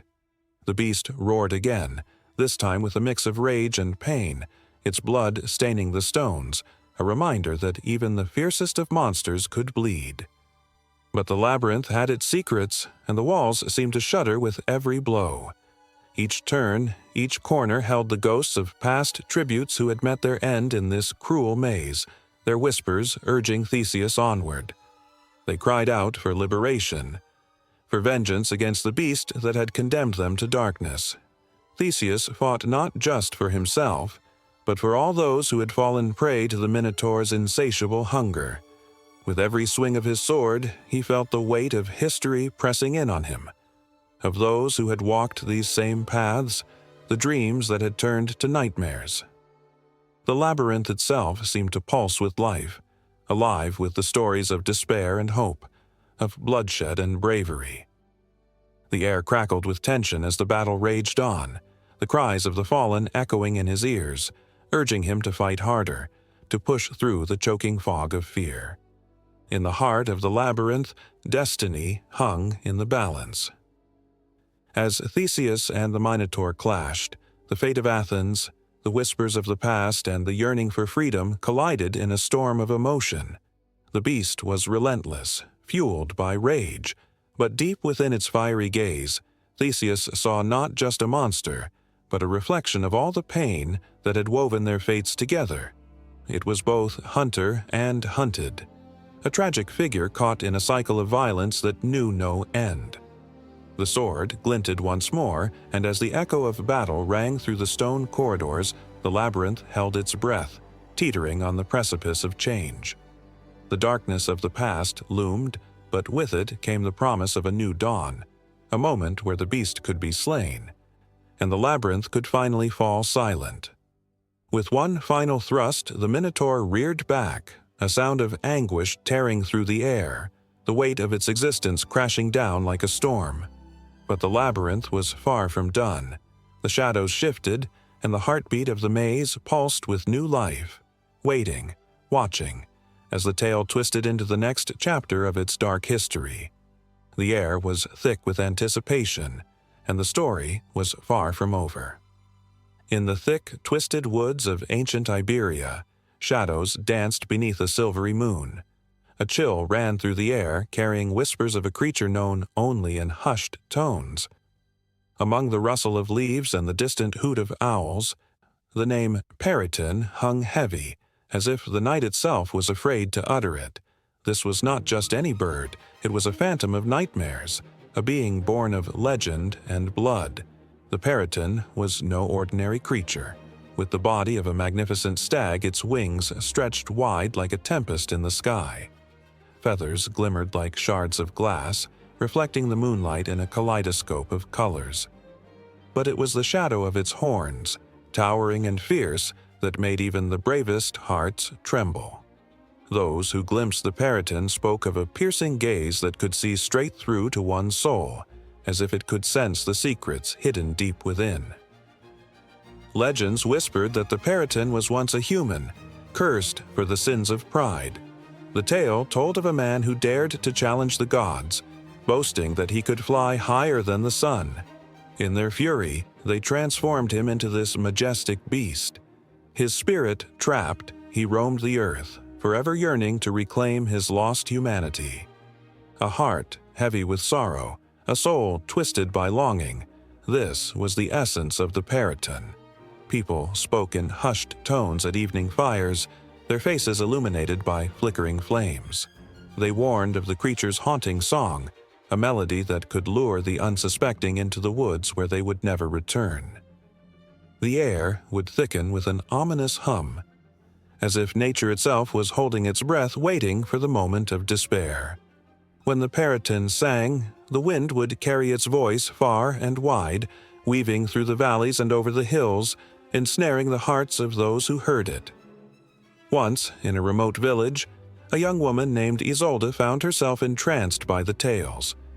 With a spirit as fierce as the Periton's wings, she yearned for adventure, seeking the truth behind the legends. One fateful night, the moon bathed the earth in silver. The air crackled with energy, pulling her towards the forest's edge. With each step, her heart raced, a mix of fear and exhilaration coursing through her veins. Could the Periton truly be real? Or was it merely a figment of imagination, a story told to frighten children? Isolde clutched a small pendant around her neck, a token from her late grandmother, who had once spun stories of the Periton by the fire. The old woman had warned of its beauty and its curse, urging Isolde to always be wary of the things that glittered, for they often concealed danger. Yet, drawn by an unseen force, she pressed on, the whispers of the forest enveloping her. Suddenly, a rustle broke the stillness. Isolde halted, her breath caught in her throat. Out of the darkness, the Periton emerged, its eyes glowing like embers in the night. It stood tall and proud, the very embodiment of magnificence and tragedy. Isolde's heart pounded as she took in the sight, its wings unfurled, each feather shimmering like jewels. The air around them thickened, charged with an electric energy that made her fingertips tingle. And then it sang. The sound was hauntingly beautiful, a melody that wrapped around her like a warm embrace while simultaneously chilling her to the bone. Each note seemed to echo her deepest fears, drawing her closer to the creature as if it were calling her home. Time stood still. In that moment, Isolde felt an unexplainable connection, a shared longing, a sorrow that stirred deep within her. But the enchantment was not without its shadows. From the depths of the forest, a haunting vision flickered in Isolde's mind. She saw the Periton, once a man, standing on a cliff, arms outstretched, daring the sun to come down and meet him. The ground below him crumbled, and the sky roared with the fury of the gods. The weight of his pride dragged him down into darkness, his cries of anguish turning into the mournful song that now filled the air. In that moment, Isolde understood. The Periton was not just a creature of legend, it was a living tragedy, a reminder of the perils of hubris. It craved freedom from its curse, just as she craved her own adventures. But was she willing to risk everything for a fleeting moment of connection? Was she destined to become another lost soul in the woods? With a heart full of emotion, Isolde stepped forward, drawn into the creature's gaze. The Periton paused, its song faltering, as if sensing her determination. Would it recognize her spirit, or view her as yet another human seeking glory? The air crackled with emotion, a collision of longing and fear, a dance of fate that could change everything. And yet, as she stood there, the world around her began to fade. The trees whispered secrets, the moon held its breath, and the stars blinked in anticipation.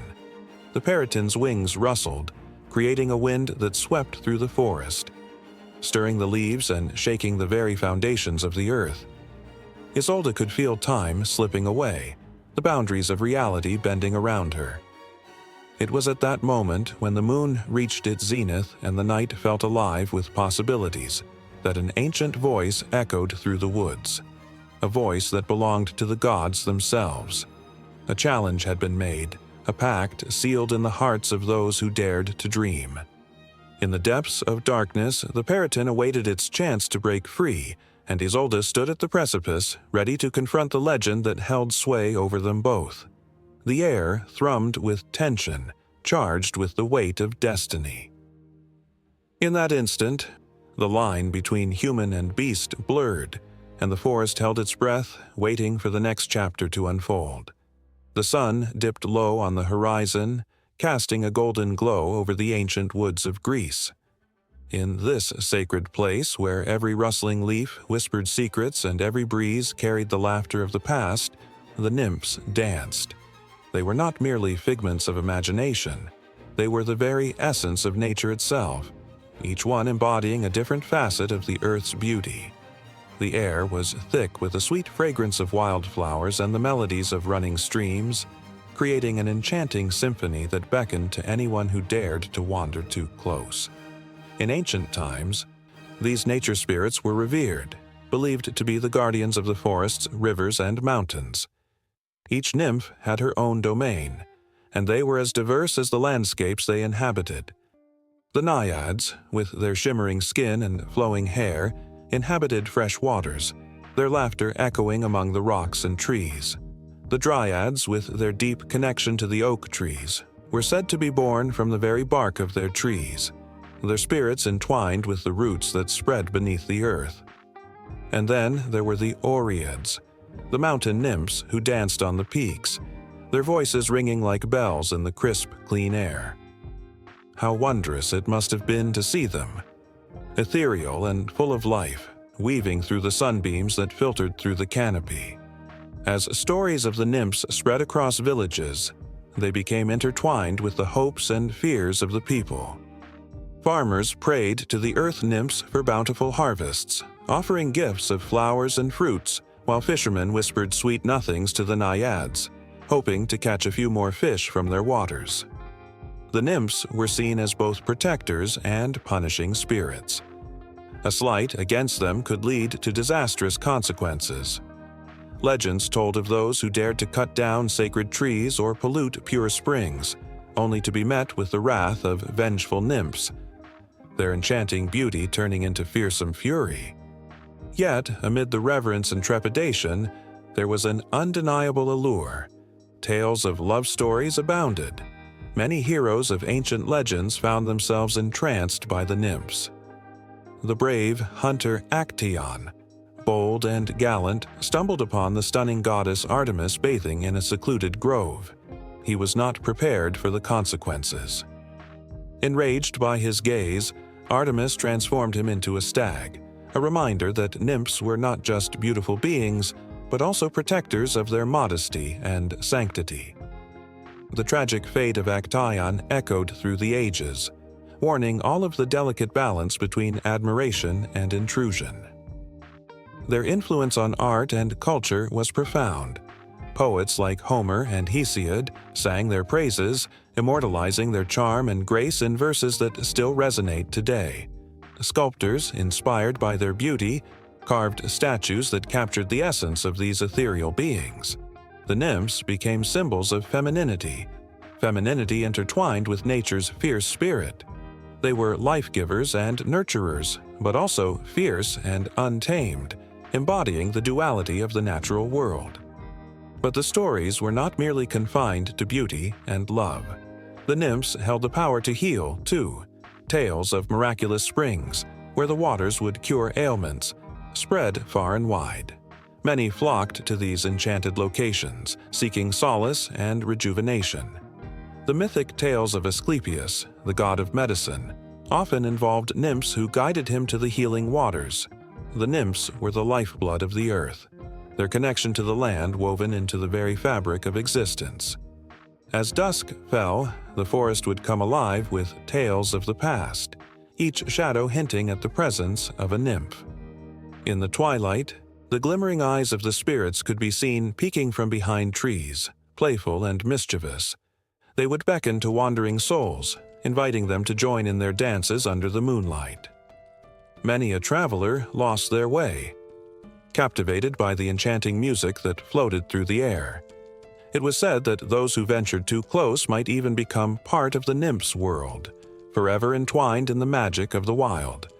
Whispers of the nymphs echoed in the hearts of those who lived near their habitats.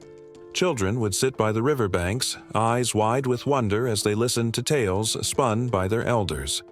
They spoke of the nymphs as guardians of both life and death, nurturers of springs and whisperers of secrets.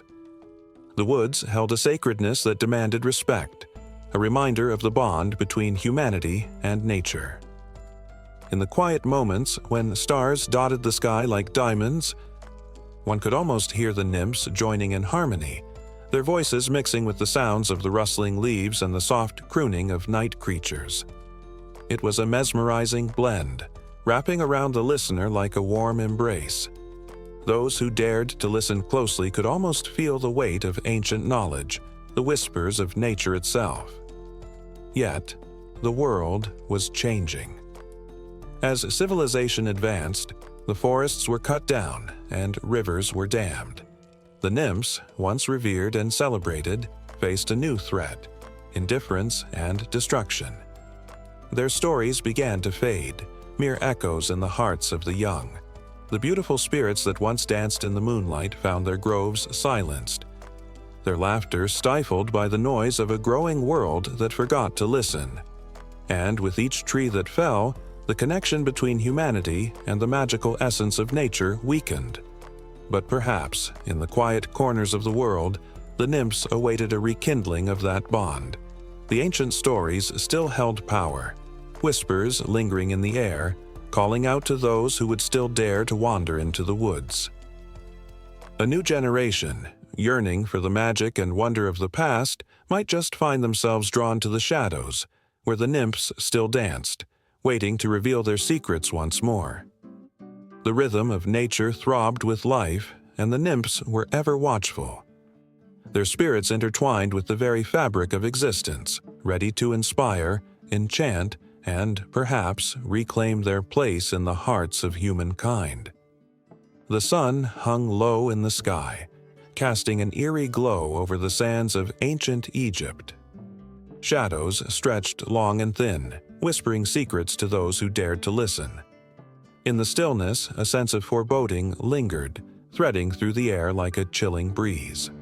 This was a land of gods and pharaohs, where the fate of souls rested in the balance. It was a world where the heart was weighed against a feather, and amid this cosmic trial, a terrifying figure awaited: the Ammit. The Ammit, with her fearsome visage, was a creature born of nightmares. Her body, part lion, part hippopotamus, and part crocodile, stirred dread in the hearts of all who knew of her. She was neither a god nor simply a beast. She was something far more formidable: the devourer of souls. Legend spoke of the moment when a soul faced judgment, lying bare before the gods in the hall of Maat. The heart, heavy with deeds both good and ill, was placed on one side of a scale, while a single feather, light and pure, rested on the other.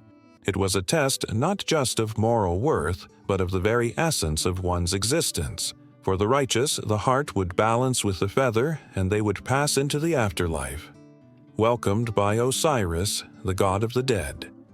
But for those whose hearts were burdened by lies, cruelty, or selfishness, the fate was grim. As the heart tipped the scale, a chilling silence would envelop the hall. The Ammit would emerge from the shadows, her eyes glowing like embers, filled with a hunger that could never be sated. Those unfortunate souls would be condemned to her gaping maw, devoured for eternity, their essence lost forever in the void. The priests and priestesses murmured warnings to the living, tales wrapped in fear, meant to guide the footsteps of the misguided. They spoke of the Ammit in hushed tones, their voices trembling with reverence and dread. The sound of her name alone could send a shiver down the spine of even the most hardened warrior.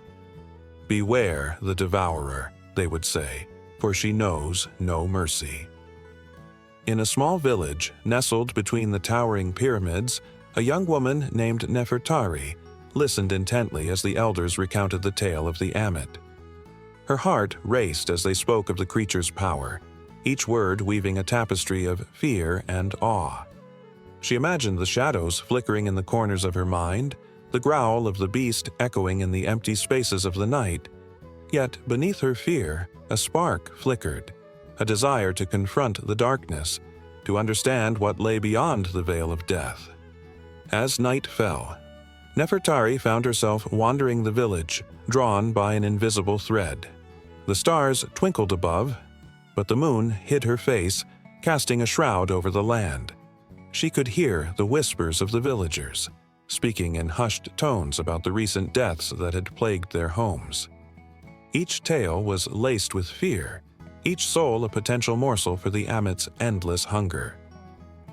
"What if one day it is my heart that is weighed?" she thought, the weight of her mortality pressing upon her chest. Her heart beat faster, and she felt a chill race down her spine. The thought of standing before the Ammit, eyes locked with hers, was enough to summon tears. Yet within that fear emerged an undeniable determination. She would not bow to the shadow of the devourer. Instead, she would seek to understand her. Nefertari's quest led her to the temple, a sanctuary of stone and silence where the priests served the gods with unwavering devotion. The air was thick with incense, and the flickering flames cast dancing shadows on the walls, their movements mimicking the very soul's journey.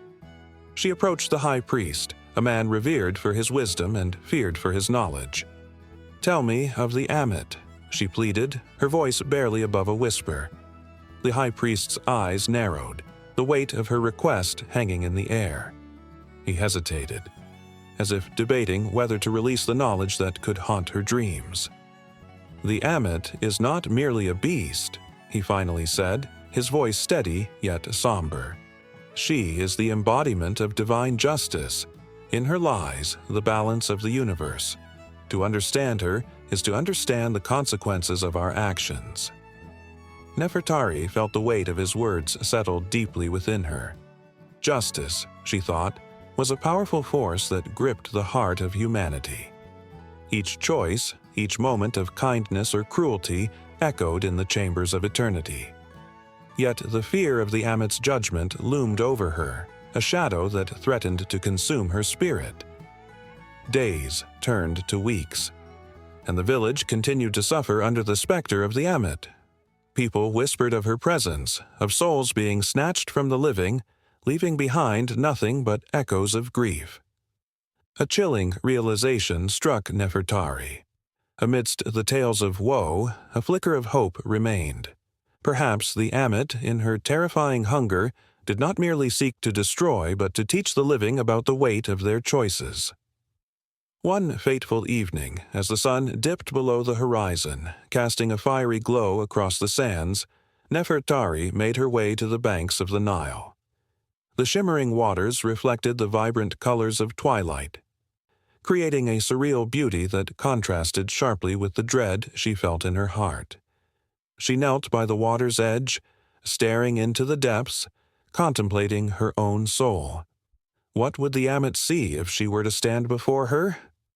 In that moment, Nefertari resolved to confront her fears, to embrace the darkness rather than let it consume her. She whispered a vow into the stillness, promising to live with intention, to be a beacon of compassion, to honor the lives of those around her.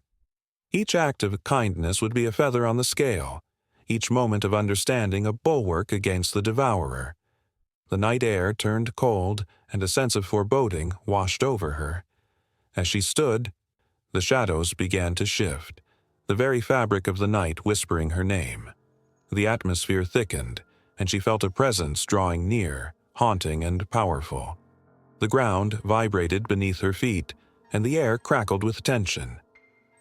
Nefertari looked up, heart racing as she prepared to face whatever awaited her in the darkness. The legends were more than mere stories. They were alive, pulsing with energy. And in that moment, she understood.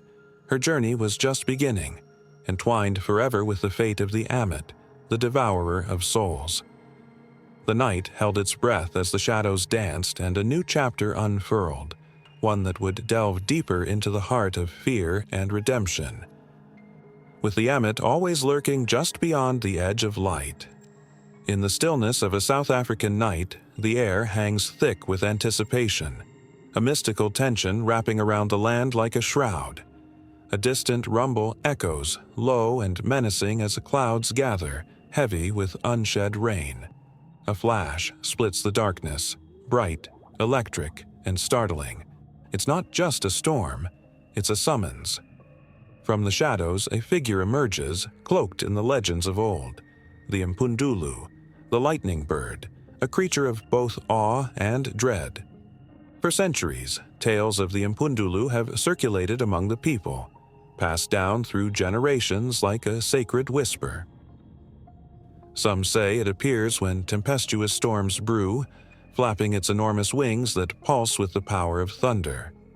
Others speak of its connection to witches, who summon it to enact their will.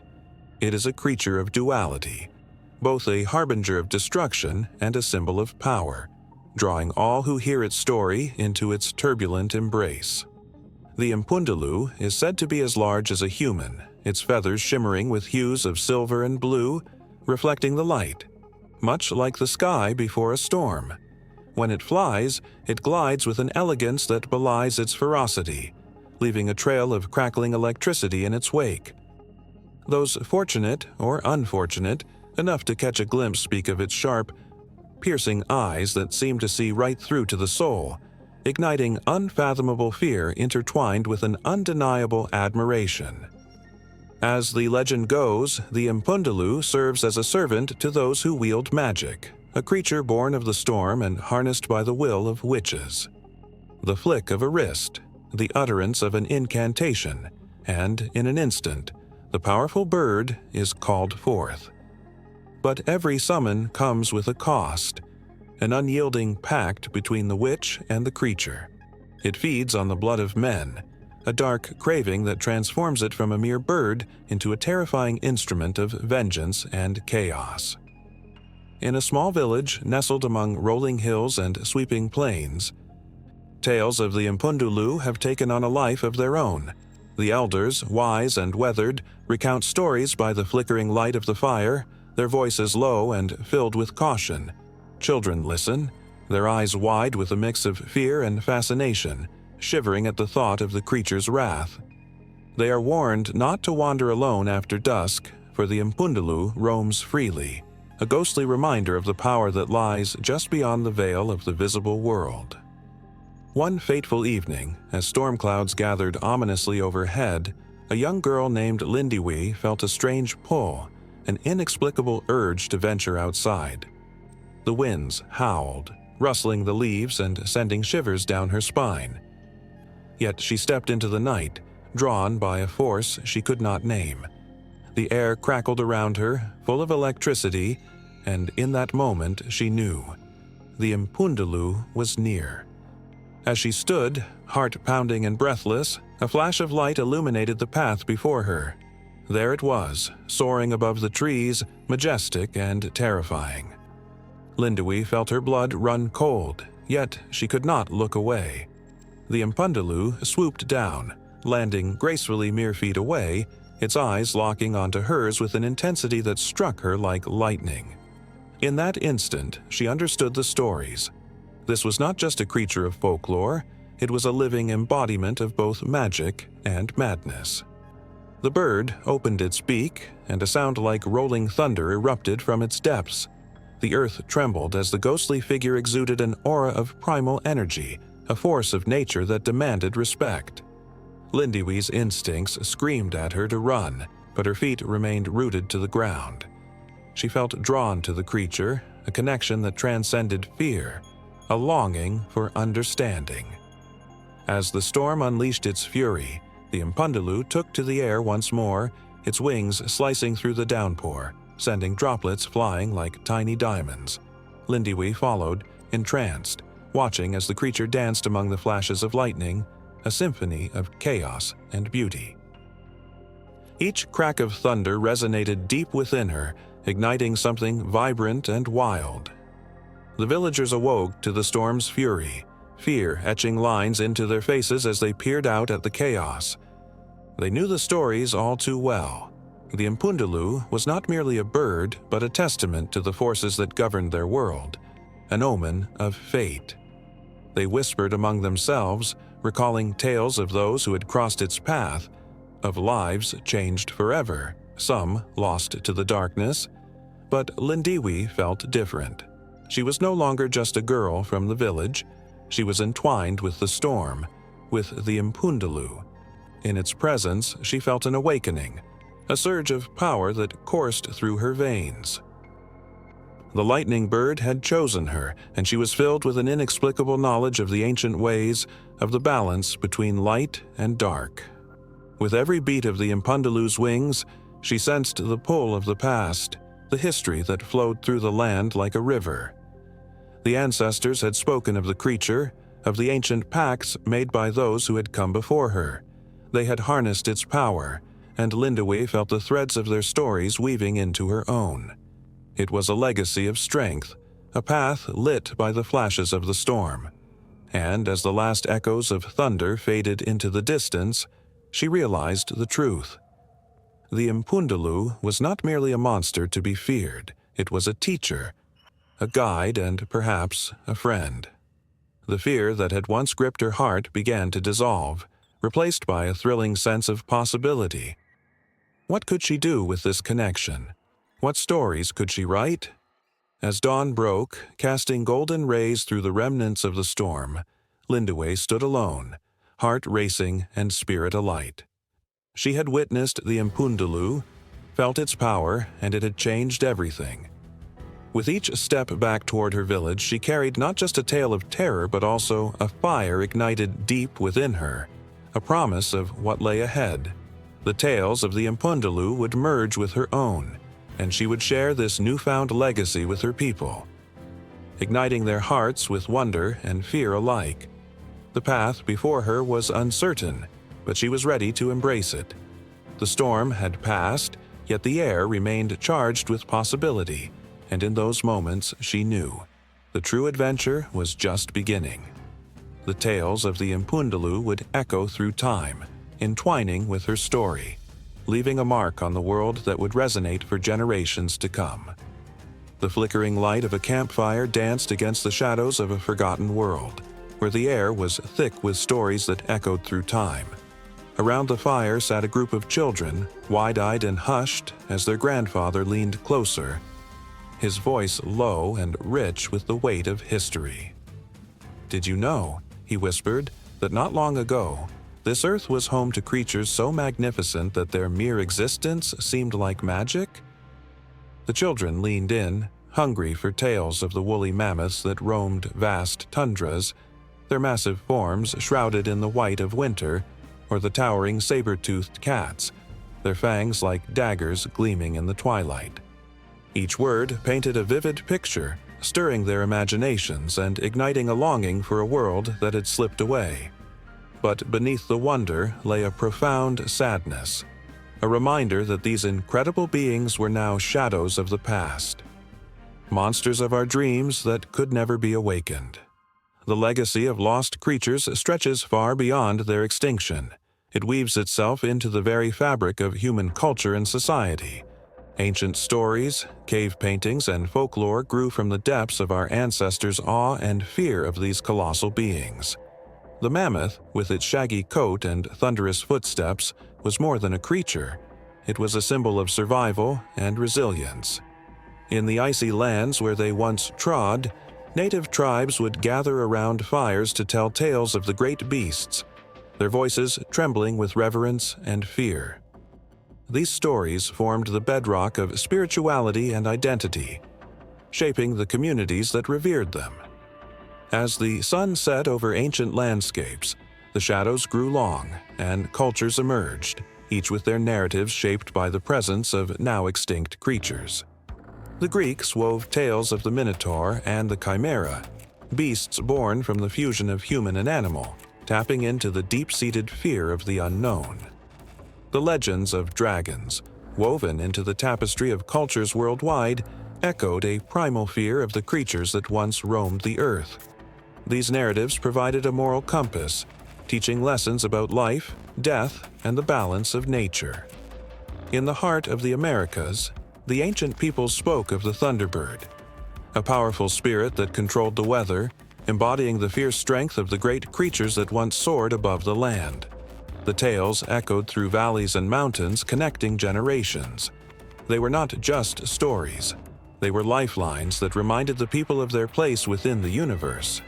Yet, as civilizations grew and the grip of humanity tightened on the land, the echoes of these creatures faded into silence.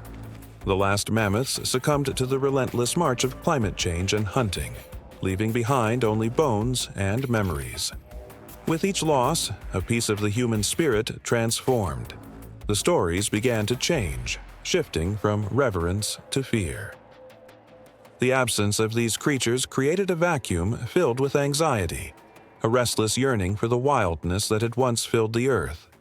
The extinction of these giants was more than a biological tragedy. It was a deep wound to the collective human psyche. The tales of the woolly mammoth became ghost stories, whispered around fires as children huddled close to their parents, wide-eyed and terrified of what might lurk beyond the flickering flames. The once great creatures that had inspired awe became mere echoes, haunting the edges of consciousness. As time marched on, the legacy of these lost creatures seeped into the arts. Artists, inspired by the echoes of the past, painted murals that exploded with color, depicting beasts long gone. Sculptors carved figures that resembled the formidable saber-toothed cat, capturing its wild spirit in stone. The music of the time carried the weight of loss, melodies woven with the sadness of a world that had become too small. The rhythm of life pulsated with the absence of the wild, and every note carried the burden of what once was. In literature, the lost creatures served as powerful metaphors, reflecting humanity's struggles and triumphs. The last mammoth became a symbol of resilience, a reminder that even in the face of extinction, there is beauty in survival. Authors penned stories that spoke to the human condition, using lost creatures as mirrors to reflect our own fears and hopes. These narratives offered solace, a way to navigate the vast uncertainties of existence.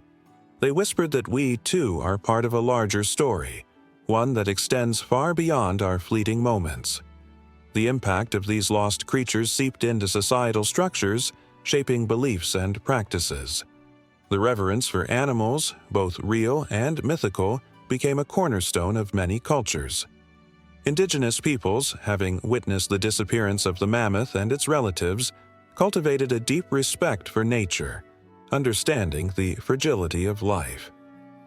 Rituals and practices emerged to honor the spirits of the lost, a way to keep their memory alive. The rhythms of the earth and the cycles of the moon were intertwined with the legacy of these grand beings, a reminder that life continues to ebb and flow, even in loss. But the tension of this narrative held more than sadness. It was laced with hope. As humanity began to understand its role in the web of life, the stories of lost creatures resurfaced with urgency. They became rallying cries for conservation and protection, igniting a passion to preserve the dwindling species of today. The echoes of the past served as warnings, lessons drawn from the annals of history that urged society to reconsider its relationship with the natural world. In classrooms around the globe, children learn of the mammoth, the dodo, and countless others, their eyes shining with a mix of wonder and sorrow. The legacy of lost creatures breathes life into discussions about conservation, urging a new generation to fight for the voiceless. The stories of these magnificent beings become a call to action, a reminder that extinction is not just a thing of the past. It threatens the very future of life on Earth. As the campfire flickered, the grandfather's voice grew stronger, filling the night with a sense of urgency. The children listened, captivated by the weight of history. With every word, they felt the pulse of the earth beneath them, a reminder that the threads of life are woven tightly together. Lost creatures lingered like whispers on the wind, their stories entwined with humanity's fate, a legacy that would not fade into silence. And as the fire crackled and sparks flew into the night sky, the children knew that the tale was far from over. The legacy of lost creatures lived on, breathing life into their dreams, igniting sparks of passion and curiosity. The world was full of stories yet to be told, waiting for voices brave enough to share them, to embrace the wildness that still lingered in the hearts of those who dared to remember. And with that, the night deepened, and the echoes of lost creatures danced around the fire, ever present, ever haunting, their legacy woven into the very fabric of life itself.